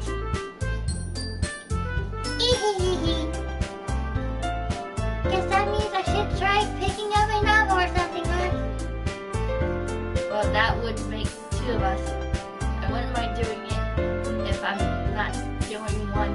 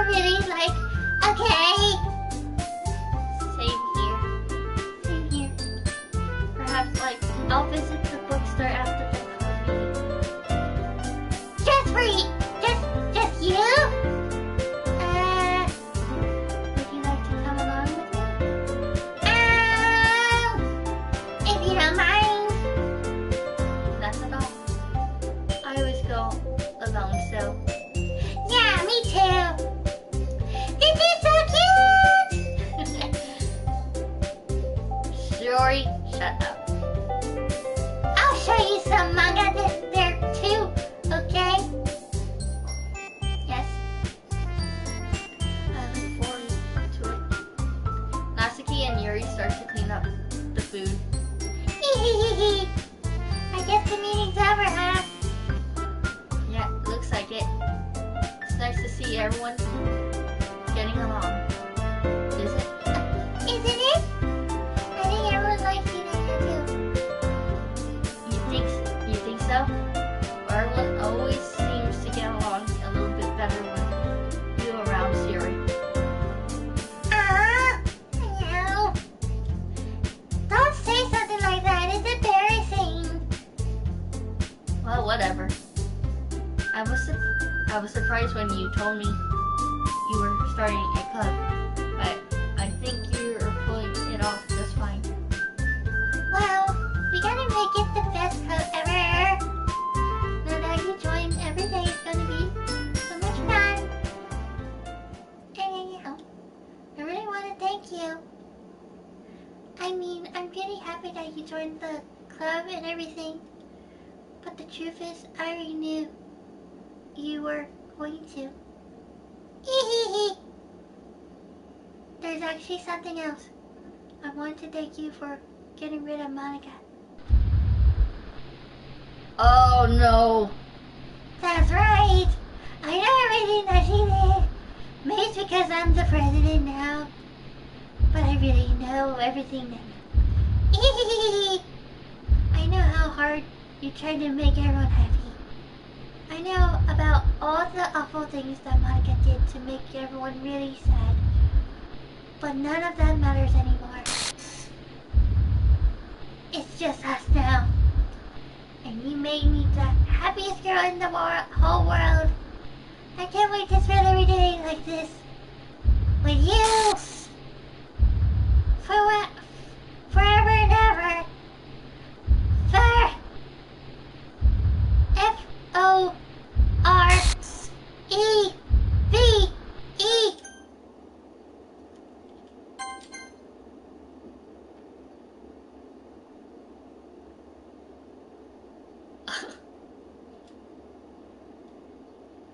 What's happening? I won't let you hurt him.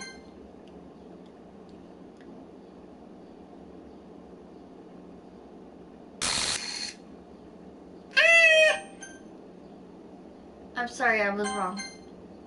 There's no happiness here after all. Goodbye, Shiori. Oh, goodbye, Ninja. Goodbye, Luxury Glove.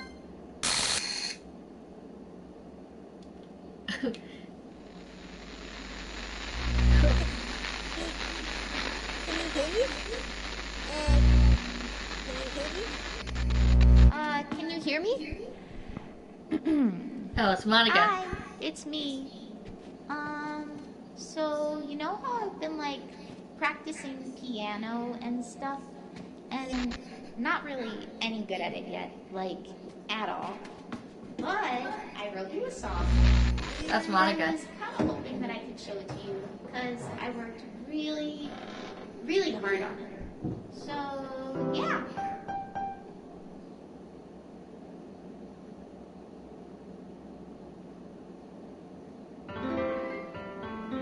That's Monica.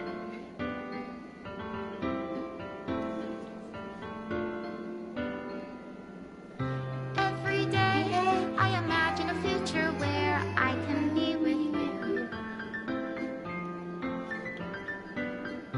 In my hand is a pen that will write a poem of me and you. The ink flows down into a dark puddle. Just move your hand right the way into his heart. But in this world of infinite choices, what will it take just to find that special day? What will it take just to find that special day? Doki Doki Laser Club.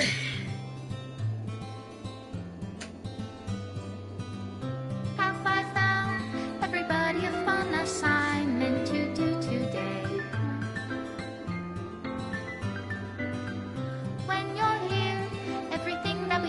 didn't get that picture. For them anyway.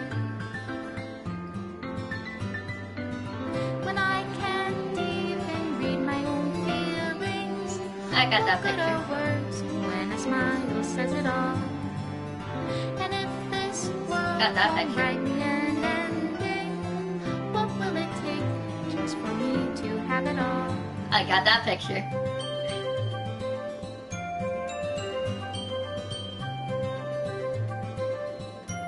I didn't get that one. I did not sticky on that one. I did not sticky on that one. Oh, I got that picture. Does my pen only write bitter words for those who are dear to me? I got that picture. Is it love if I take, or is it love if I set Oh, I got that you one. free?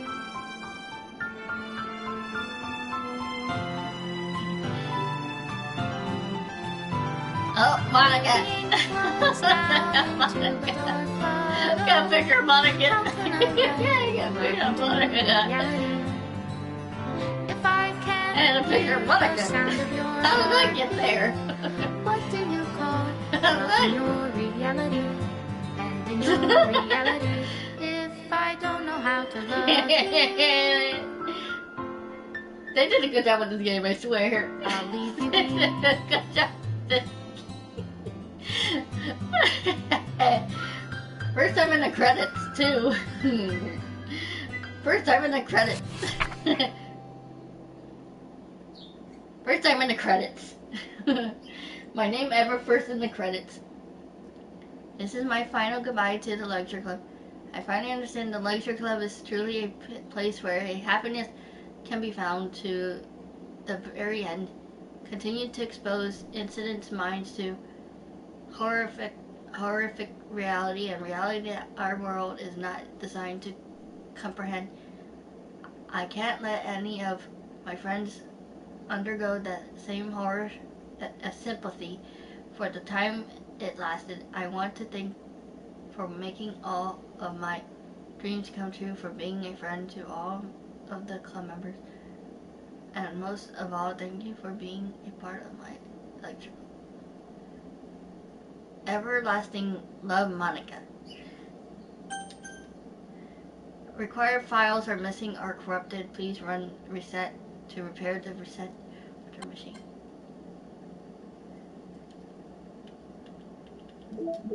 Now let's see the pictures.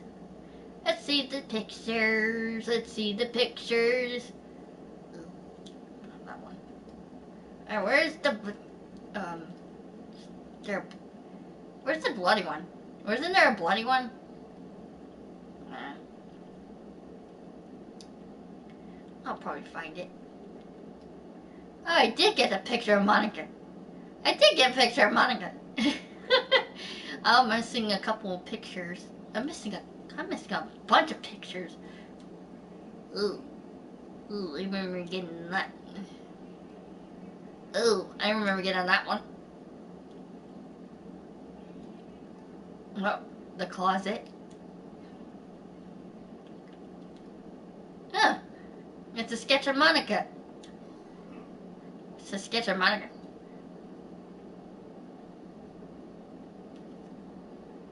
Ooh.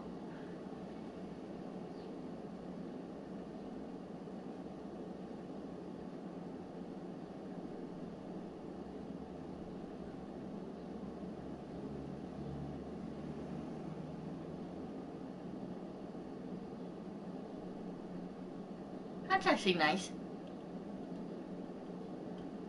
But where's there more pictures? Where's in there?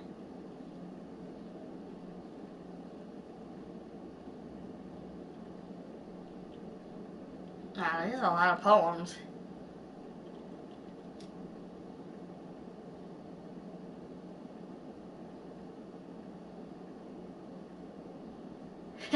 Cute. Oh, that's cute.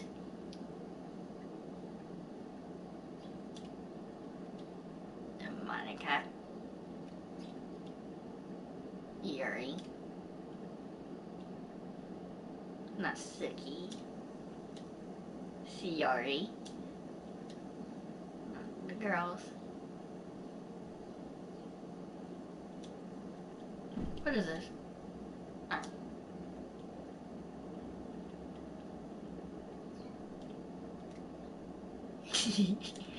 Shiori. Shiori. Natsuki. I need to get more of these pictures. The kitchen. Shiori's bedroom.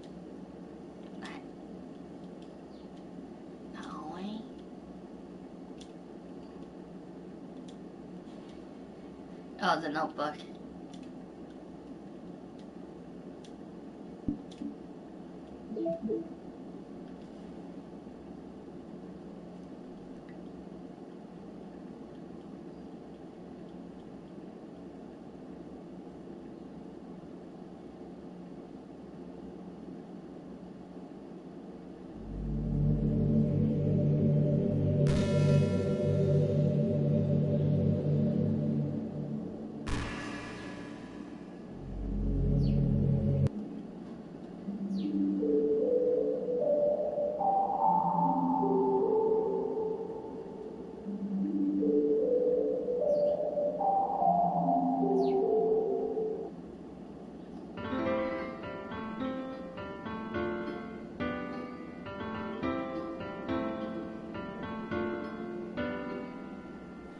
Every day I imagine a future where I can be with you. In my hand is a pen that'll write a poem of me and you. The ink flows down into a dark puddle.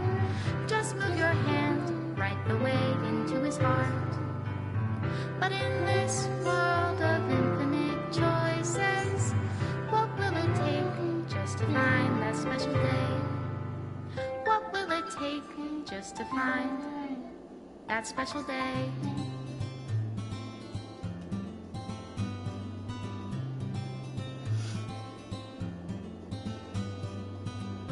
Have I found everybody a fun assignment to do today? When you're here, everything that we do is fun for them anyway. When I can't even read my own feelings, what good are words when a smile says it all?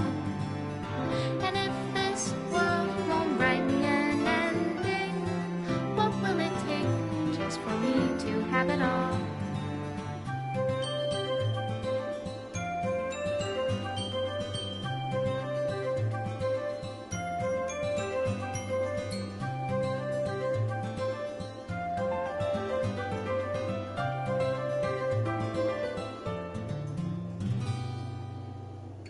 Does my pen only write bitter words for those who are dear to me? Is it love if I take, or is it love if I set you free?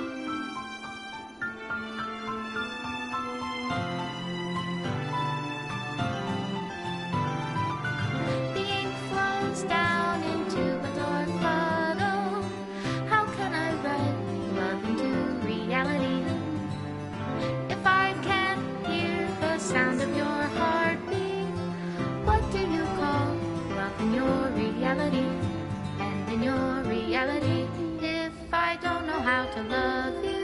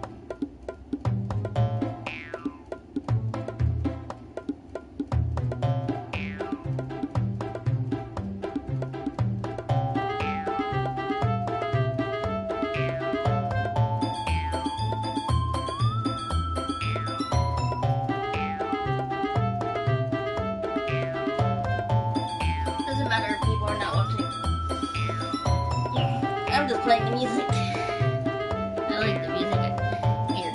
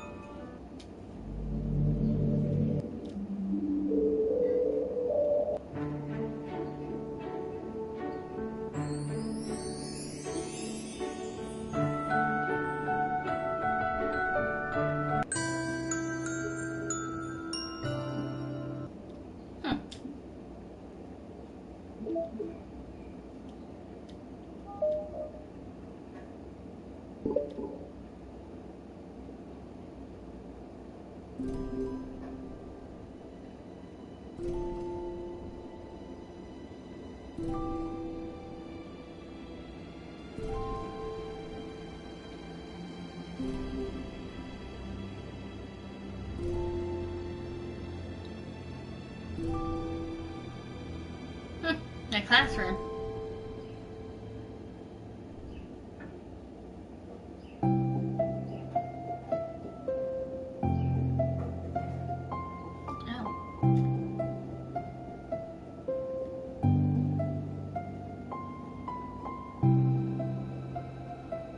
The lecture club is starting. So I have a seat and take attendance, okay. I didn't know there was a side story to this. I can sit through her voice. I missed the debate club. Who knew it would be so different to start a new club? I feel worse with every day that passes without everyone coming in. I'm really starting to lose confidence. Monica is the only member of the lecture club. In the days that have passed, all of her efforts to recruit new members have been fruitless. Am I going about this wrong? Monica glances at one of her flyers. The headline is, "Do you like the lecture?" Maybe no one is into lecture enough to pick it over their other club's interest. I just can't rely on people liking lecture. I need to sell them on a vision. A vision?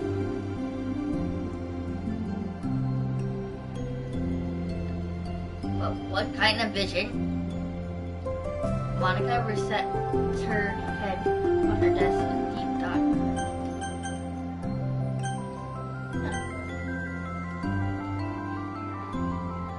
But before she realizes it, the recent nights of staying up too late starts to catch up to her. It's so quiet and the noise of the air conditioner is soothing.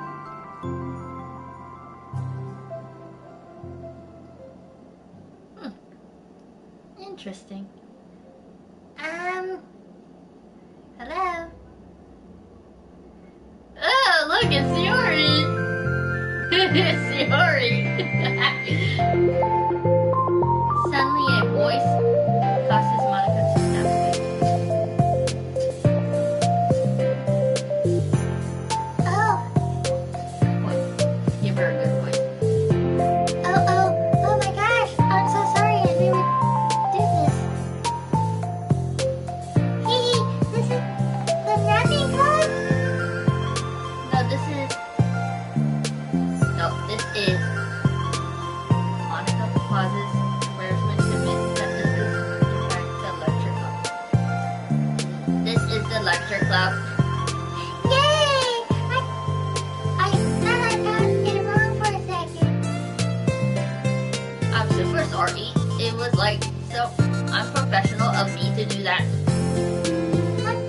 Don't apologize, I did that all the time. Well, Did I miss the club meeting? Where's everybody?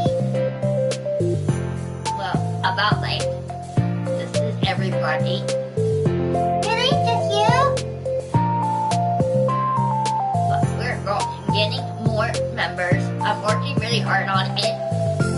Hard to say. If it's just you. That means I get to be vice president? Wait, Vice President?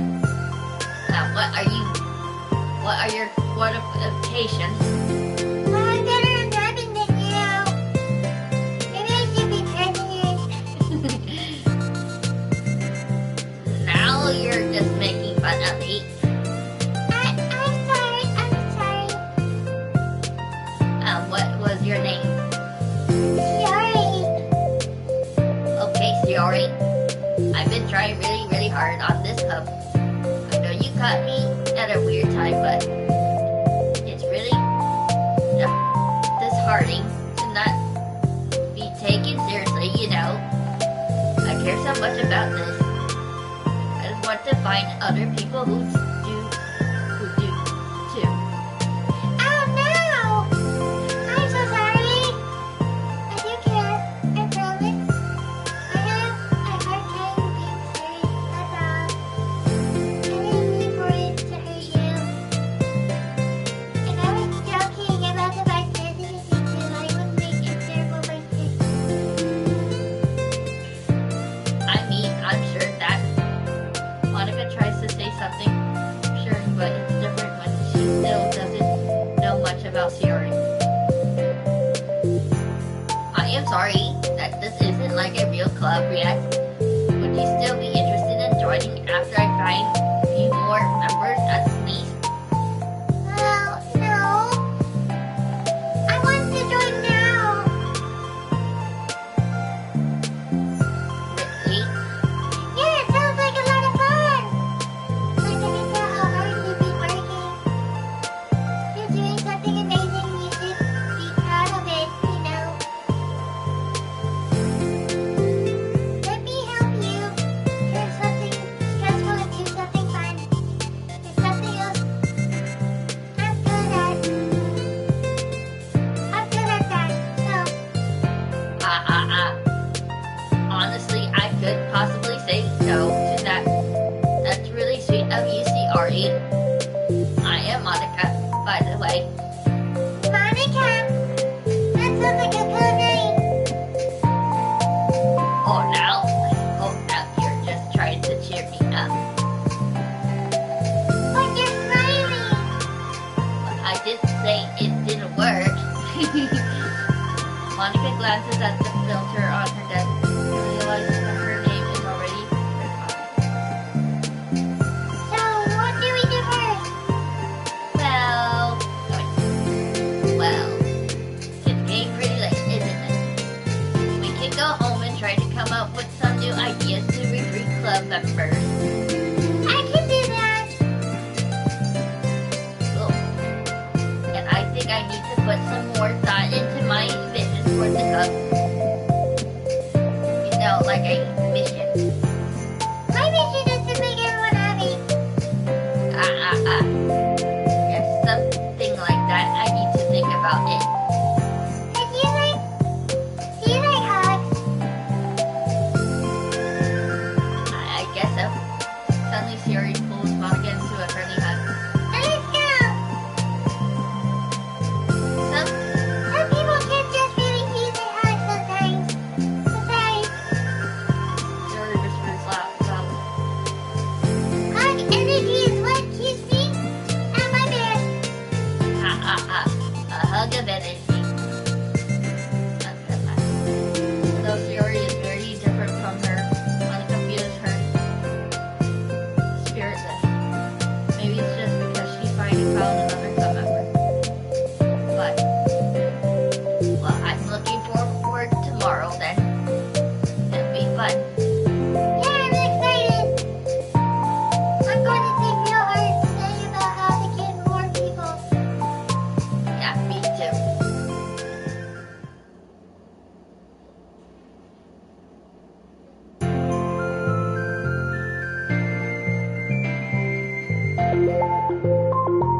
As day passes, the time comes for the lecture club.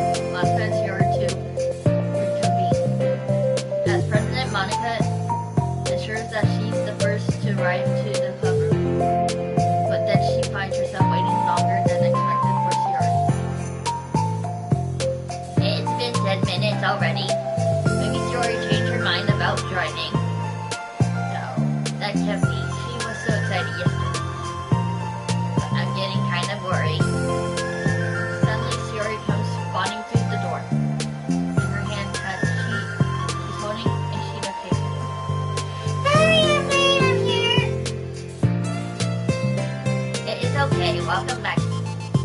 Sierra spins around to Monica and deposits the sheet into Monica's desk.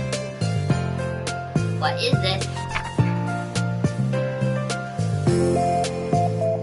Take my hand, take me forward, take me to your dreamland.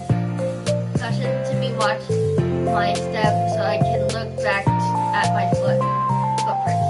Climbs the stairs ahead of me. While I look up to you, the more I look forward, the more I look up, the more I can lean to you. If you can trust me to follow your pace, I trust you to set it.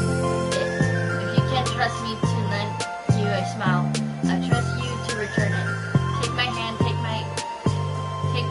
take me forward, take me to your dreamland.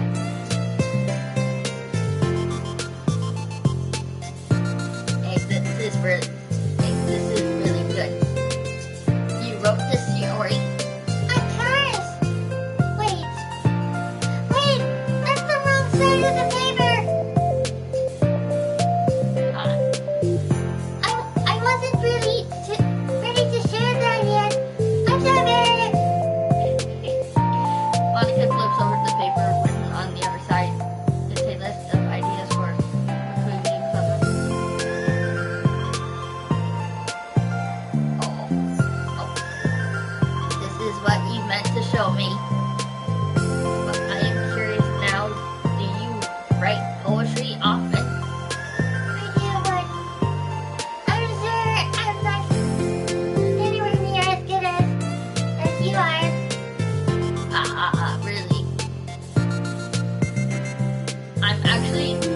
actually terrible at writing poetry.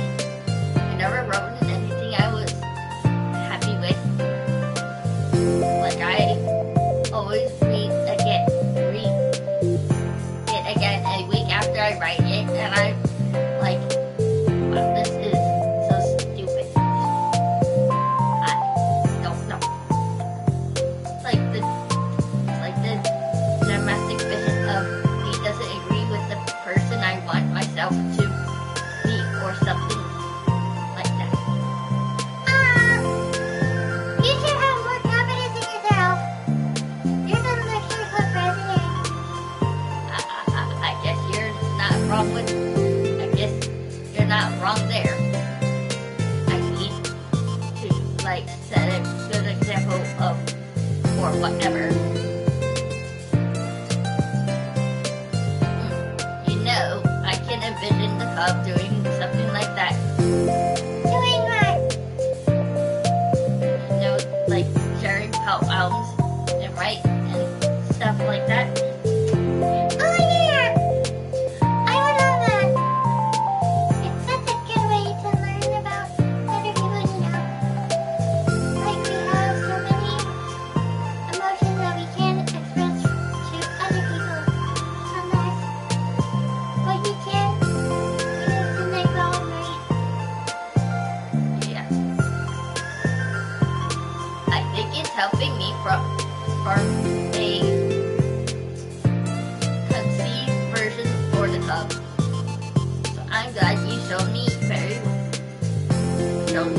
well, even though it was by accident.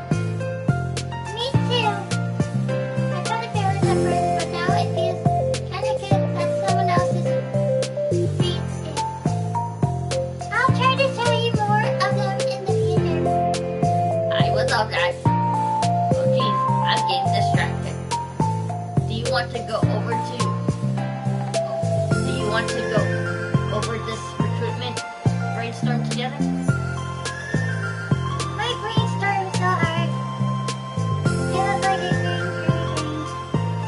My brain is a natural disaster.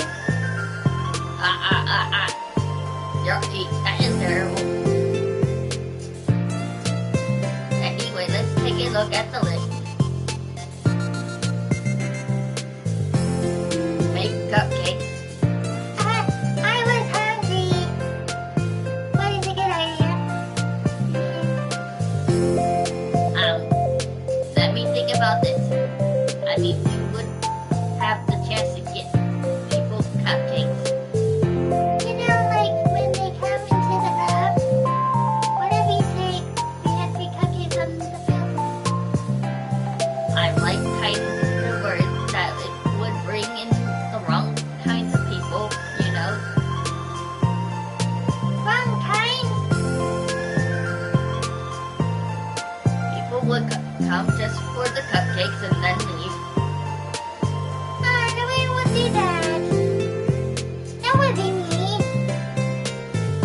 You know, I want to find people who are really into literature, even if they don't know it yet.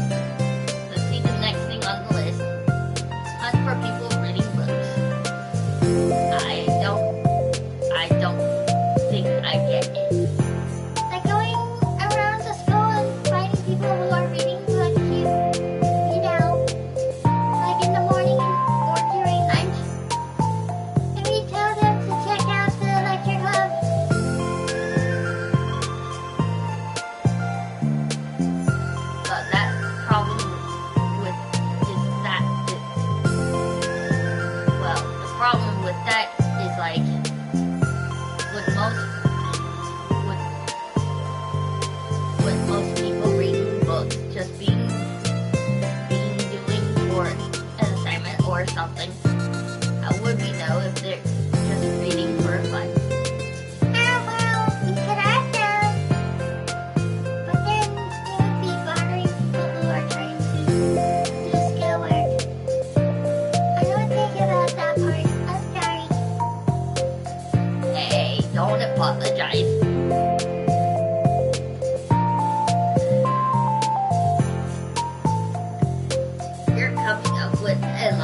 things that I can. Oh, and next idea is to hand out filters rather than just put them on the wall. Definitely like to start doing that.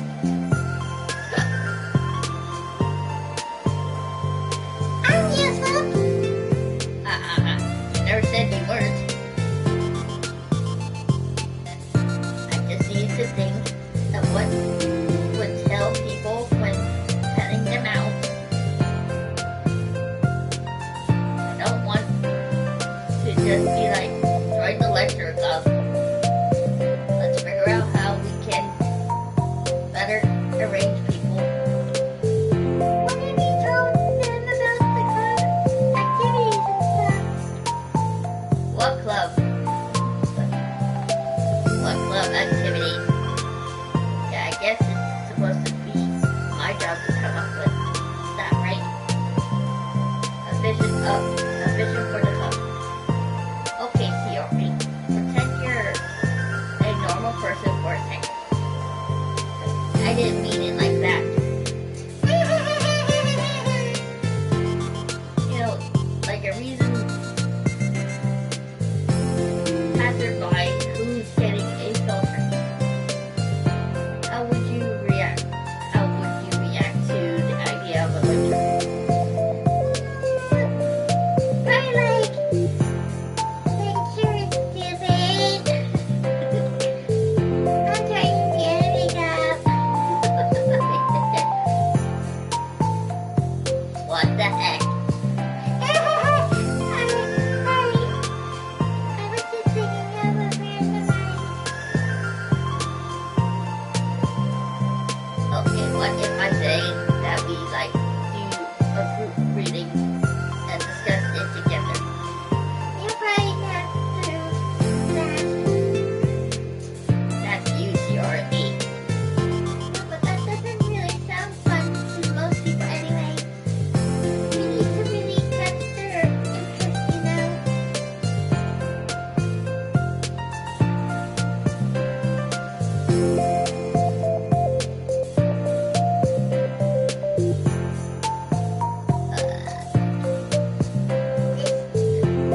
This sucks. Why is this so hard? Monica, don't be sad. Why do you like about the luxury service? CRE.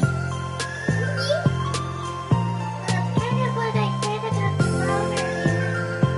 I think it gives you the chance to express yourself.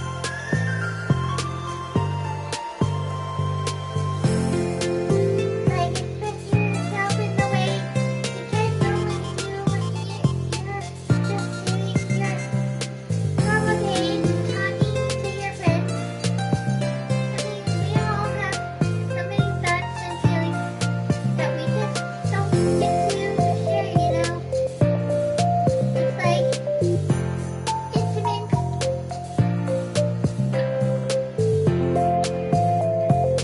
How do we get the across to people? We could be like, express your true self. Be intimate with us. Okay, that's kind of I'm just kidding.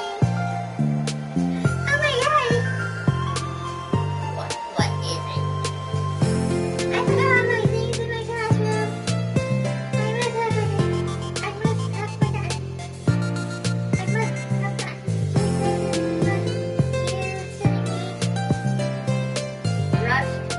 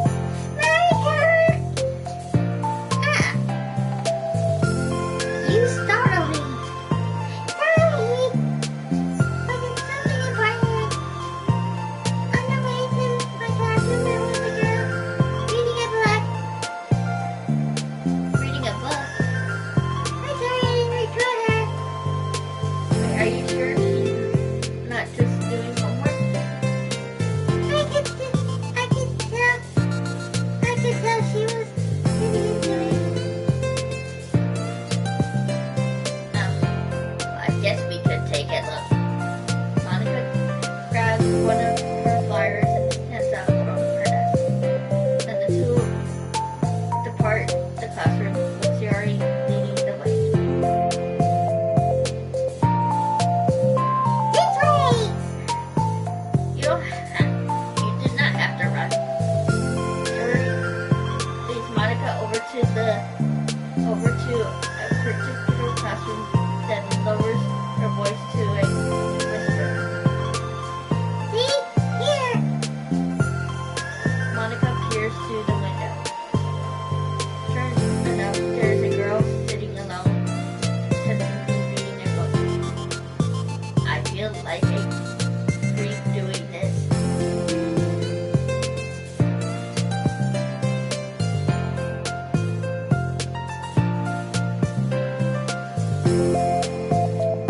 You should go inside and talk to her.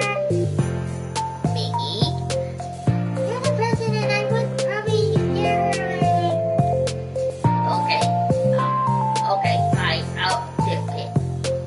Monica takes a deep breath and simply enters the classroom. That was fast. Oh my god. I'm so embarrassed. Why, what happened? So I entered the classroom and she didn't even look up from her book.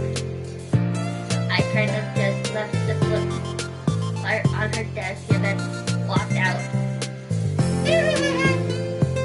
That's kind of cute.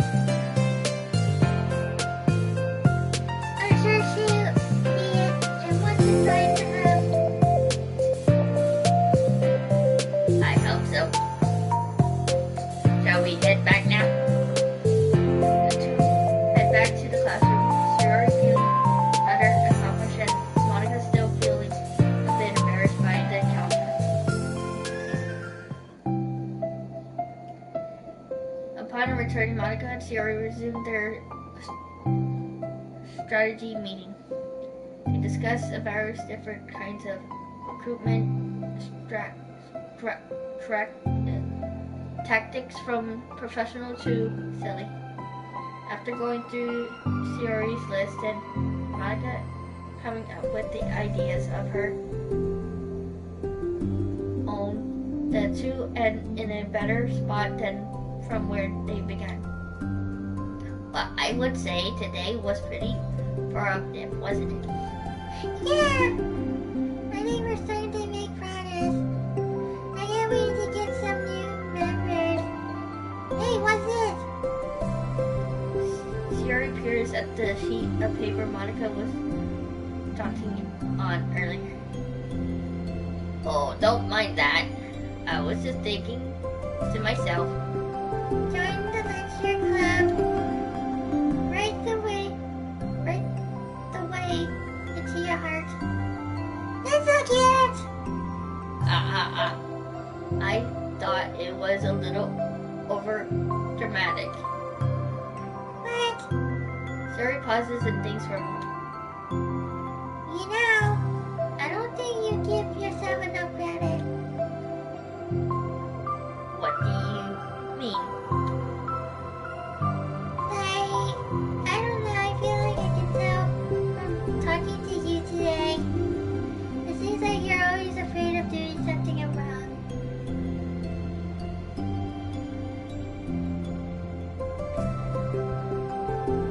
Yeah, but Would you call yourself a perfectionist?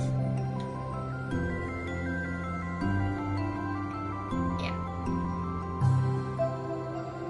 I definitely am.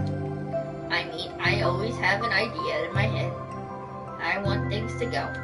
And it's like I can't accept anything less than that. But I think in the end, it helps me try my hardest at everything, so I don't think it's that bad.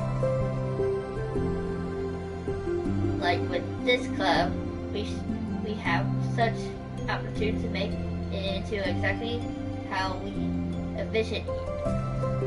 But it feels like we only have one shot at it. So I'm just really afraid of deviating from that vision. What's the vision? It's Monica pauses to think. She shakes her head for herself. She sighs. I don't know. I just want everyone to. Monica trails off. Finally, Shiori taps her finger against the sheet of paper.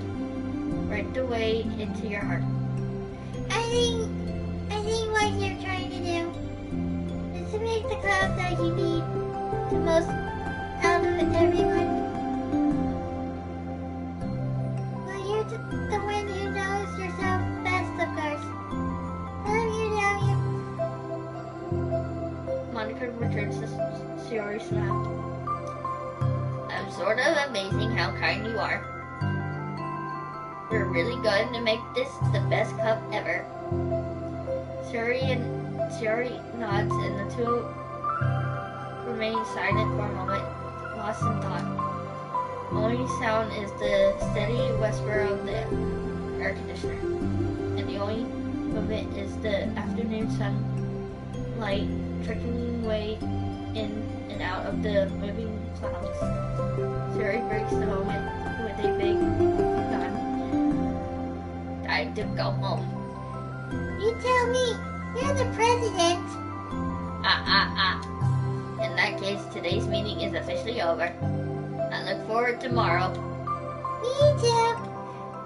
Shiori beams and grabs her things.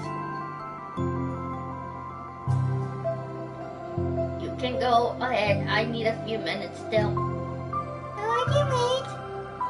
That's alright. I just want some alone time. In that case. Shiori raised enthusiastically at Monica. Good luck. Monica smiles and waves in return as Shiori spins right out of the classroom. All alone, she sighs to herself and takes a minute to zone out. She wasn't prepared for the self-reflection encouragement by Shiori, but she decides it was something she was probably needed right about now. The club that I need the most, I don't get. I just wanted to start a club with more passion. Something that I could use help lead people to happiness. Lecture is the key to that. Because in the window to the real person inside of us. Underneath the person who is forced to always smile and blend in. The person who's forced to be perfect.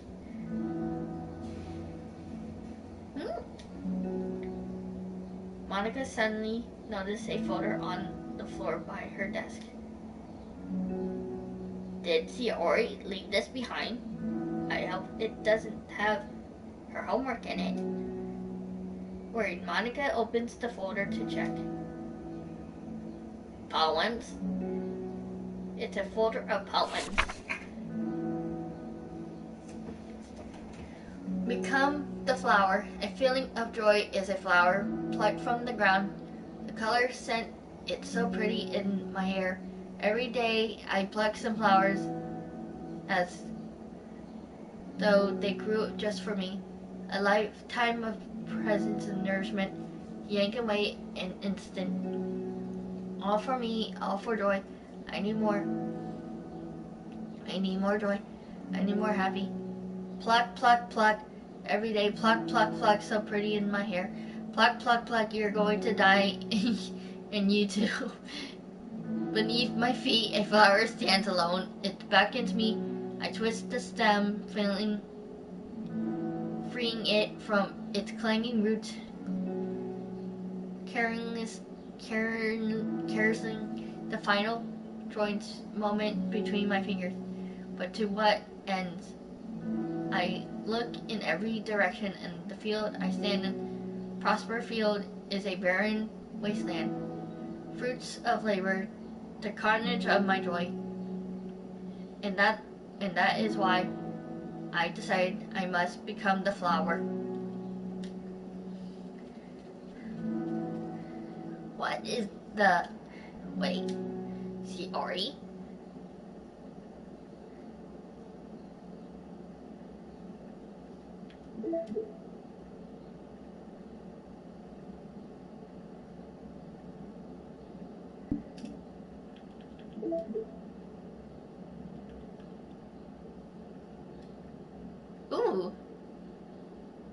nice picture. Ooh, that's a nice picture too. I like that one.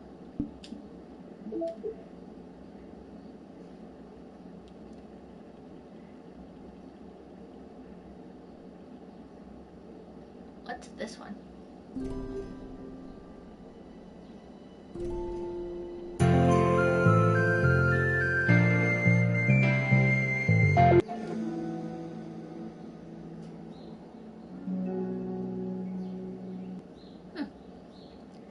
I got some new music. And I'm gonna do part 2.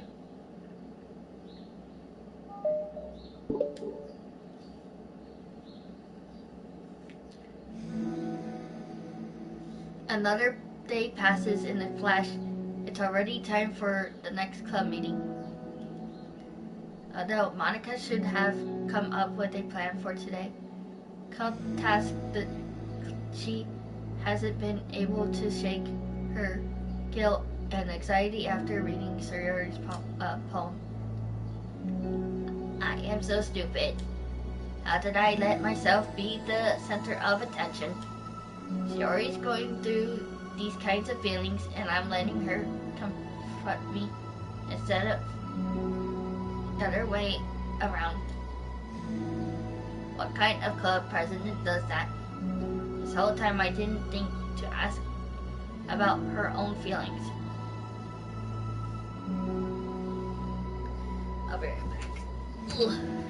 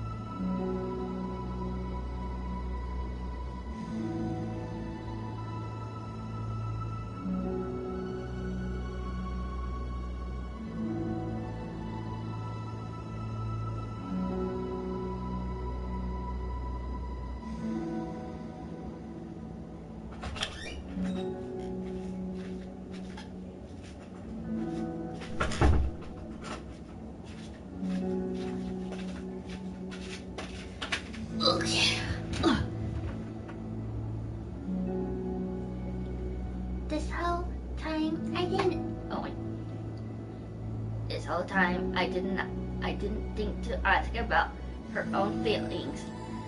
So much for that stupid vision. Shuri enters the club room with her usual smile.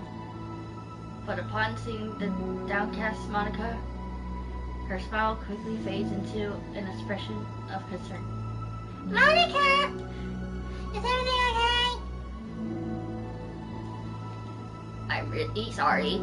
I'm such a terrible friend. Huh? What are you talking about? You're an amazing friend. Monica shakes her head. I made this all about myself. Even you said so yesterday. You told me that I'm trying to make the club that I needed the most, right? But my problems are so trouble compared to yours. Shuri responds quietly. What are you talking about? But as she says that, her face darkens. Through the silence, Shuri mutters her realization. I left my folder here. Monica stares blankly ahead, unable to come out with a response. I wasn't ready to share those. Now you're worrying about me. I don't want that.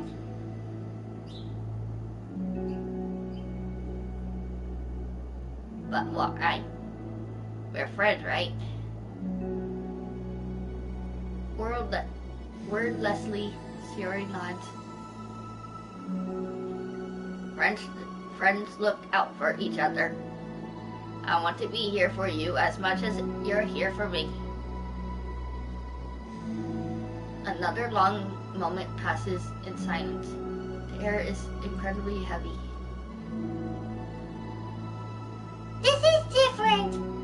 It was just about you yesterday. It was about the club. Besides, things were so happy yesterday. You don't need to do this all of a sudden. I don't want it. I like happy. So, if you do this, then you're just being selfish. Monica messaged her forehead, massages her forehead, struggling through the frustration of such a paradox. It's understandable that Shuri isn't ready to share certain things. But as unfair it is for Monica, she cried. It's also painful for Monica to force herself to ignore the needs of her friend. I'm sorry. I disrespected your privacy. No, I don't blame you for looking. You wouldn't have at least needed to check if it was mine.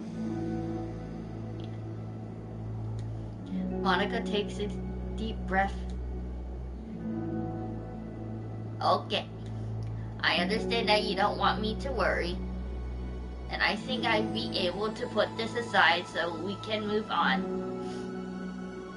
But can you promise me something? Promise you what? Monica pauses to collect her thoughts. This is the lecture club.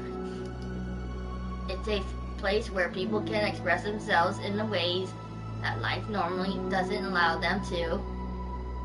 That is the vision. In fact, it's our vision. Right the way into your heart or whatever. So I just want you to promise me that you will remember that too. It doesn't have to be right now, but I want to be here for you when you need it. I want us to be ourselves like that.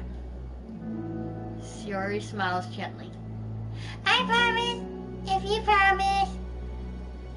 Unable to help, Monica returns Shuri's smile. I promise. Me too. This conversation closes the mood in the room. It's lifted. With that behind them, it's time to proceed with the club activities. So, want to teach me about poetry? Huh? But what about recruitment? It's fine. We have plenty of time for that. But right now, I feel like I want to do this. I mean, I do have to fulfill my end of the promise, you know.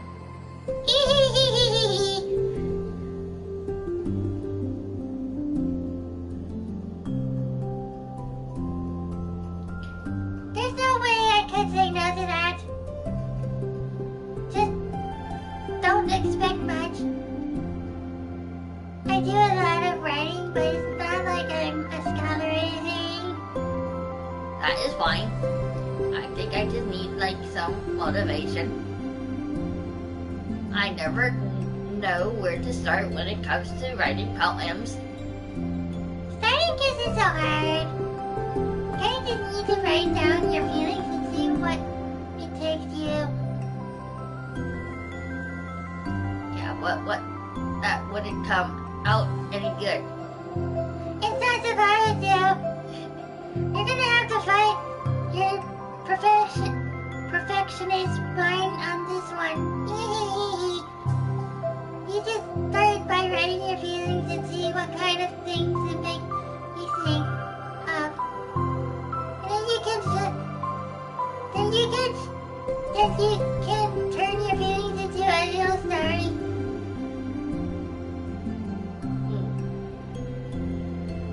You can get your feelings down first, then make it so pretty later. It's sort of like building a river where you can go one end to another.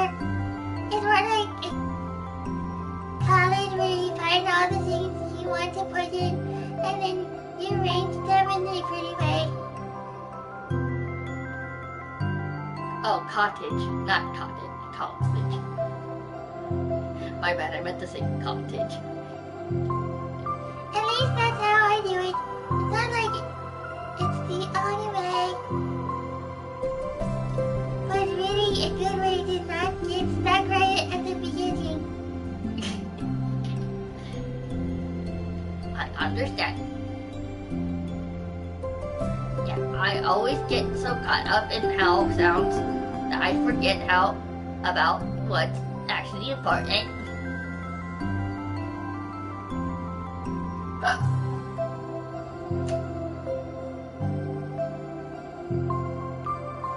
Monica pulls out a pen and paper and starts writing on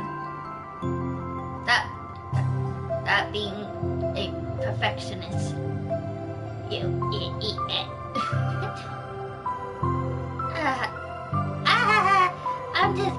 I am just kidding. Monica scribbles out, "You idiot," after she writes it down.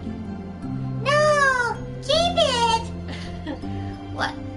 Why? Are you calling me an idiot? Of course not!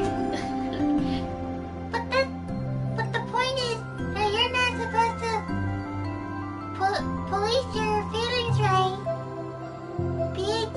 Be as dramatic as you are. I was just... Well, yeah. Underneath the scribble, Monica writes, "You idiot." She stares at the paper. Her words stare back at her. It is kind of funny how I wrote down what I'm mad at myself for, and then I did the exact thing anyway. This is really gonna take some getting used to. I believe you. Thanks, I do too. I mean. But also you, of course. Monica continues to exercise, jotting down her thoughts.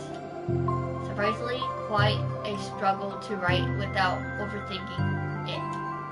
But after a while, with Shiori's guidance and encouragement, Monica's sheets of paper begins to look fairly lively, prepared with all her random thoughts. Phew. Monica looks up and down at her sheet. Gosh, I feel so tense. I look at this. I hate it. but it's also kind of liberating. I can tell how hard you're trying. It makes me happy. I think you'll be good at writing poems. Don't give me too much credit. I have to try really, really hard at it. But I think it's something that I enjoy doing with you. Sorry, Beans. I'll stop here, but we still have time. Let's try to work on a new filter for the club. It won't be so picky about the language. Yay, let's do it! Monica and Shiori proceed with their work.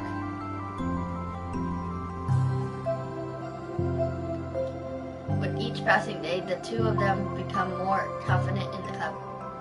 Not simply from their recruitment planning, but from their vision as well. As their bond straightens, so does the essence of the literature club. Finally, they begin truly feel only a matter of time before they find more members.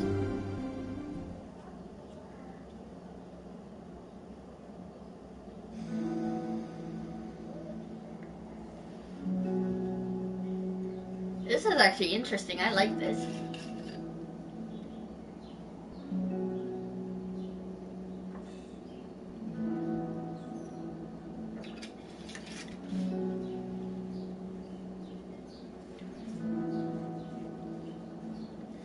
Another day passes. As usual, Monica is the first one to the club room. With her is a printout of the Reserve Lecture Club flyer, complete with all new ideas Monica and Shiori came up with.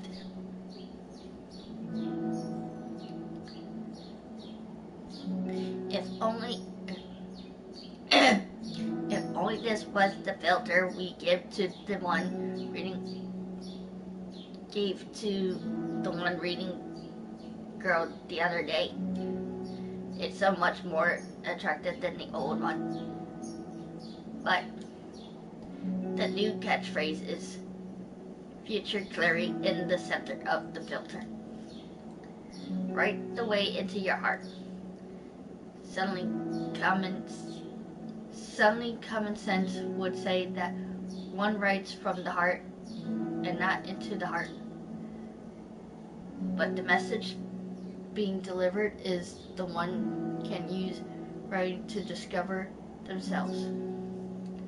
Hopefully Monica and Shiori had thought that it would be enough to engender some curiosity from students. Why do I feel so tense looking at this? Monica thinks back to the previous meeting when she performed the writing exercise. Was I always this bad at expressing myself? How I am supposed to be president if I can't even demonstrate what the club is supposed to be about? The lecture club is truly beginning to take form, but with that, the weight of Monica's shoulders only becomes heavier. The debate club was always about rigid structures from formulating alright points and counterpoints and delivering them with conviction. It was about the person on the outside. That's why Monica was so good at it. It exists entirely within her realm of comfort. It's suffocating. I need to break through this mental wall. I need to learn to express myself for real. Monica pulls out a sheet of paper and grabs her pen. She presses the tip of the pen firmly against the paper. But her hand doesn't move. Instead, a tiny block of ink collects around the tip of her pen. Monica lifts her pen and stares at the little brooch. For some reason, she feels compelled to run her fingers across it. As she does so, the black ink smears across the paper, ruining Monica's canvas. Ah! And out of spite for herself, Monica presses her pen down, once again letting the ink collect. She creates a second smear on the paper. Monica, just move your hand. Monica writes.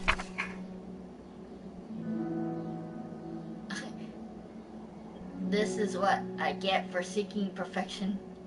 A state.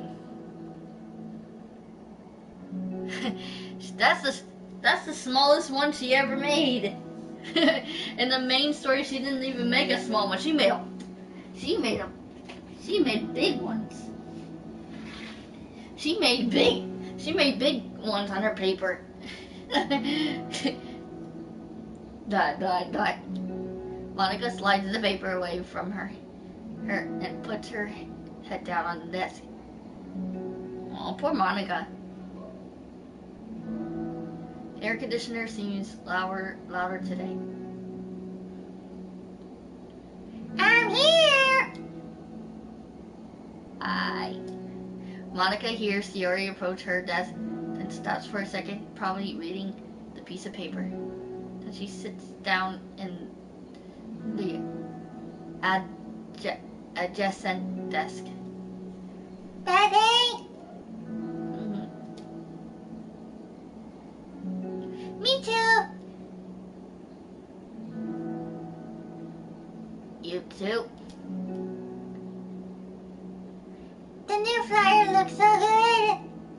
You've been working so hard on the club, but also something else, I think. I cannot do it. I'm sorry. It's so hard to just be veritable. Siri takes the sheet of paper from Monica's desk. She writes something down, then stares at it for a while. I can trust you. Of course. You can trust me with anything. Siri gazes at Monica with sadness in her eyes. Understanding the signal, Monica takes the paper from Shiori's desk and reads it. Sometimes I want to die.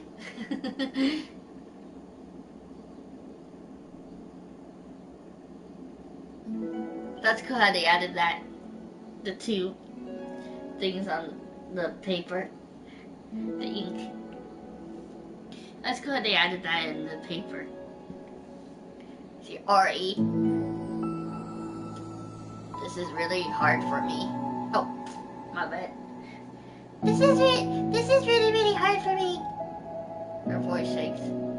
So if I can do it, then you can too.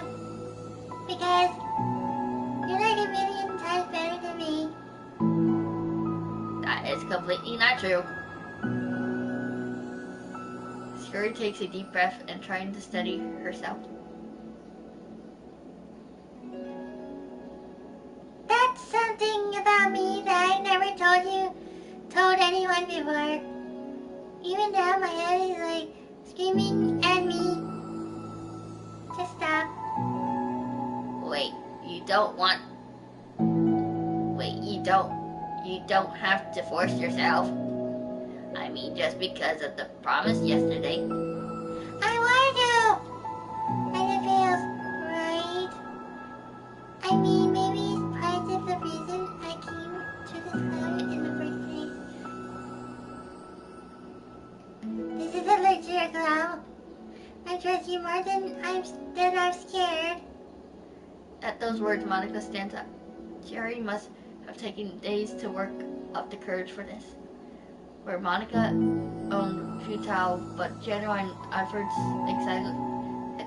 exactly the push that Shiori needed.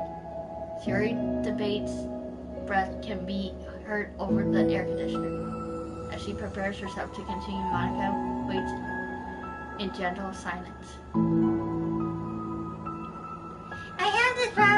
get really upset when people worry too much about me. I can't control it. It's like, why waste your energy worrying about me when you can just be happy instead? So I never tell anyone about these kinds of thoughts that I have.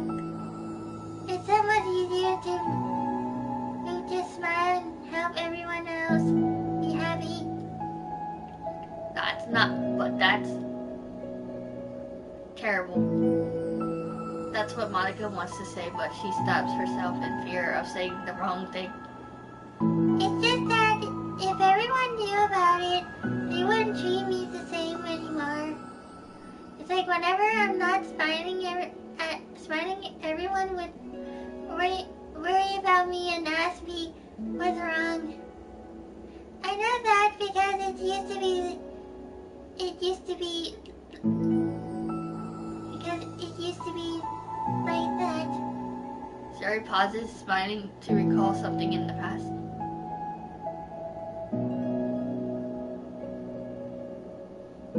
No.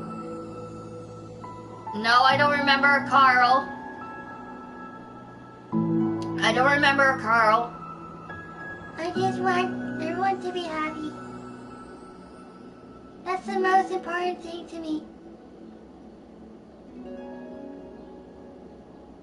No, the thing is, there's so many people that come into my live stream, I don't remember who comes into my live stream. Because I don't remember a Carl coming in my live stream.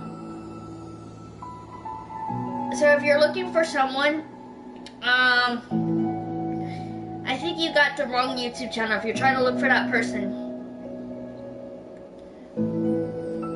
Because I'm just playing my game. I'm just playing my game. Even though I already finished the main story. These are just the backstories. They have like 4 backstories. So I'm doing the second one right now. So I'm just doing my thing. And I'm sorry if I don't remember you, Carl. It's been a very long time. It's because I've been if you did come to my live stream before, just to say I've been very busy, and it's hard to recognize people from my live stream from before, because they haven't been into my live stream for a very long time, so it's kind of hard for me to remember people.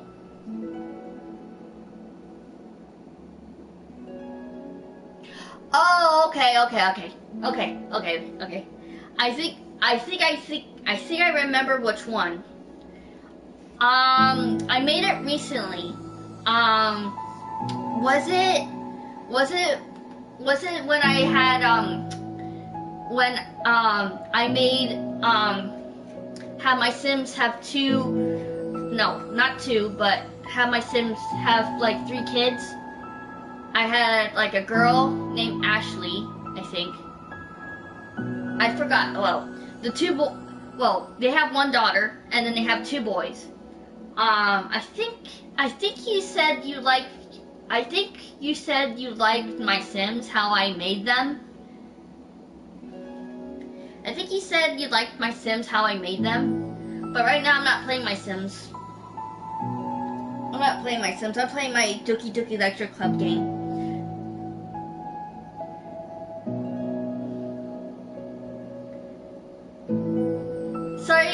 I'm sorry, Carl, for not remembering you from before. It's just, I've been going through some stuff right now, and ever since I started this program this year, and it's the youth center. It's a youth center, and it's where I went to this program. It's basically a program for people that have disabilities. So I think I have like 2 of them or 3. Well, first things I have epilepsy. Second, I have a learning disability. The third, I have mild Tourette's. So I've been dealing with a lot at North Shore, which is right near my house, which is a couple blocks down. So I've been having trouble over there. these two ladies, and they work there. And I tried telling them that I can't help myself if I'm an early person, because here's the thing, I'm a morning person, I'm a night person, and these girls were, you know, making me upset. I mean, actually, this just happened recently. This was on Tuesday. So I went to bowling night with the program that I'm in. So the first lady, she wears a cap. She's dark skinned. She's like dark skinned. So she was wearing a cap, and the following Saturday, they had the St. Patrick's party. The lady, she was disrespectful to me. Hold up, give me 1 second. I'll get back to you on that.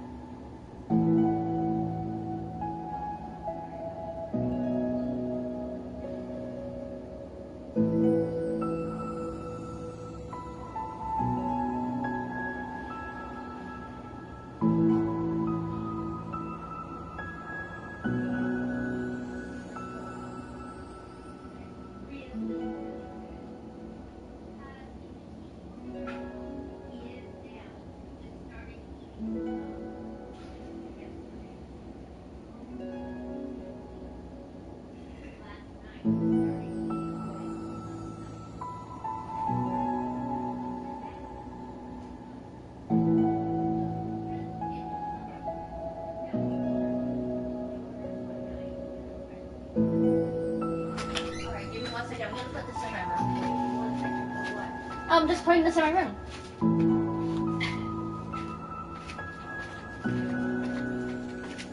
You said you wanted to show me something.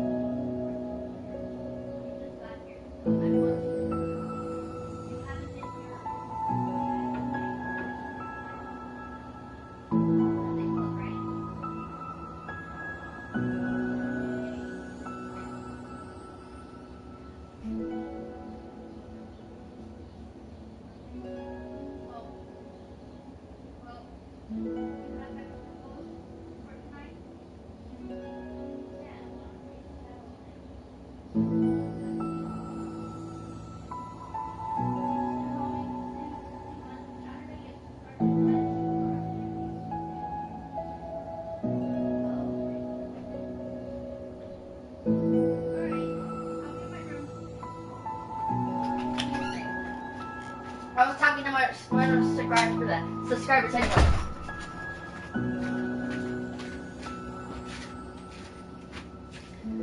Ugh. Sorry, Carl, I'm back. Sorry. I had to chat with my mom for a second. I mean, I live with my mom for a reason. So sorry if you're still here. I'm sorry if I took so long. I haven't seen my mom in a couple of days because she's been in the hospital, so she has to go back for my uncle. So sorry if you're still here. Because unfortunately she has to do my hair because my hair is crazy curly and I don't like it. It's annoying. It's really annoying.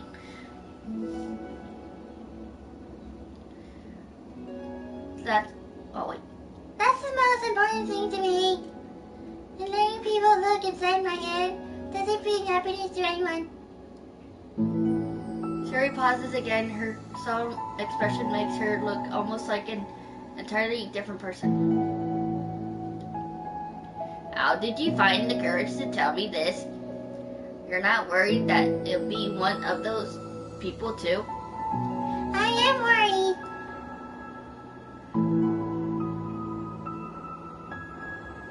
Part of me really hates myself for doing this. But another part of me, I think it does feel like it would be different this time. Whenever we talk about what the club is supposed to mean, I keep feeling like it was right for me to do. Especially after you've been trying so hard to express yourself too. It just made me feel like I could say in confidence, our friendship doesn't have to change.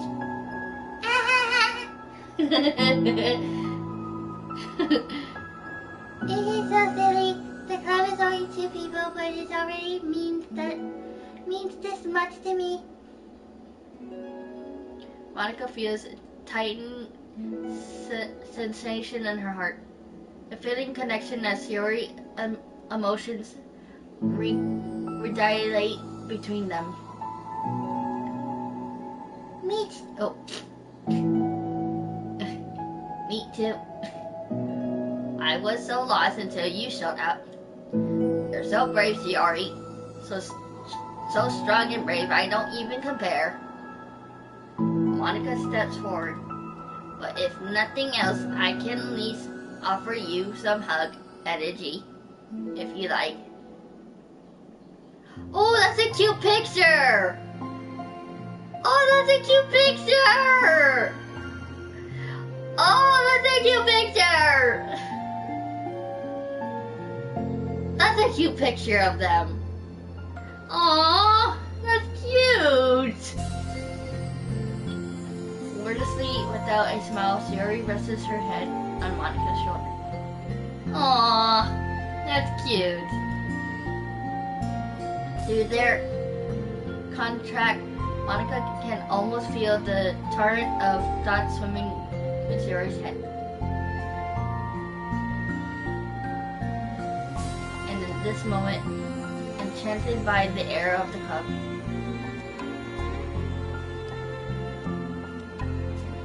Monica should definitely get a boyfriend.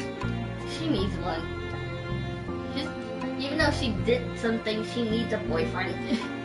Monica needs a boyfriend.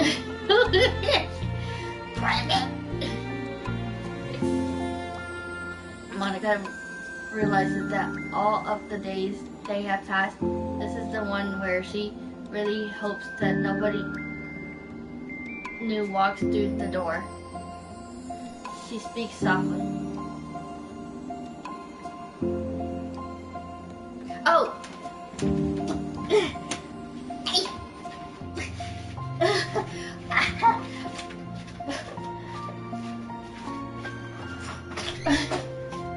Mom?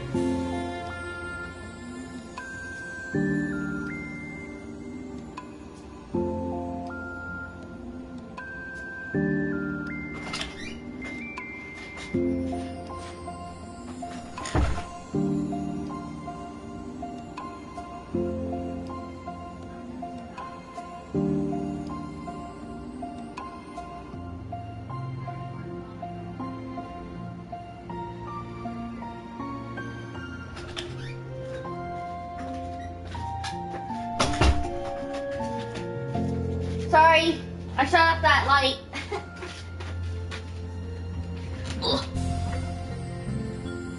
She's speaking softly.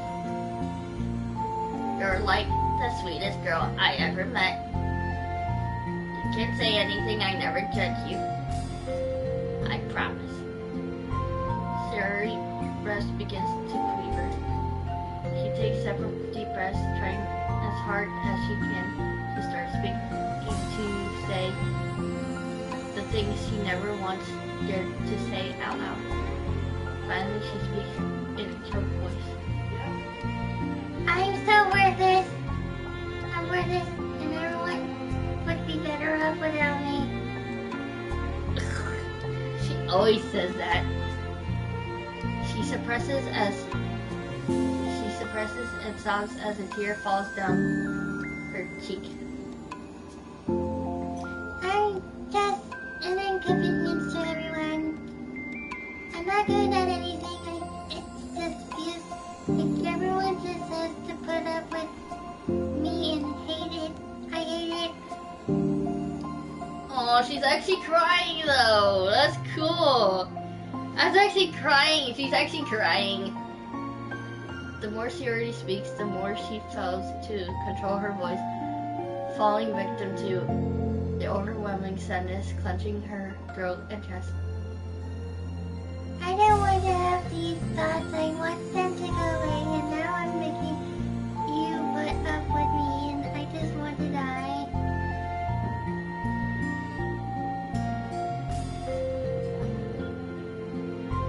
As soon as Sayori loses her composure, Monica becomes determined to keep her own. She only wants to be what Sayori needs for him, so she won't let any sadness show. Her voice comes through as a soft gentle. This isn't putting up with you. It's just being your friend. Monica offers a few words of comfort. But she knows Sayori is herself, that the thoughts Yuri experiences are ones that don't belong. Monica can't magically make them go away. The most she can do is help Yuri battle them like any good friend would do. You have so much value to me and your other friends too. This club wouldn't have been the same without you. I really, really mean that. Coming here was the best thing that could have happened. Even if we never got any other members, I would still be happy.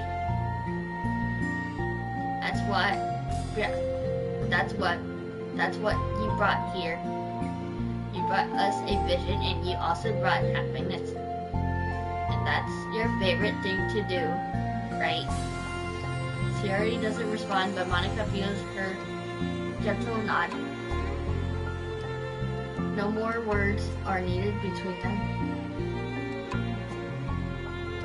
The two shared their embrace for a while longer, Monica letting Sayori take as much time as she needs.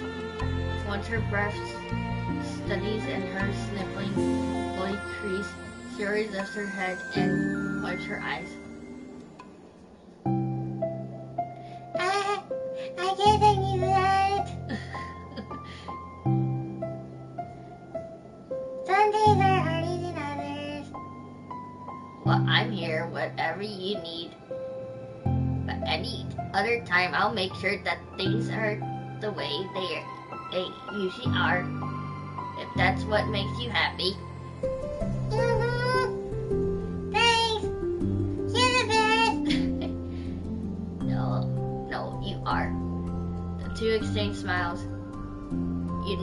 You know, I'm sorry to bring this up all of a sudden, but have you considered talking to a professional? Sayori nods. It's scary.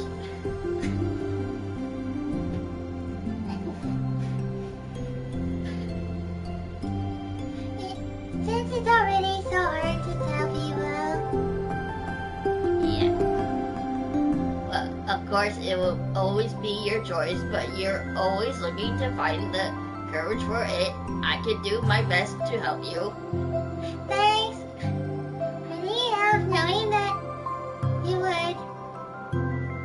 Sayori suddenly yawns and stretches. Wow, that made me tired.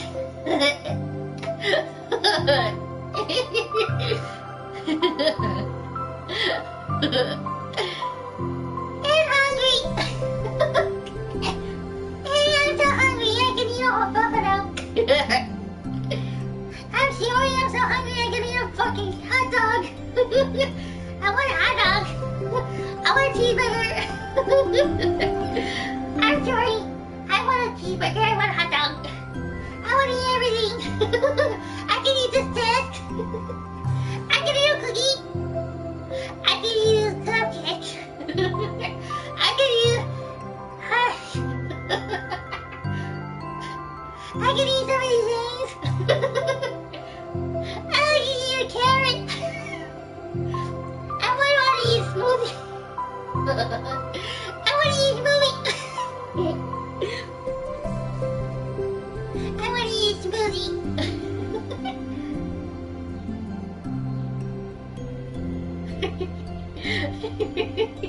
I'm just making this stuff up. I want a cracker. I want a punch. I want a pony and a cracker. I am as worse as Game Grumps. I am Grump, I'm the server. I am the Game Grumps. I've been watching them so much. I got their freaking intro down. I am Grump, I'm the server.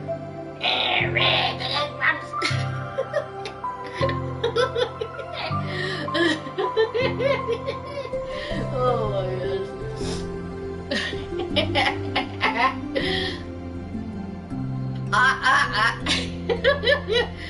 Well, I won't make you do any work today if you're not up for it. No, I want to. I mean, I guess Monica smiles. But I might want to get a snack first. I want a cracker. I want a cracker. I want a cupcake. I want everything.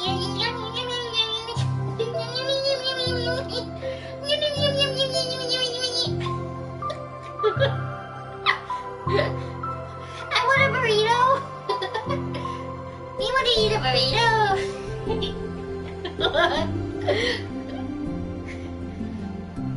I want egg rolls.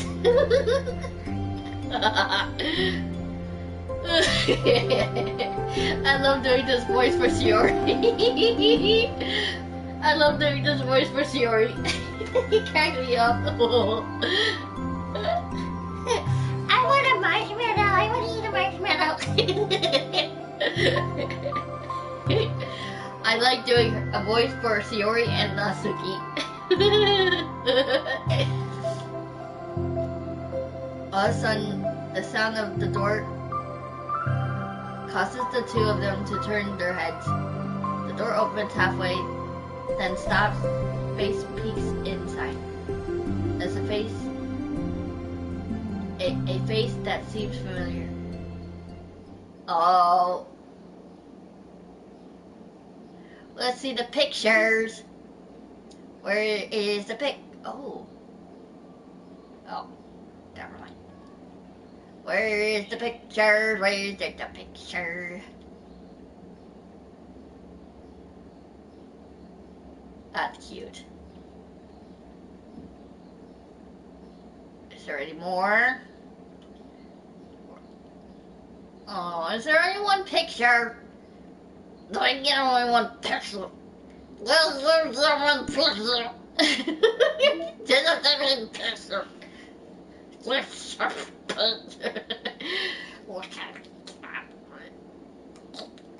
Oh, I got a new one. I got a new one. Ooh, that one, I like that sound.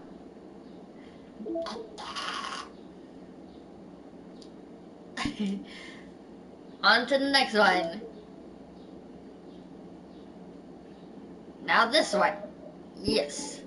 Begin side story. You can begin the side story. You begin your side story.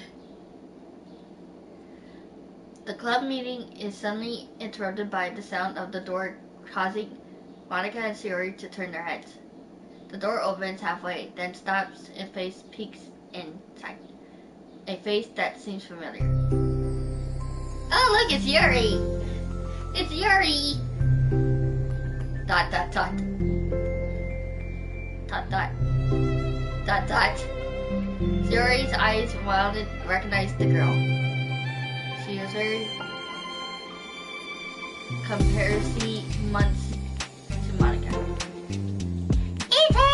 It's I love hearing your voice, I swear. It's the girl standing in the doorway. It's none other than the girl Shiori had come across swinging alone in the classroom. I wonder how Natsuki joined. I'm actually curious how she joined. Thanks to Monica leaving a flyer on her desk, it seems she found her way to the club.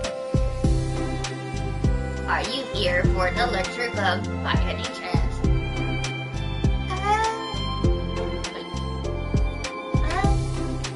I am in the wrong place. Am I in the wrong place? No, you are not. This is the lecture club. Please come inside. The girl fully steps in the door, but continues standing against the wall, avoiding eye contact. Shiori continues to fall, controlling her excitement. It's happening, Thank you so much for coming. Sorry, it's a little empty. I am Monica, and this is Shiori. We run the lecture club, even though it's just us so far. But what is your name, by the way? I'd like to join your club. Already? Wait, really? Are you sure?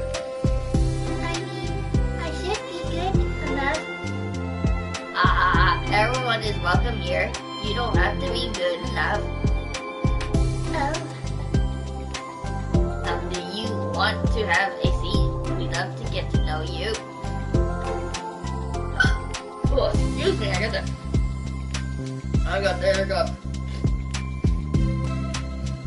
The girl nods, sliding over to a nearby desk and gently. Yes? Coming!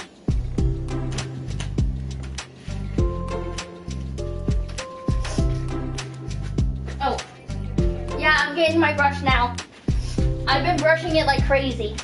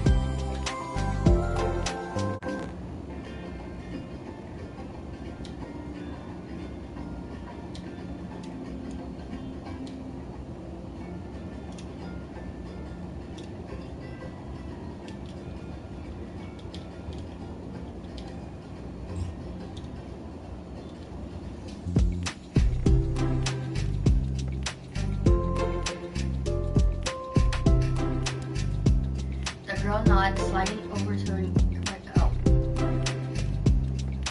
the girl nods, sliding over to a nearby desk and gently sitting down. So what's your name? Yuri. I'm Yuri. This is Monica.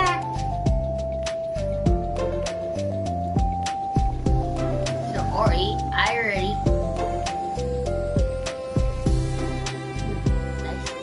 Nice to meet you. Do you like fantasy?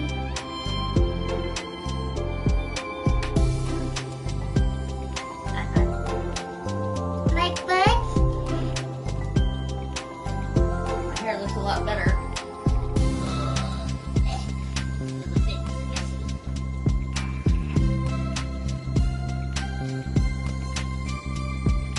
I'm not leaving the house until like 9 o'clock tomorrow. Well, not tomorrow, but Saturday. When I say that. Yuri looks at Monica. Fantasy is cool. Yes. Have you heard of Animal Dunpont? I don't know who that is. But I am hot and turning on my ear and turning on my face.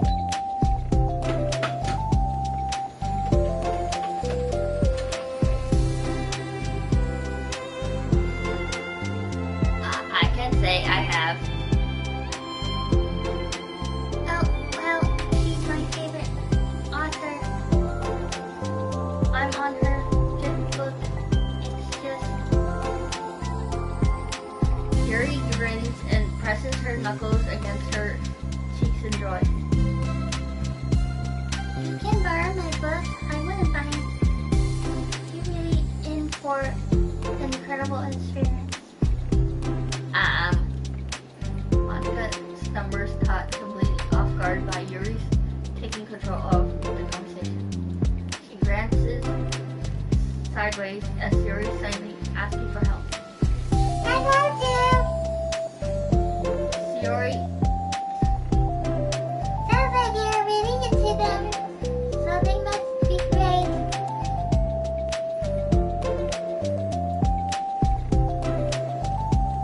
I am so happy I found this cup. So I'm so stupid. I left all my other books in my locker. I should have brought them. Yuri quickly stands up. I'll be right back. I'll go get them for you. You probably only need to bring one for now. Yuri nervously says that nothing to herself. The considerable heftiness of the books that Yuri sat down on her desk. True, okay. I'll go get the first one then. Yuri exits the club room in a flash, leaving Monica and Yuri silently exchanging glances.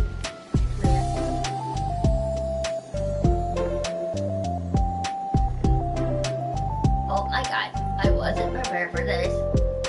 How do I handle someone so intense? I have, like, no experience with fantasy except maybe stuff that I read when I was a kid, but that's probably like a joke compared to what she's into. I'm sure it'll be fine. In fact, I think it means that we have different people who are into different kinds of literature. It'd be fun to learn from each other. Yeah, I mean, I don't disagree, but if this is her only interest, doesn't it kind of seem like that? Monica, don't you think you should be more optimistic? We haven't used the members. There should be more. Shouldn't be room for anything but being happy. I'm excited to get to know her more, aren't you? Yeah, I guess you're right. Sorry for being so hasty. I just got really anxious all of a sudden. It's because you're afraid of not being able to take the lead. What the heck? It's kind of scary how you can put Yuri. I just like learning what makes people happy or sad. Yeah. You know what? You'll probably be great at having Yuri feel comfortable here. Maybe you could take a break from helping me with the administrative stuff and just focus on spending time with her. Yay, that's exactly what I wanted to do. It's safe. Yuri lowers her voice. I'm probably gonna need all the time I can get. She taps her fingers against the duckly chunk book Yuri left sitting on the desk. Right afterwards, the door opens to reveal Yuri's return. I'm back. Her breath is silently heavy, which combines with her short time fun indicates that she may have ran at least part of the way. She makes her way back over to Yuri and sets the book down on her desk. Just as Yuri feared, the book Yuri brought for her is just about equal in size to the one already on Yuri's desk. There are probably a few things you should know before getting started on it.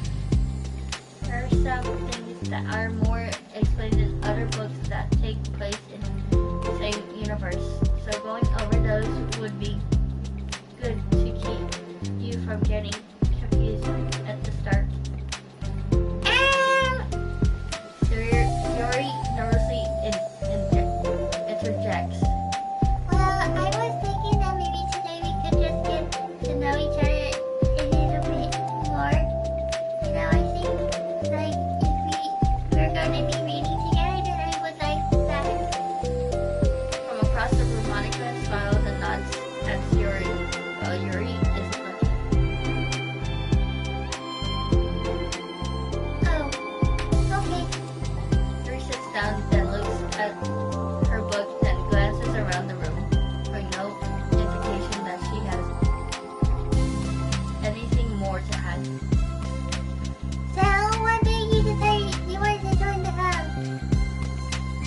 I like reading, so I was intimidated and interested. I had no idea that someone was starting a lecture club, but that's my fault, since I haven't been paying attention to any of the club's recruitment advertisements. I only found out because Yuri glances over at Monica. Monica!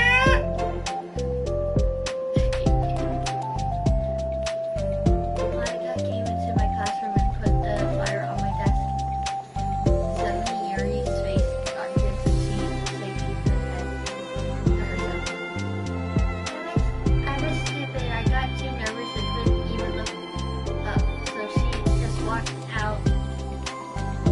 It took me several days just to come here because I was afraid that Monica told everyone how inconsiderate I was, but I decided that it was probably intentional.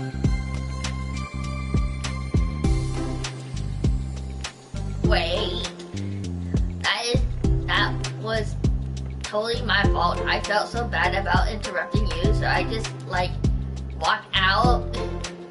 I was actually really hoping that you would come by. Yuri exhales in relief. I always seem to interpret things that the worst possible scenario. Well, I was really nervous to come here for some other reason too. Such as there being too many people that I mind that much, but I haven't really had time having to meet a large number of new people at once. So it actually is amazing that it's just the two of you. Definitely came at the right time. Oh, that makes me happy. I'm proud of you for working up the courage to come. Yuri smiles warmly to herself. the privileges of sharing my interests with others before. It's so hard to find others who are into the same things I am, except online. So I thought the lecture club would provide a chance for me to do that. What kind of other things are you into? Like, get drag yours. I don't know if there's anything if it's not the lecture. Just things you would think are dumb. Suri presses a look of concern on her face. How about I'll tell you about something I'm into and you can tell me about something you're into. I suppose that would be okay. Okay! Well, I'm pretty into like crafty things. Like making cute little carriages or decorating things like cars or jewelry, boxes. My room's always cluttered with random stuff because I keep buying things to make gifts for my friends, but then I put it off to the last minute. Well, at least my room's not as messy as hers. At least my room's not as messy as yours. I keep everything organized.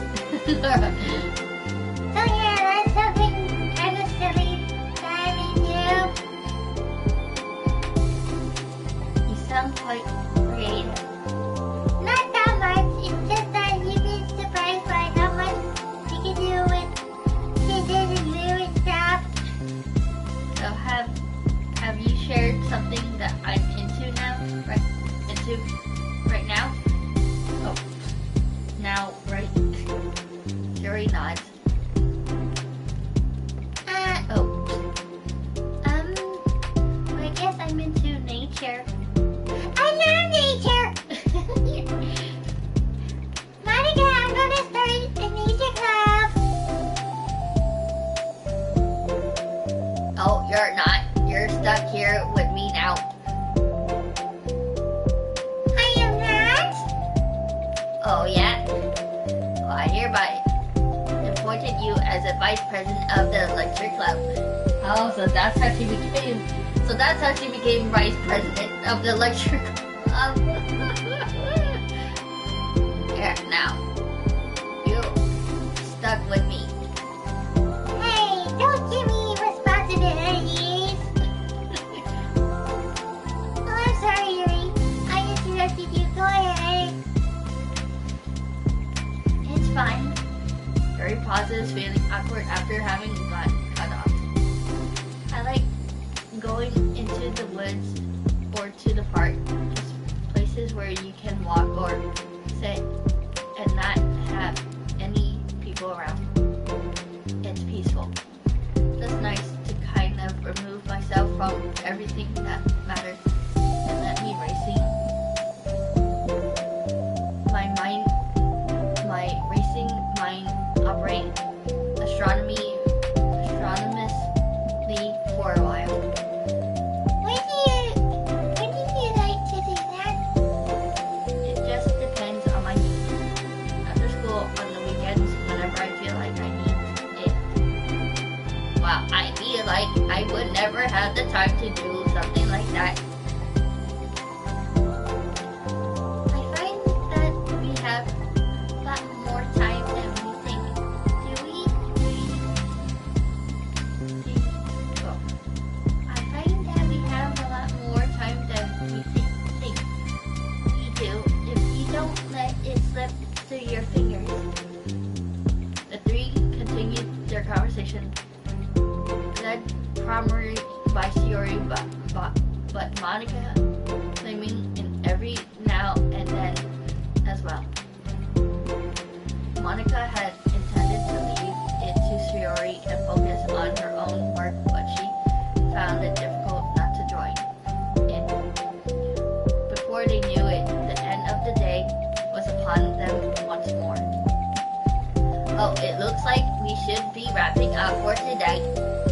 So are you two going to be starting on the book the next club meeting?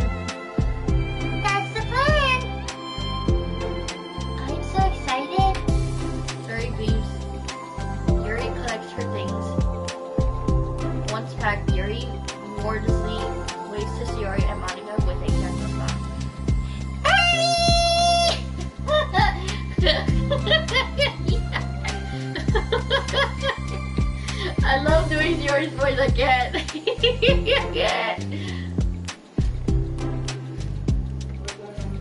As Yuri exits, Yuri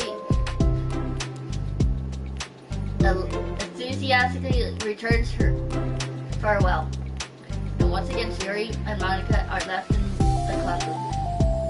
You are a lifesaver. I didn't do anything, I just thought. There. Besides, it's really lifted my mood. It feels really nice when I can put my energy towards other people like that. She was really excited to be included, you know. It made me happy.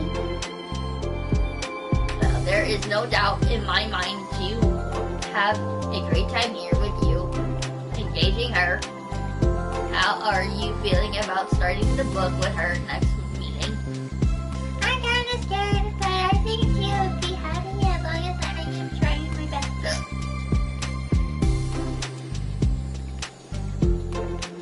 I think you do great. After the surprise of a new club member, it seems like everyone has their spirits lifted with something new to look forward to.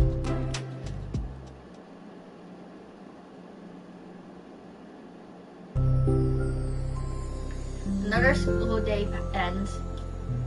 Swallowing her anxiety, Yuri makes her way to the club room, expecting to be the last one to arrive. As she opens the door, she's surprised to find only Yuri in the club room. It's club time again!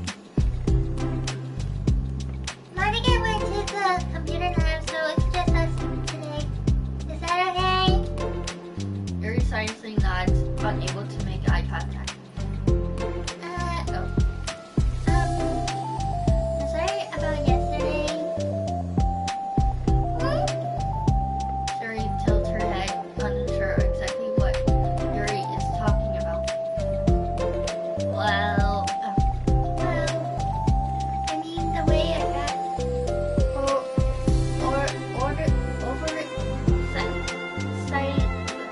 overly excited to share my books. How you had to stop me so we could talk first. It was so inconsiderate of me. I got too excited and forgot to think about everyone else in the club, so Yuri, you didn't do anything wrong. I thought it was cute how excited you were.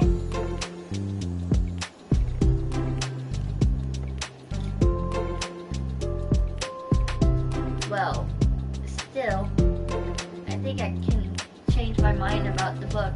You don't have to read it. Huh? Why? Because I know that you were just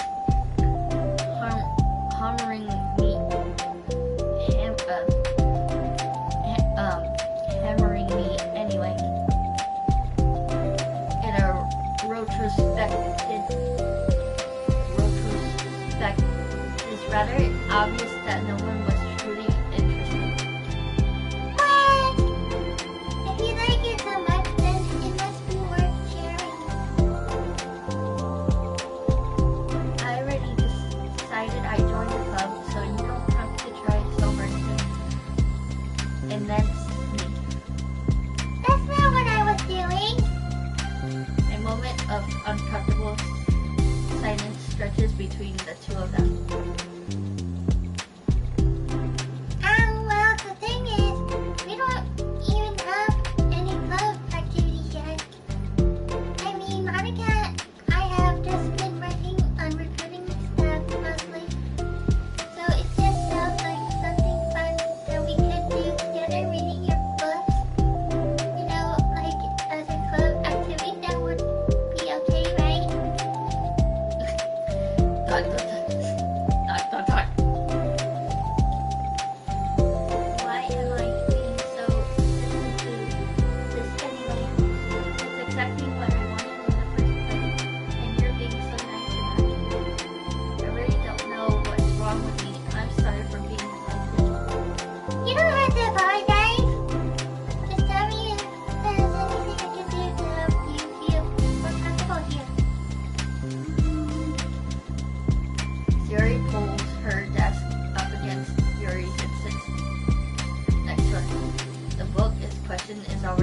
on Yuri's desk. Peering over, Shiori reads the cover of the book. The spell! Part of the Everlast Saga. It's the spell by Annabelle.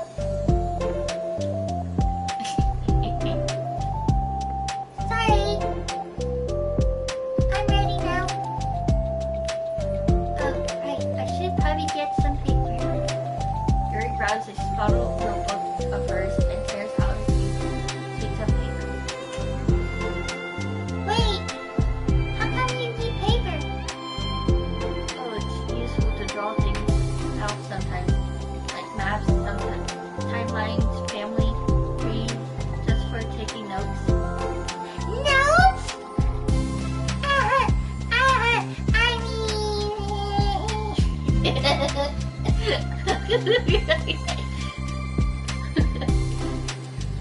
Yes, it is efficient strategy. Exactly, I'm sure it will be especially helpful for someone new to the grandeur.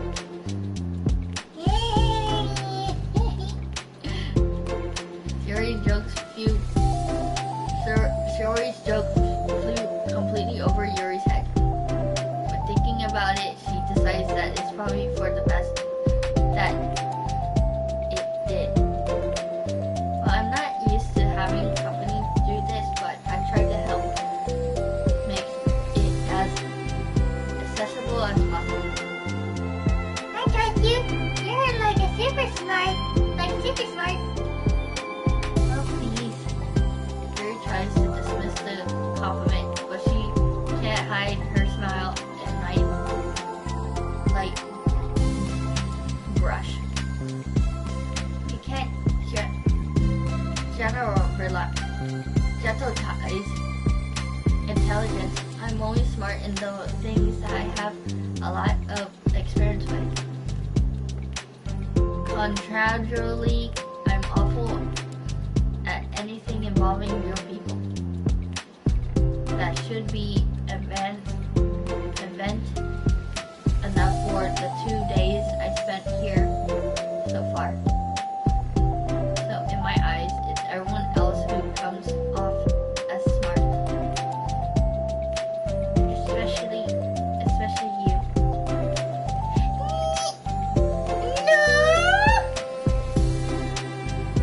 Shiori rubs her shoulders against Yuri's. You're such a sweetheart when you're not being shy. Let me just rub those shoulders. Let me just rub those shoulders. Let me just rub those shoulders of yours. Honey, I think you said that. Oh.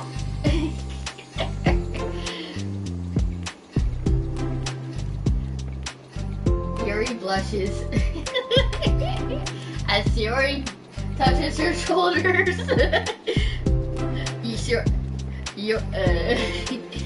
Yuri blushes as Shiori touches her shoulders.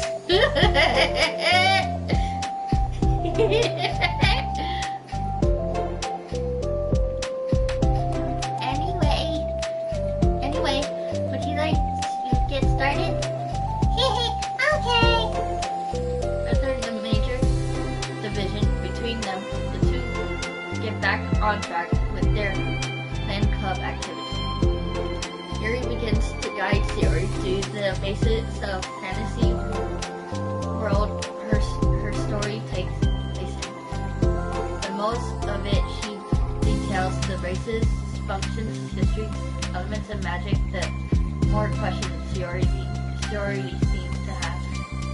But despite Shiori's expectations, Yuri's equality guides her through it in a way such that is fun to follow along. It becomes evident that the world building aspect of the story, not just the story itself, is one that Yuri finds her passion leaning towards. How do people come up with this stuff? It's like the exact opposite of the kind of writing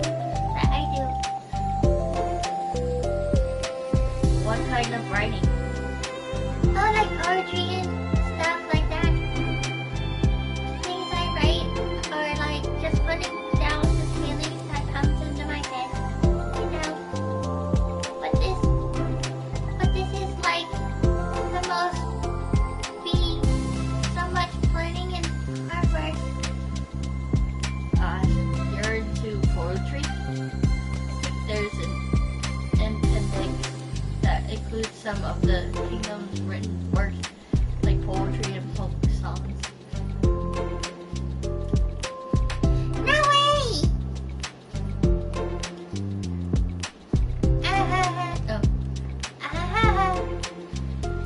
Yuri giggles, filling Yuri's heart with happiness when she realized it's the first time she heard Yuri's laugh. It means Yuri must be having fun.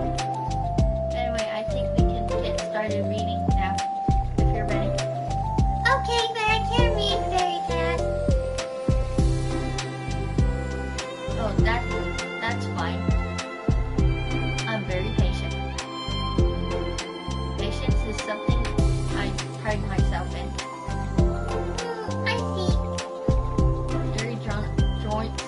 Yuri is patient into her notes. Hey, that's for the book. I'm just kidding.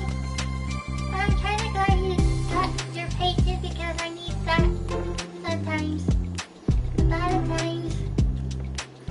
Yuri flips through the first few pages of the book, getting past the table of the contents. Okay, chapter 1. The room becomes silent as the two of them begin to read. But the silence only lasts for a moment before Yuri speaks up again. What does vindicated mean? I don't even know what that word is either.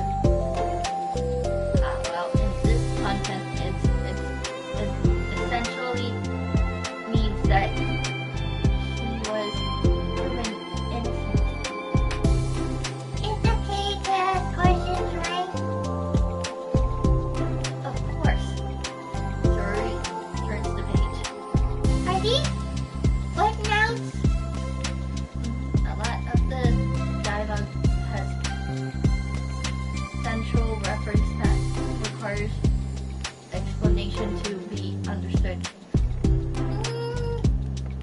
The two continue reading. Yuri's relaxed expression remains unchanged. Meanwhile, Yuri's expression grows tense as she tries to make her way through the dense text. Up until now, their expressions have been reversed, with Yuri's easily at navigating social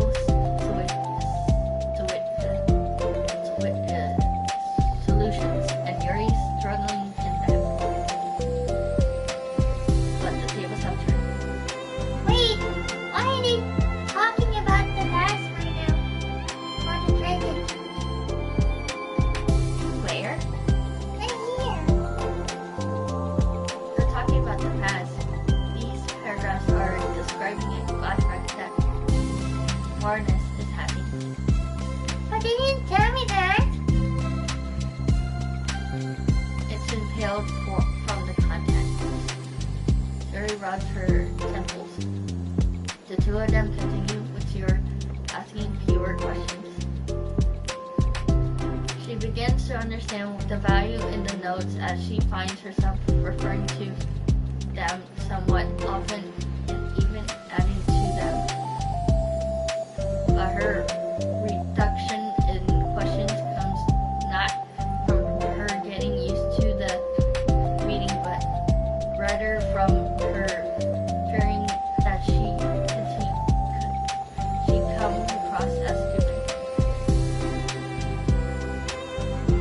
At last, Yuri reaches the end of the chapter. I think we can stop here now. For now. Okay. Yuri takes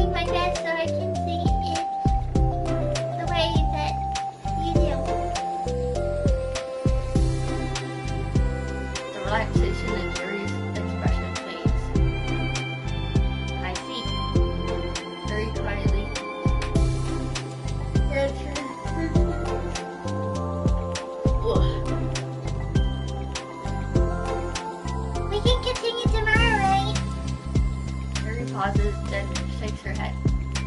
You can't do something else? We can do something else tomorrow. But... I'm sorry. Wait, sorry for what? I don't understand. I'm sorry. I don't want to do this anymore. That's all. I'm sorry that I made you.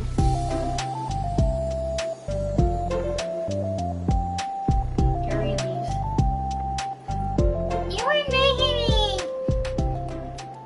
Suri is left alone with her words. How did this happen? We were having fun just a second ago. It's my fault. I said something stupid and hurt her. I should have just told her that I enjoyed it. Monica trusts me with this. It's the only thing I'm good at. I'm still messed up. What if she doesn't want to come back? Drowned in guilt, Suri stares blankly at her desk, spread with notes. The book sits next to them. Right. If she wasn't coming back, then she wouldn't have left the book here, right? Unless she just forgot to take it with her. This is horrible! Was it really because she thought I wasn't enjoying our time together? Or maybe she wasn't enjoying our time together because I'm not good enough. I probably let her down and so much by having trouble falling in love. Yeah, I'm sure if I was smarter, she would be having so much more fun. I need to do better for her.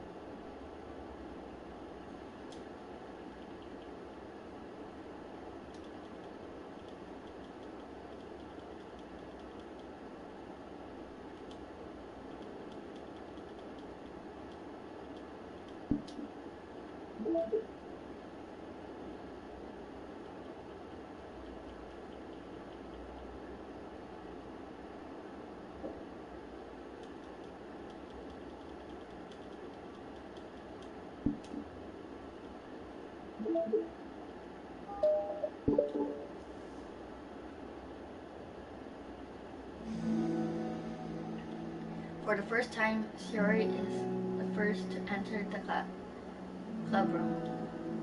Anxiety courses through her relentless will. Yuri show up today. Sitting at the desk, she stamps her feet in an attempt to calm down.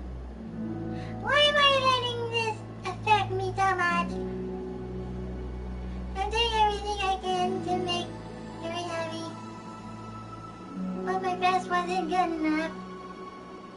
But it was still my best. I'm letting everyone down. I'm always just a disappointment. Suri continues to wrestle with herself,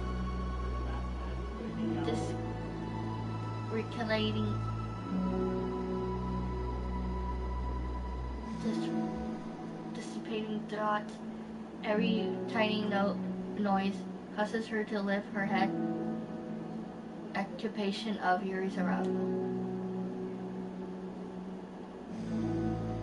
Minutes pass and nobody enters the club. No Yuri, no Monica.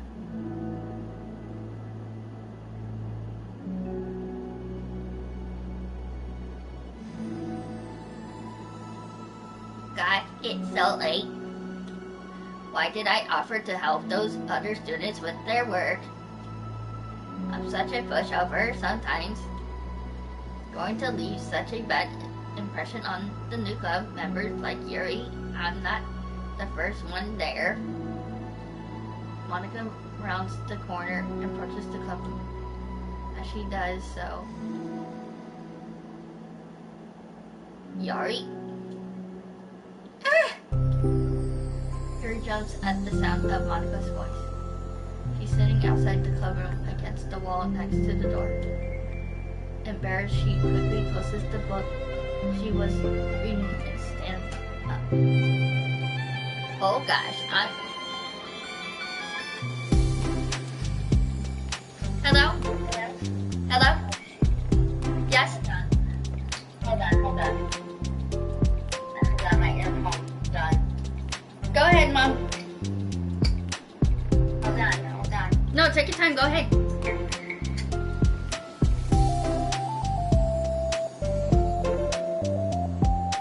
You there? Yeah? Oh, okay. What are you gonna eat tonight? I still didn't eat the thing that you gave me. Oh yeah, that's right. I forgot I gave you that. I'm just letting it sit so it can defrost. You said it was frozen, right? No, I said it was cool. Oh, okay. Well, I haven't touched it yet. Okay. Did you make it back in? Alright. Did you make it back at the hospital? No, I just spoke to the button one. I just spoke to the button. Oh, okay. So I'm getting ready to go inside, but I wanted to call you first. You forgot to turn off the strain iron, so I turned it off before you. Thank you. I turned it off. Thank You would have burned the apartment down, so I turned it off. you so much. You're welcome. Yeah, it was still on, and it was like, why did she leave the strain iron on? Strain iron. Because I wasn't sure if you wanted me to. Well, you had to go back to the hospital. Yeah, I know. Then I forgot that I had to turn it off. Well, you can do the rest of it tomorrow. That's why I said, because you needed to go back, and you had to go back before 8 o'clock. Yeah, well, I think that before 8 o'clock. But that's alright. Yeah, it's only 8:05. Yeah, that's alright. I'm gonna go now. You're going inside now? Yeah.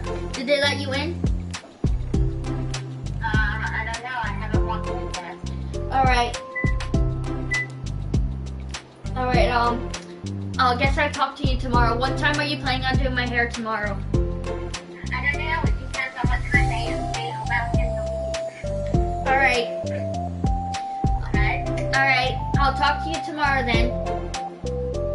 Alright. Love you. Or later. Alright. Love you. There we too. Bye. Bye.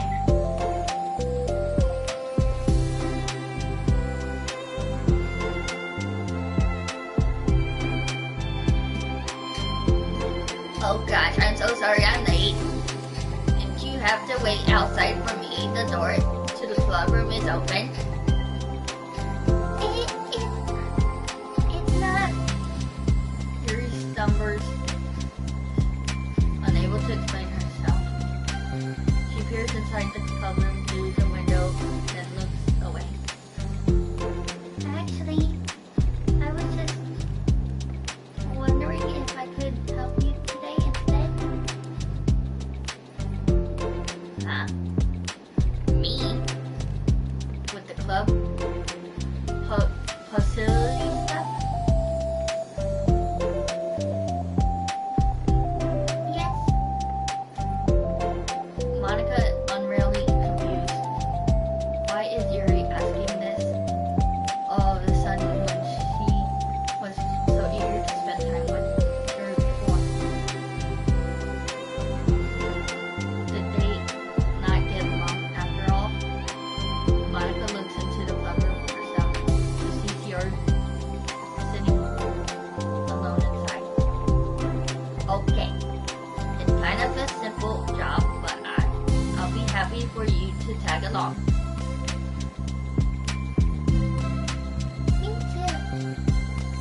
Monica is worried, but she finds it difficult to insert herself into her conflict that may have arisen.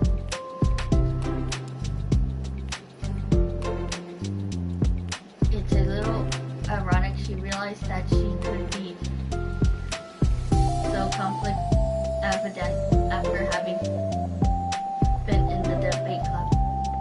Okay, let's take a walk together. I just have to make copies of this new flyer and go around to the billboards and replace the old ones with the new ones. Yuri nods and the two set off. The two walk in silence. Without Yuri, Monica finds it quite difficult to strike up a conversation. So, how's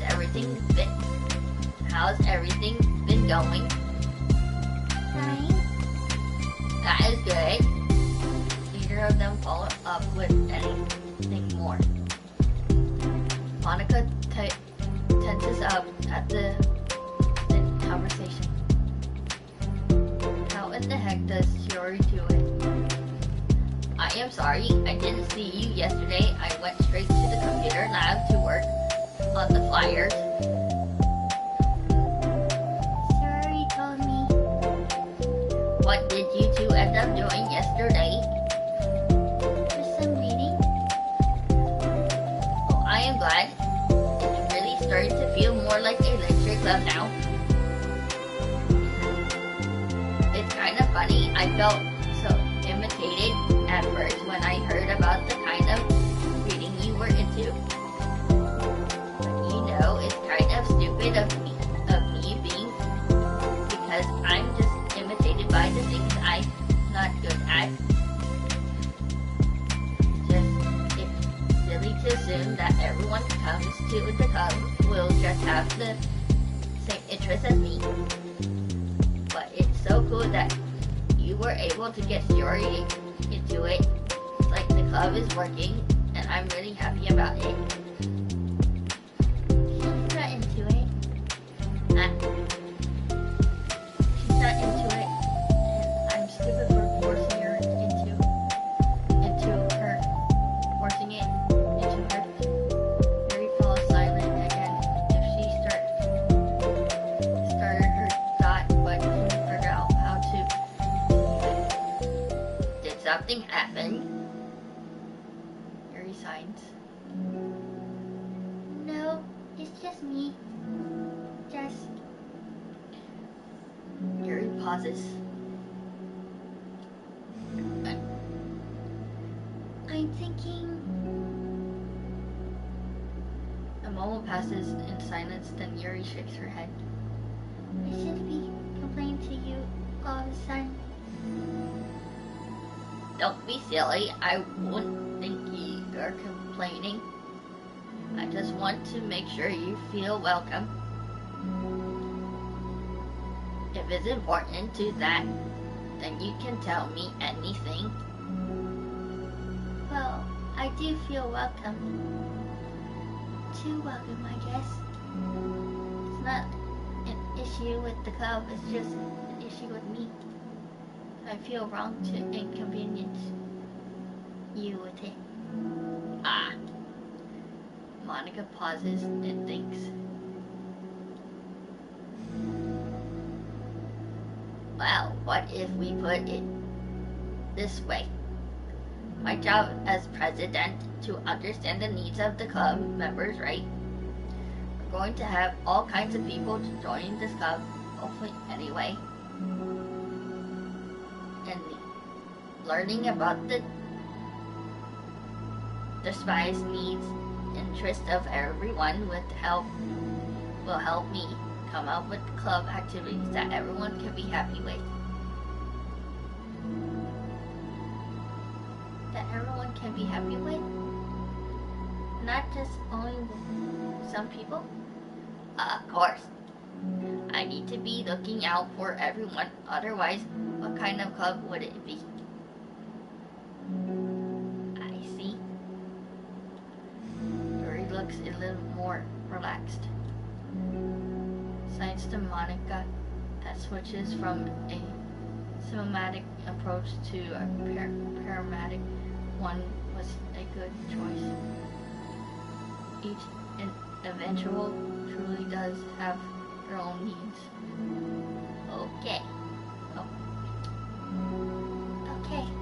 Yuri takes a deep breath.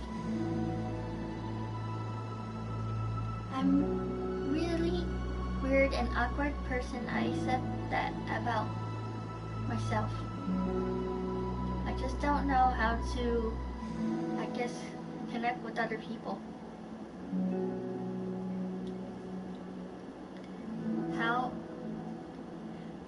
How is it so easy for everyone else? How do you just make conversations about any about tree topic? I can talk for hours about the things that I'm into. Fortunately, that much that I don't know when to stop. But for anything else, I just have no idea what to say. So I understand that about myself. I'm just not good with people. I can't help it. So it feels like whenever I'm confronted with a new social solution, I'm either ignored or made fun of or taken pity on. And Shiori falls into the third category. See what? Hold on. You're saying that Shiori is taking pity on you? Yuri nods. I just want to be treated like a normal person.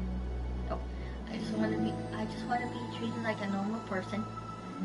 If you don't like me or you don't connect with my interests, just tell me. I can accept that and move on.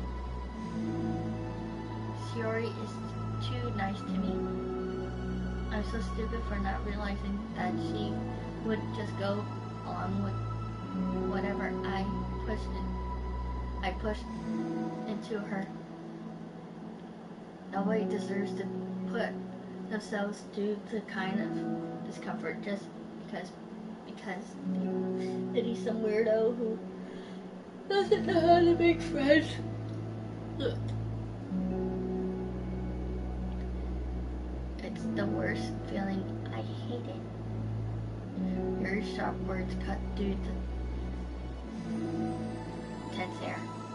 Somewhere in the middle of the conversation, the two stop short in the hallway, prejudicing the conversation over their original task.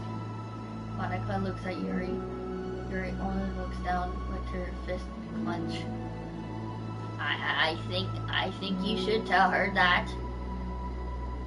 I can never say that to someone's face. It's pathetic. Shiori is different. Making people happy is the most important thing to her. I'm sure that's all she is trying to do. So, if you're able to explain to her what makes you happy, then she'd do anything to make it happen. That's the problem. What kind of friendship has one person always trying to cater to the other person's weird needs? I'm sorry I'm making myself so... Nah, I think I'm starting to understand. Monica hesitates to finish her thought out loud. It's something that Shiori would be able to say better. Shiori is someone who will give anyone however much kindness they need in order to smile.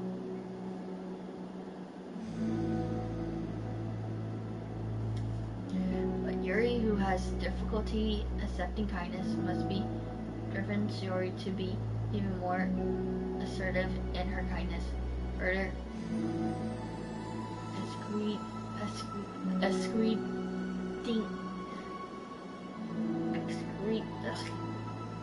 excreting the matter. I don't know if I'm saying the word right, but there's a lot of words I don't know. And I have trouble saying it. Either person is to blame, but it's an issue that can't be resolved without them understanding each other better. She already wants to be your friend. I promise that. It's okay for different people to have different needs. I mean, she already has her own needs too. But good friends work together can be what they need for each other. You just have to have a good communication and talk about it. I don't have a good communication. Yuri stops and shakes her head. I'm sorry, I didn't mean to say that. My head is just so resistant to everything. I'm pushing such a kind person away from me because of it. Yuri pauses to think.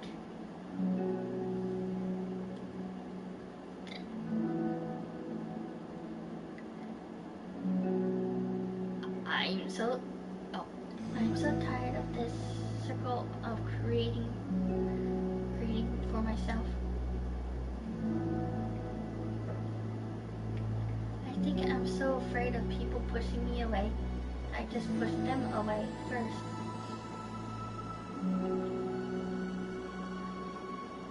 How thoughtless and immature of me.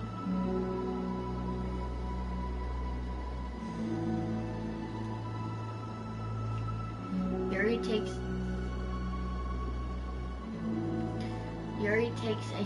a deep breath and exhale. I didn't mean for this to turn into a whole venting session. I understand now that I just need to communicate with her.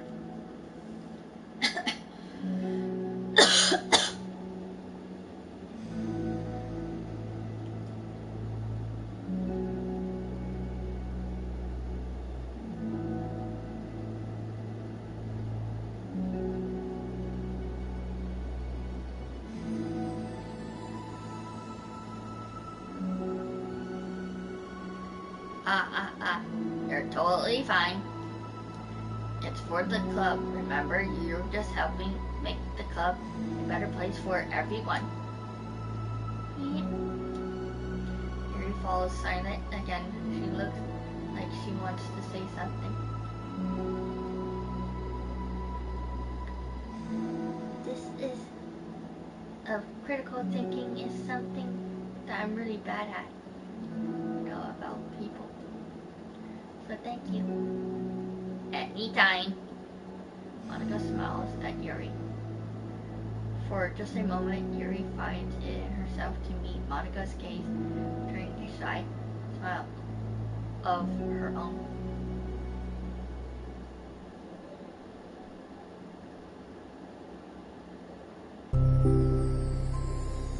Yuri and Monica's finished replacing the old flyers with the new ones.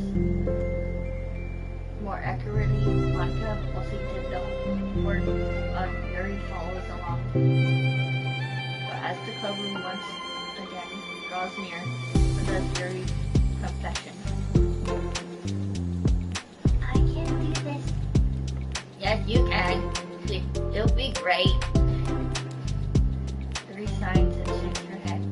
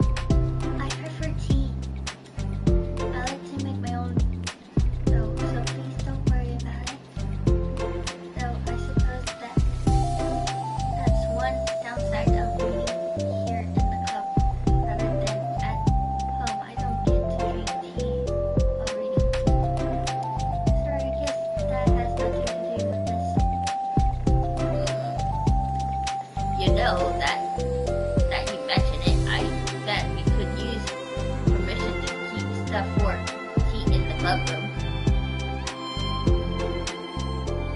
You can use like electric kettle to heat up water, right?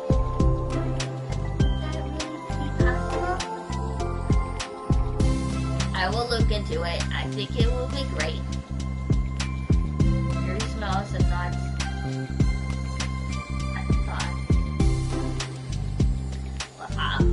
Well, I'll be back in a bit. With that. Monica waves at Yuri, then turns around and departs down the hallway as Yuri's phone fades once more. A moment of daydreaming about Pete isn't enough to save her from the anxiety that lies before her. But it must be done. Taking one step, taking one more deep breath, Yuri timidly opens the club door.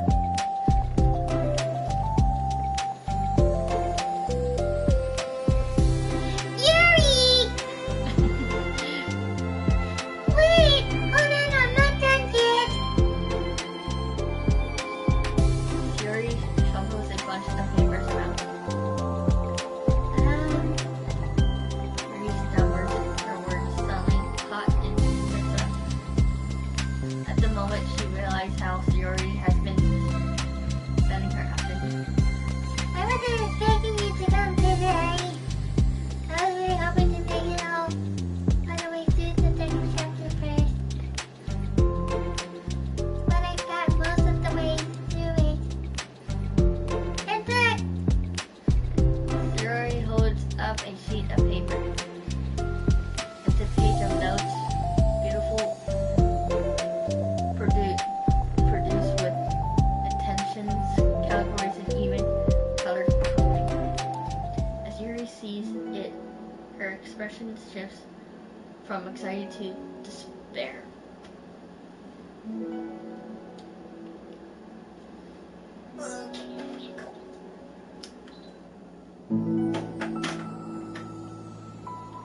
I was afraid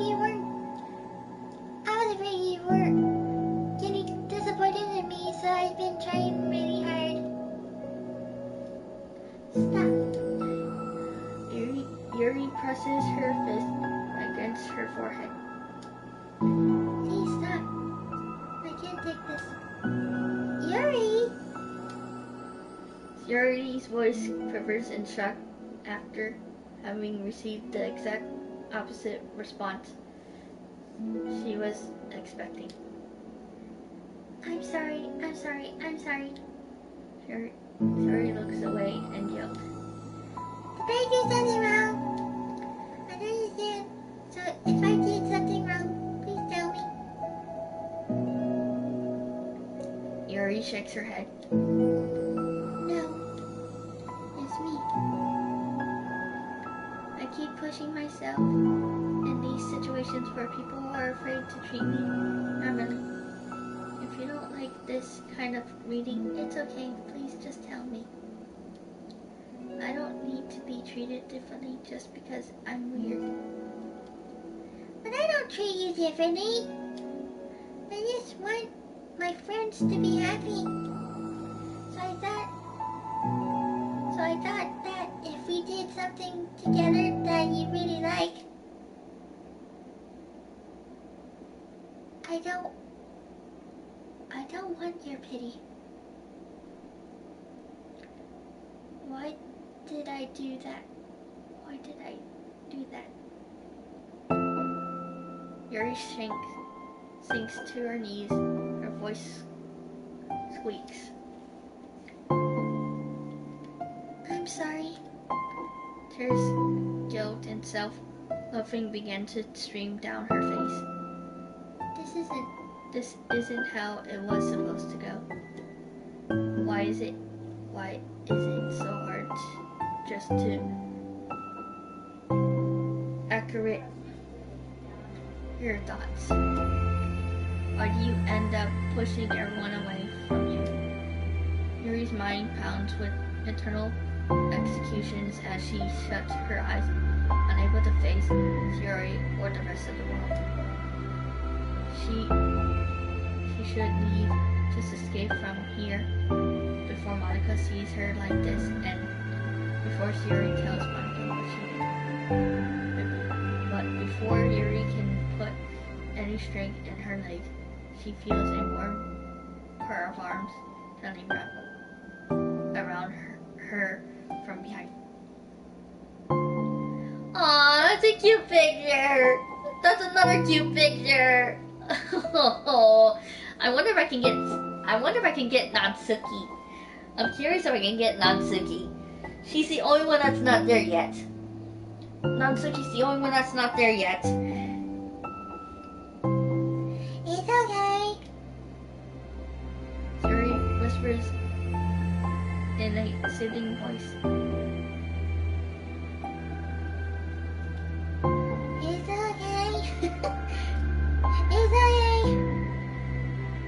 Overcome by despair, Yuri finds herself unable to protect or pull away from Yuri's kind gesture.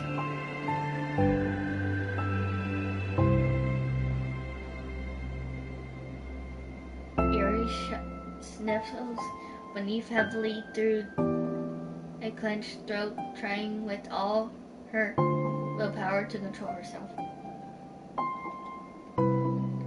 I understand. This is a cute picture. This is a cute picture. This is a cute picture. This is a cute picture with Shiori and Yuri, and then the one with Shiori and Monica. I didn't get one with Natsuki yet. Hopefully they do have one. I understand. I understand that the things you're feeling in your head are different from the things you're trying to say. I know that must be what you're feeling right now. I promise I understand. First, Shiori was crying towards Monica, and now Shiori's crying. Well, Shiori's not crying this time. Now it's the opposite. First, Shiori was crying with Monica, and then now Shiori's not crying, and she's trying to help Yuri out. So she's basically trying to help her out. Man, I shouldn't have. Yeah, this is actually interesting. I didn't even know there was going to be more to it. It's because I got the Doki Doki Lecture Club Plus. Game Grumps and Jacksepticeye did this part. I promise I understand that. So I give you as much time as you need. When you're ready, just tell me your feelings, and we'll talk about them together, okay?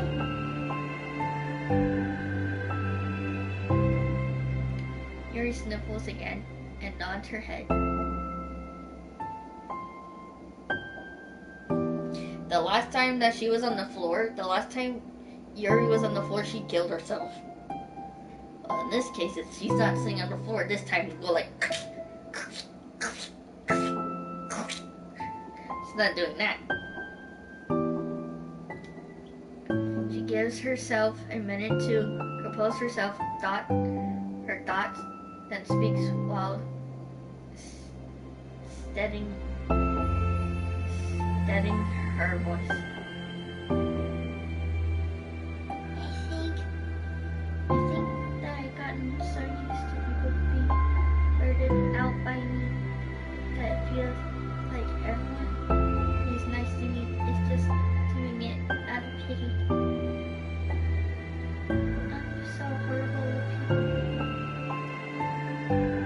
So it makes me not want to believe that someone can actually like me for who I am. Yuri pauses, but Yuri doesn't interrupt. Rather, she waits for Yuri to continue.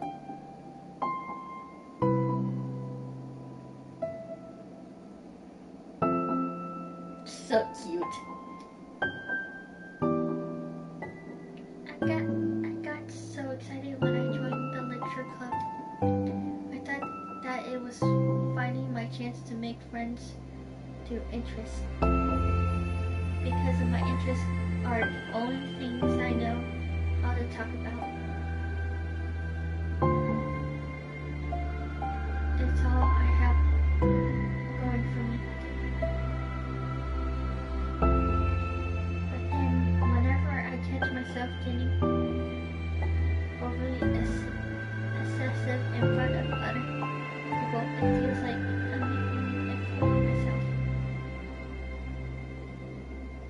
I hate myself for it. Ultimately, I just want to be treated like a normal person. I am supposed to expect that when I can't behave like one. I just want to learn how to get along with people and stop ruining things for myself. That's all. Mary finished her thoughts, feeling pathetic after having gotten them out. Yuri, who can feel Yuri's breath rise and fall from beneath her arm, realized that as well. Thank you for helping me understand you a little bit better.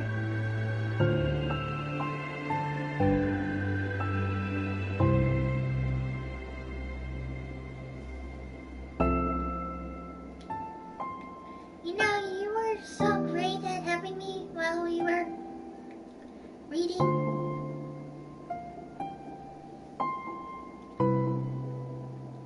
I'll help you with the things that you need too. But I feel like it would just be frustrating for you without patience I require sometimes. Ehehehe. That sounds kind of familiar. I can't stop worrying about that while we were reading. I was so afraid you wouldn't get frustrated with me. But I would never do that. I did my best to reassure you by mentioning how I have a lot of patience. Yeah, I know, but my intentional fears just won't be quiet sometimes. Won't be quiet sometimes. Oops. I'm sure it's the same for you, right? Yeah. Yeah. Intentional fears. But you know, there's no way that you could frustrate me because I already like you as the person that you are. I know you said you have a hard time believing that, but I promise that it's true.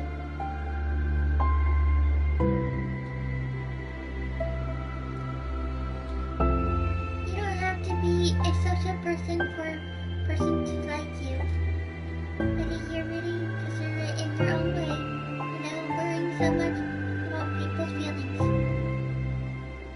We're all kind of weird in a lecture club. What's the best part? That we're all different and have different interests. Like about the book. I'm reading it because I want to. I promise that's what I really want. It's a bit of a struggle, but try not to mistake that for me not enjoying it. I mean, we can never discover new things if we didn't try them first, right?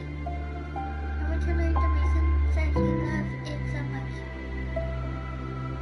And in the end, if it's not for me, then I can say that. But be glad that I tried it and learned more about you. Plus, you're like a super duper smart. I want that to rub off on me.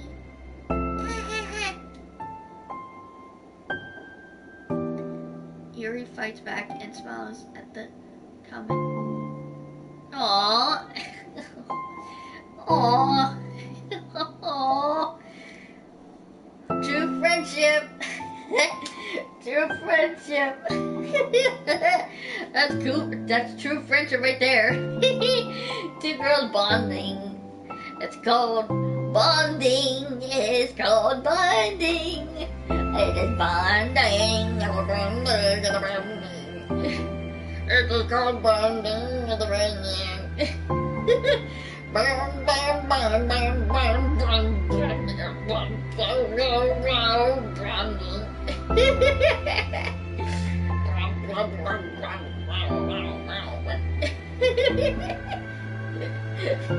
I used to have a friend like that, but she betrayed me.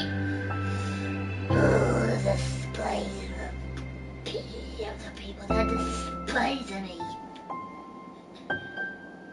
It makes me want to clench my hands and my fist. A cleanse of my fist of a son. With people trying to make me look bad. Well, not anymore. People are not going to make me look bad anymore. I will not make people make me look bad no more. I will not let a simpleton take advantage of me or my reactions or make a fool out of me. I am 29 years old. I don't need to be treated like an imbecile. I don't like to be treated like an imbecile.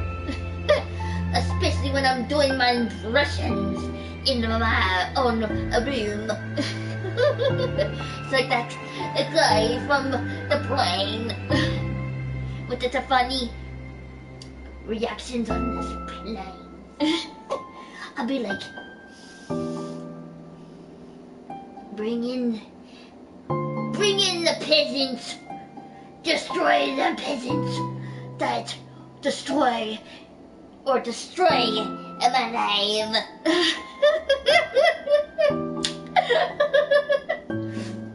Those naughty peasants that have treated me despisable in my life do not deserve to have me in their life. They are nothing but incompetent peasants. Nothing but peasants.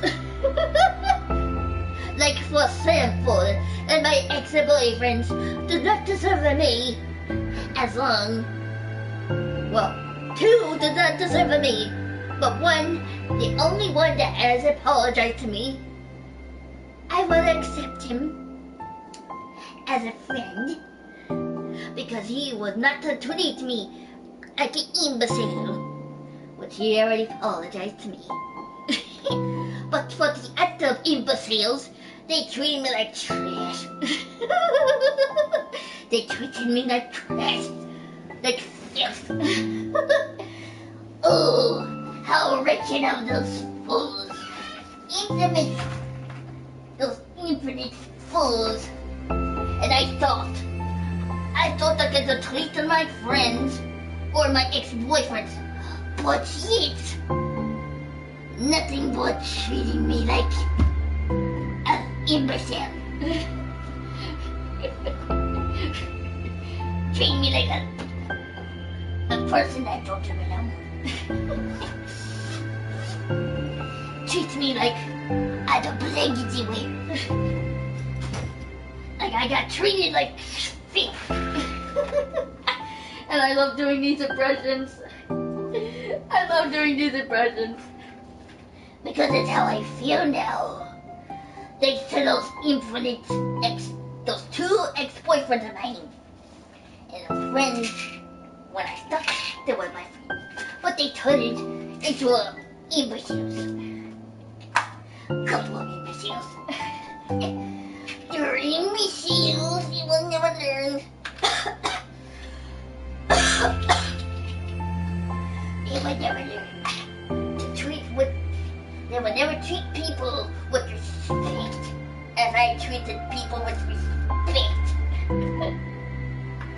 And luckily, I don't have to worry about them anymore. Because now I'm in a program at North Shore Park. Yes, and yes, and yes, I'm at North Shore Park doing a program. I don't care about what people say about me. But I do love doing my impressions because it's so fun. I don't care what people say about me. It's just me doing my impressions.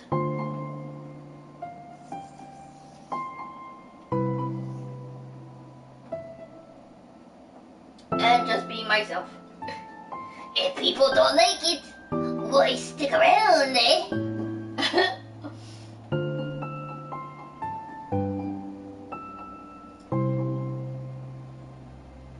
I mean, even though I've been there and done that with my ex-boyfriends and old friends, those the people that have treated me with disrespect do not deserve me.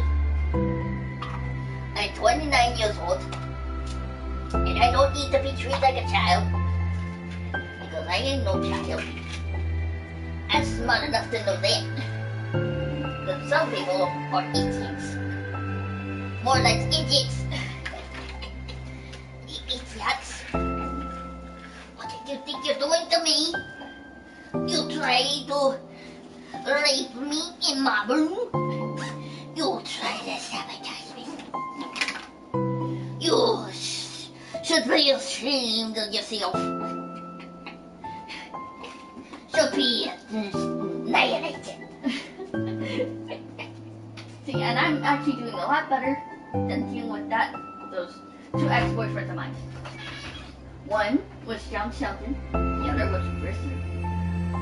Well, what's his face? I don't want to bring his name up. He's history. That numbskull treating me like I was a piece of wood. Piece of nothing. Well, at least I'm doing better than that imbeciles. The only one that I can actually still trust is Andy, because he apologized to me fully, even though he is a married man and has a daughter. Look at me. I'm still single. I don't even have a man yet. I have no man yet. Because those ex-boyfriends weren't not the deal. They were not the deal. They were losers. Posers. All they did was treat me like crap. They just wanted to see me freak out.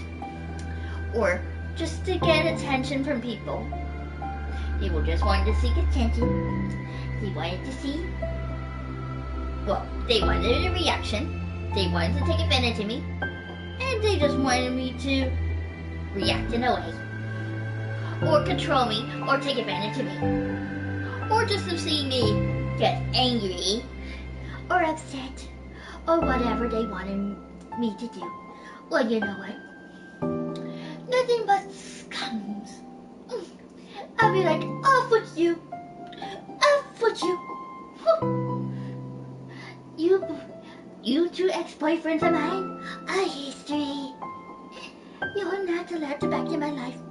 After the way you treated me, without after I've been trying to be your friend, and your goody two-shoes covering, and all you did was treat me like, oh, awful, very awful.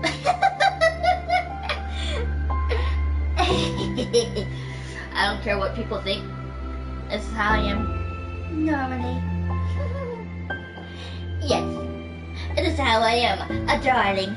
I'm always like this, a darling. If people don't accept it, oh, boo-hoo-hoo. I'm 29 years old. I don't stand for my exes to treat me like garbage. Especially the people from North Shore. I don't deserve to be treated like garbage either. Especially when someone uses me as a doormat. A doormat. But I'm dead serious. I am not going to let anyone offend me or treat me like garbage. No more. No.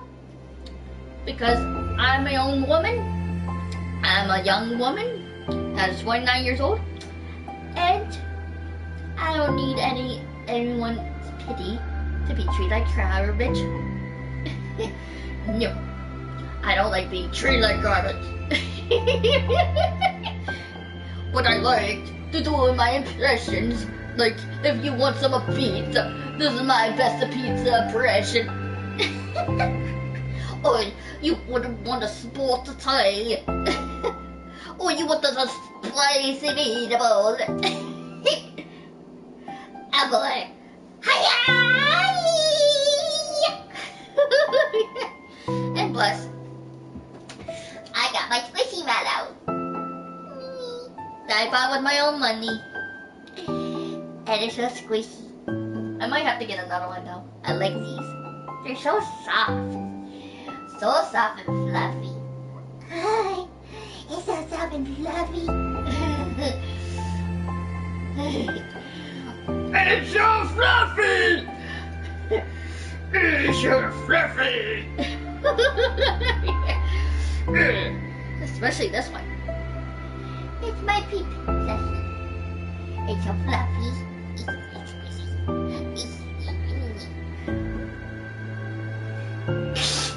Mine! No touchy! No touchy! Mine! My precious! My precious! My precious! My precious! Mine!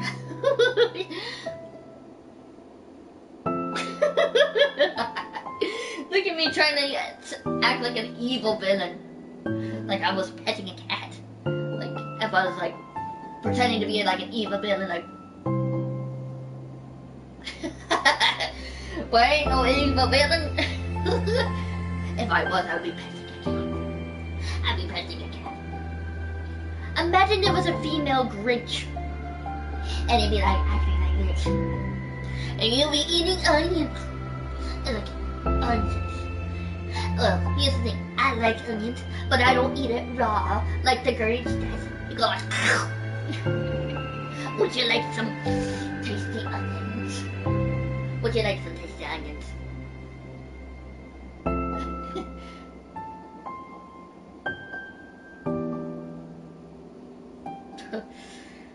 And of course, a random person just came in my live stream thinking I'm some Spanish person. Well, that doesn't offend me. Like I said, I'm not gonna let anyone take advantage of me or try to control my life or my live stream.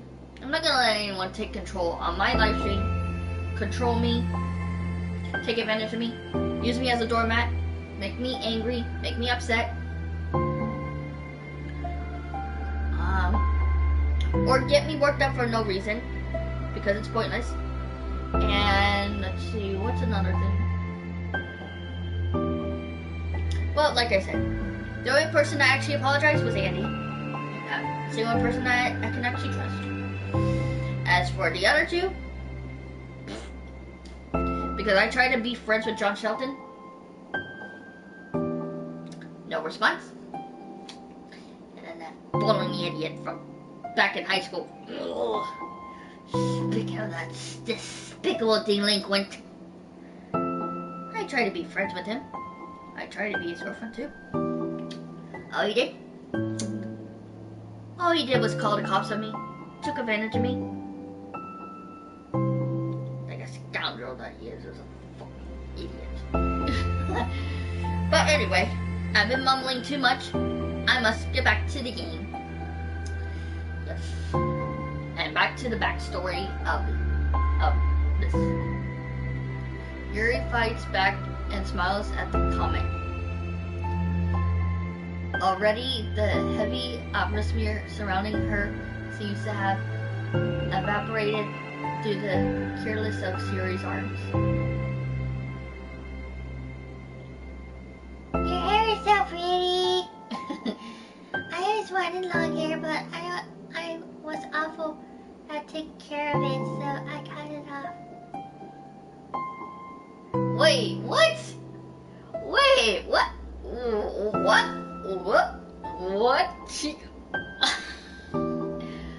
Wait, so she cut her hair. She cut her hair. Oh my gosh, me and Sayori are similar. Cause I got short hair myself. Well, I cut it too short. And it was my fault for cutting it too short. Yeah, my fault. Well, then, there's something new I did not know about. She cut her own hair off. She cut her own hair off. So that's surprising. I didn't know she already cut her own hair off. So she actually had long hair. So, let's just say Sayori had long hair this whole time, and then she cut it off. I wonder what she would look like with long hair. I wonder what she would look like with long hair, but it's too bad she snip off.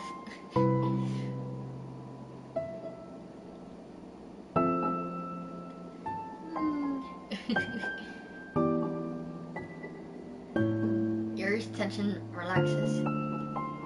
For once, she feels okay just listening rather than worry so much about saying the right thing. Yuri, sensing Yuri's comfort, lets her rest.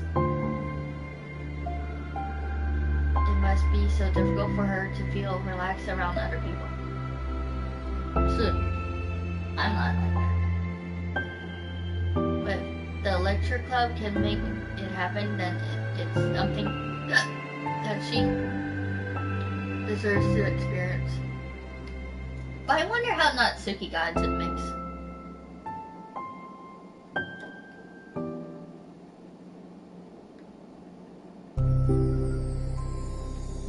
Well then, based on my understanding of your feelings, I suppose I wouldn't mind if we were to continue reading. That's what I wanted to hear. But we can stop at any time. If you truly don't like it, please be honest about it. I won't be offended. Of course. I'm not gonna judge anything this early on time. So, just see what happens. Oh, and it's not good to touch people without the consent first. Oh no, I'm sorry. I didn't mean to make you uncomfortable. Well, you kinda did, Sierra. You just grabbed her. You just grabbed her behind her back. Oh. Well, then, never mind. Oh, you didn't. I mean, I suppose it was kind of nice. I was just saying. I'll put on that halo after this. I was just saying. Oh, jeez, Monica! Oh my god, Monica! Oh my god, Monica just come out of nowhere. She's like, hello, hello. She's like, hello. Hello. Boom. And Monica's like, hello. Boom. I got you back. She's like, I got you both. She's like, I got you both. I scared you. I got you both. Oh man, that was actually shocking. She just surprisingly came back in the room, in the club room.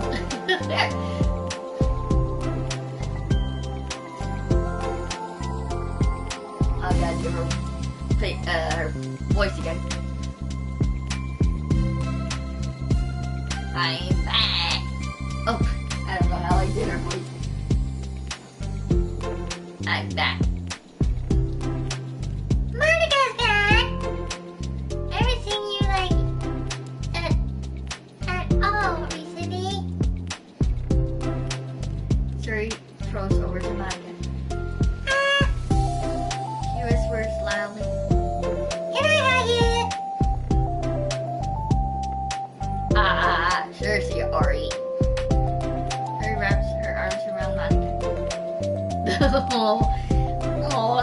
cute. Yeah, Yuri might be good to know. Yuri can be kind of a hug monster.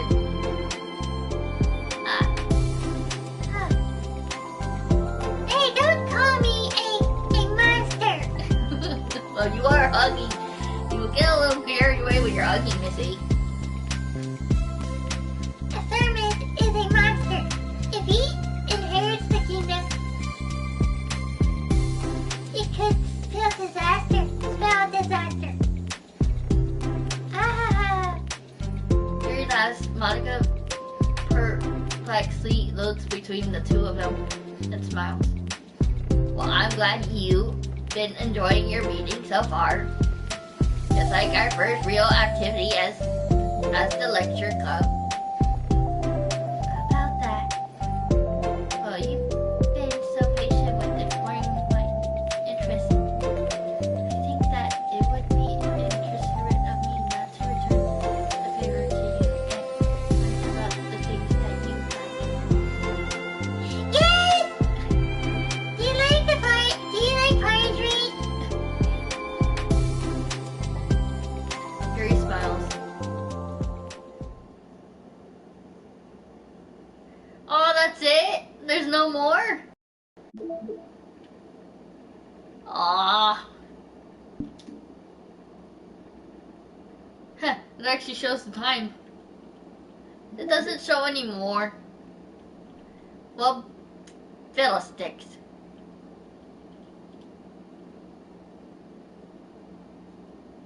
Ooh, what's this? Whoa. That's a lot. Wow, damn, Sayori. Holy crap. Holy crap, Sayori. Put up pictures.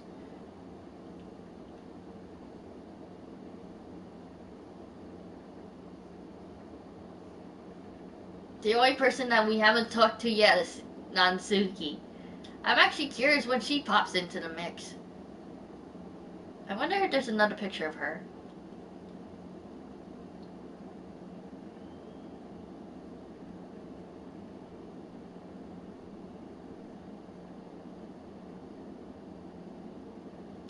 I'm curious if there's another picture of her.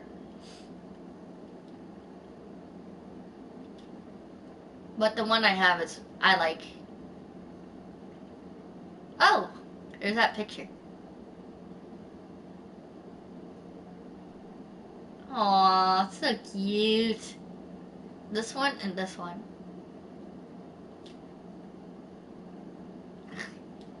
I don't know how I got just Monica.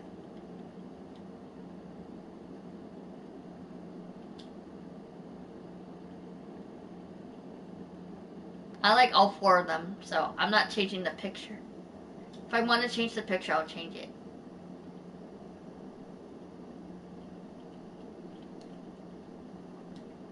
I like this picture. Oh, this was in 2019? This wallpaper was in 2019.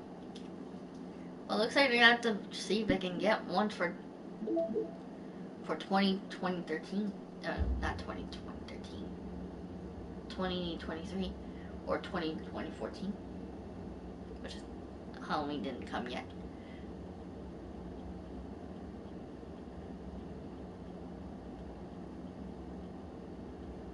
Dang, I got a lot of new musics.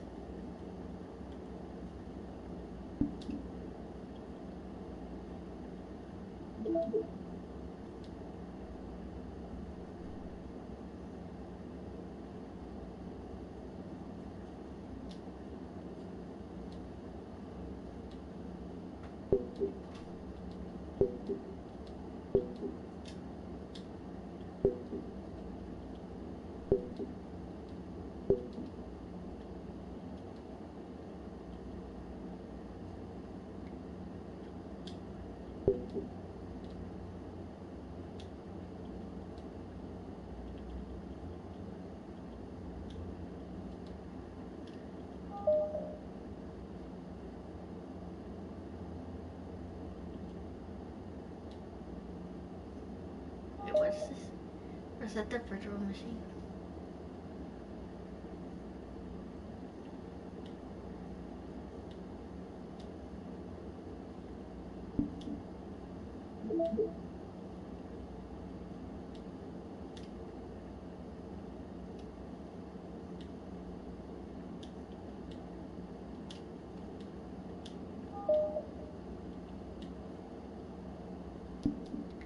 This is actually pretty cool.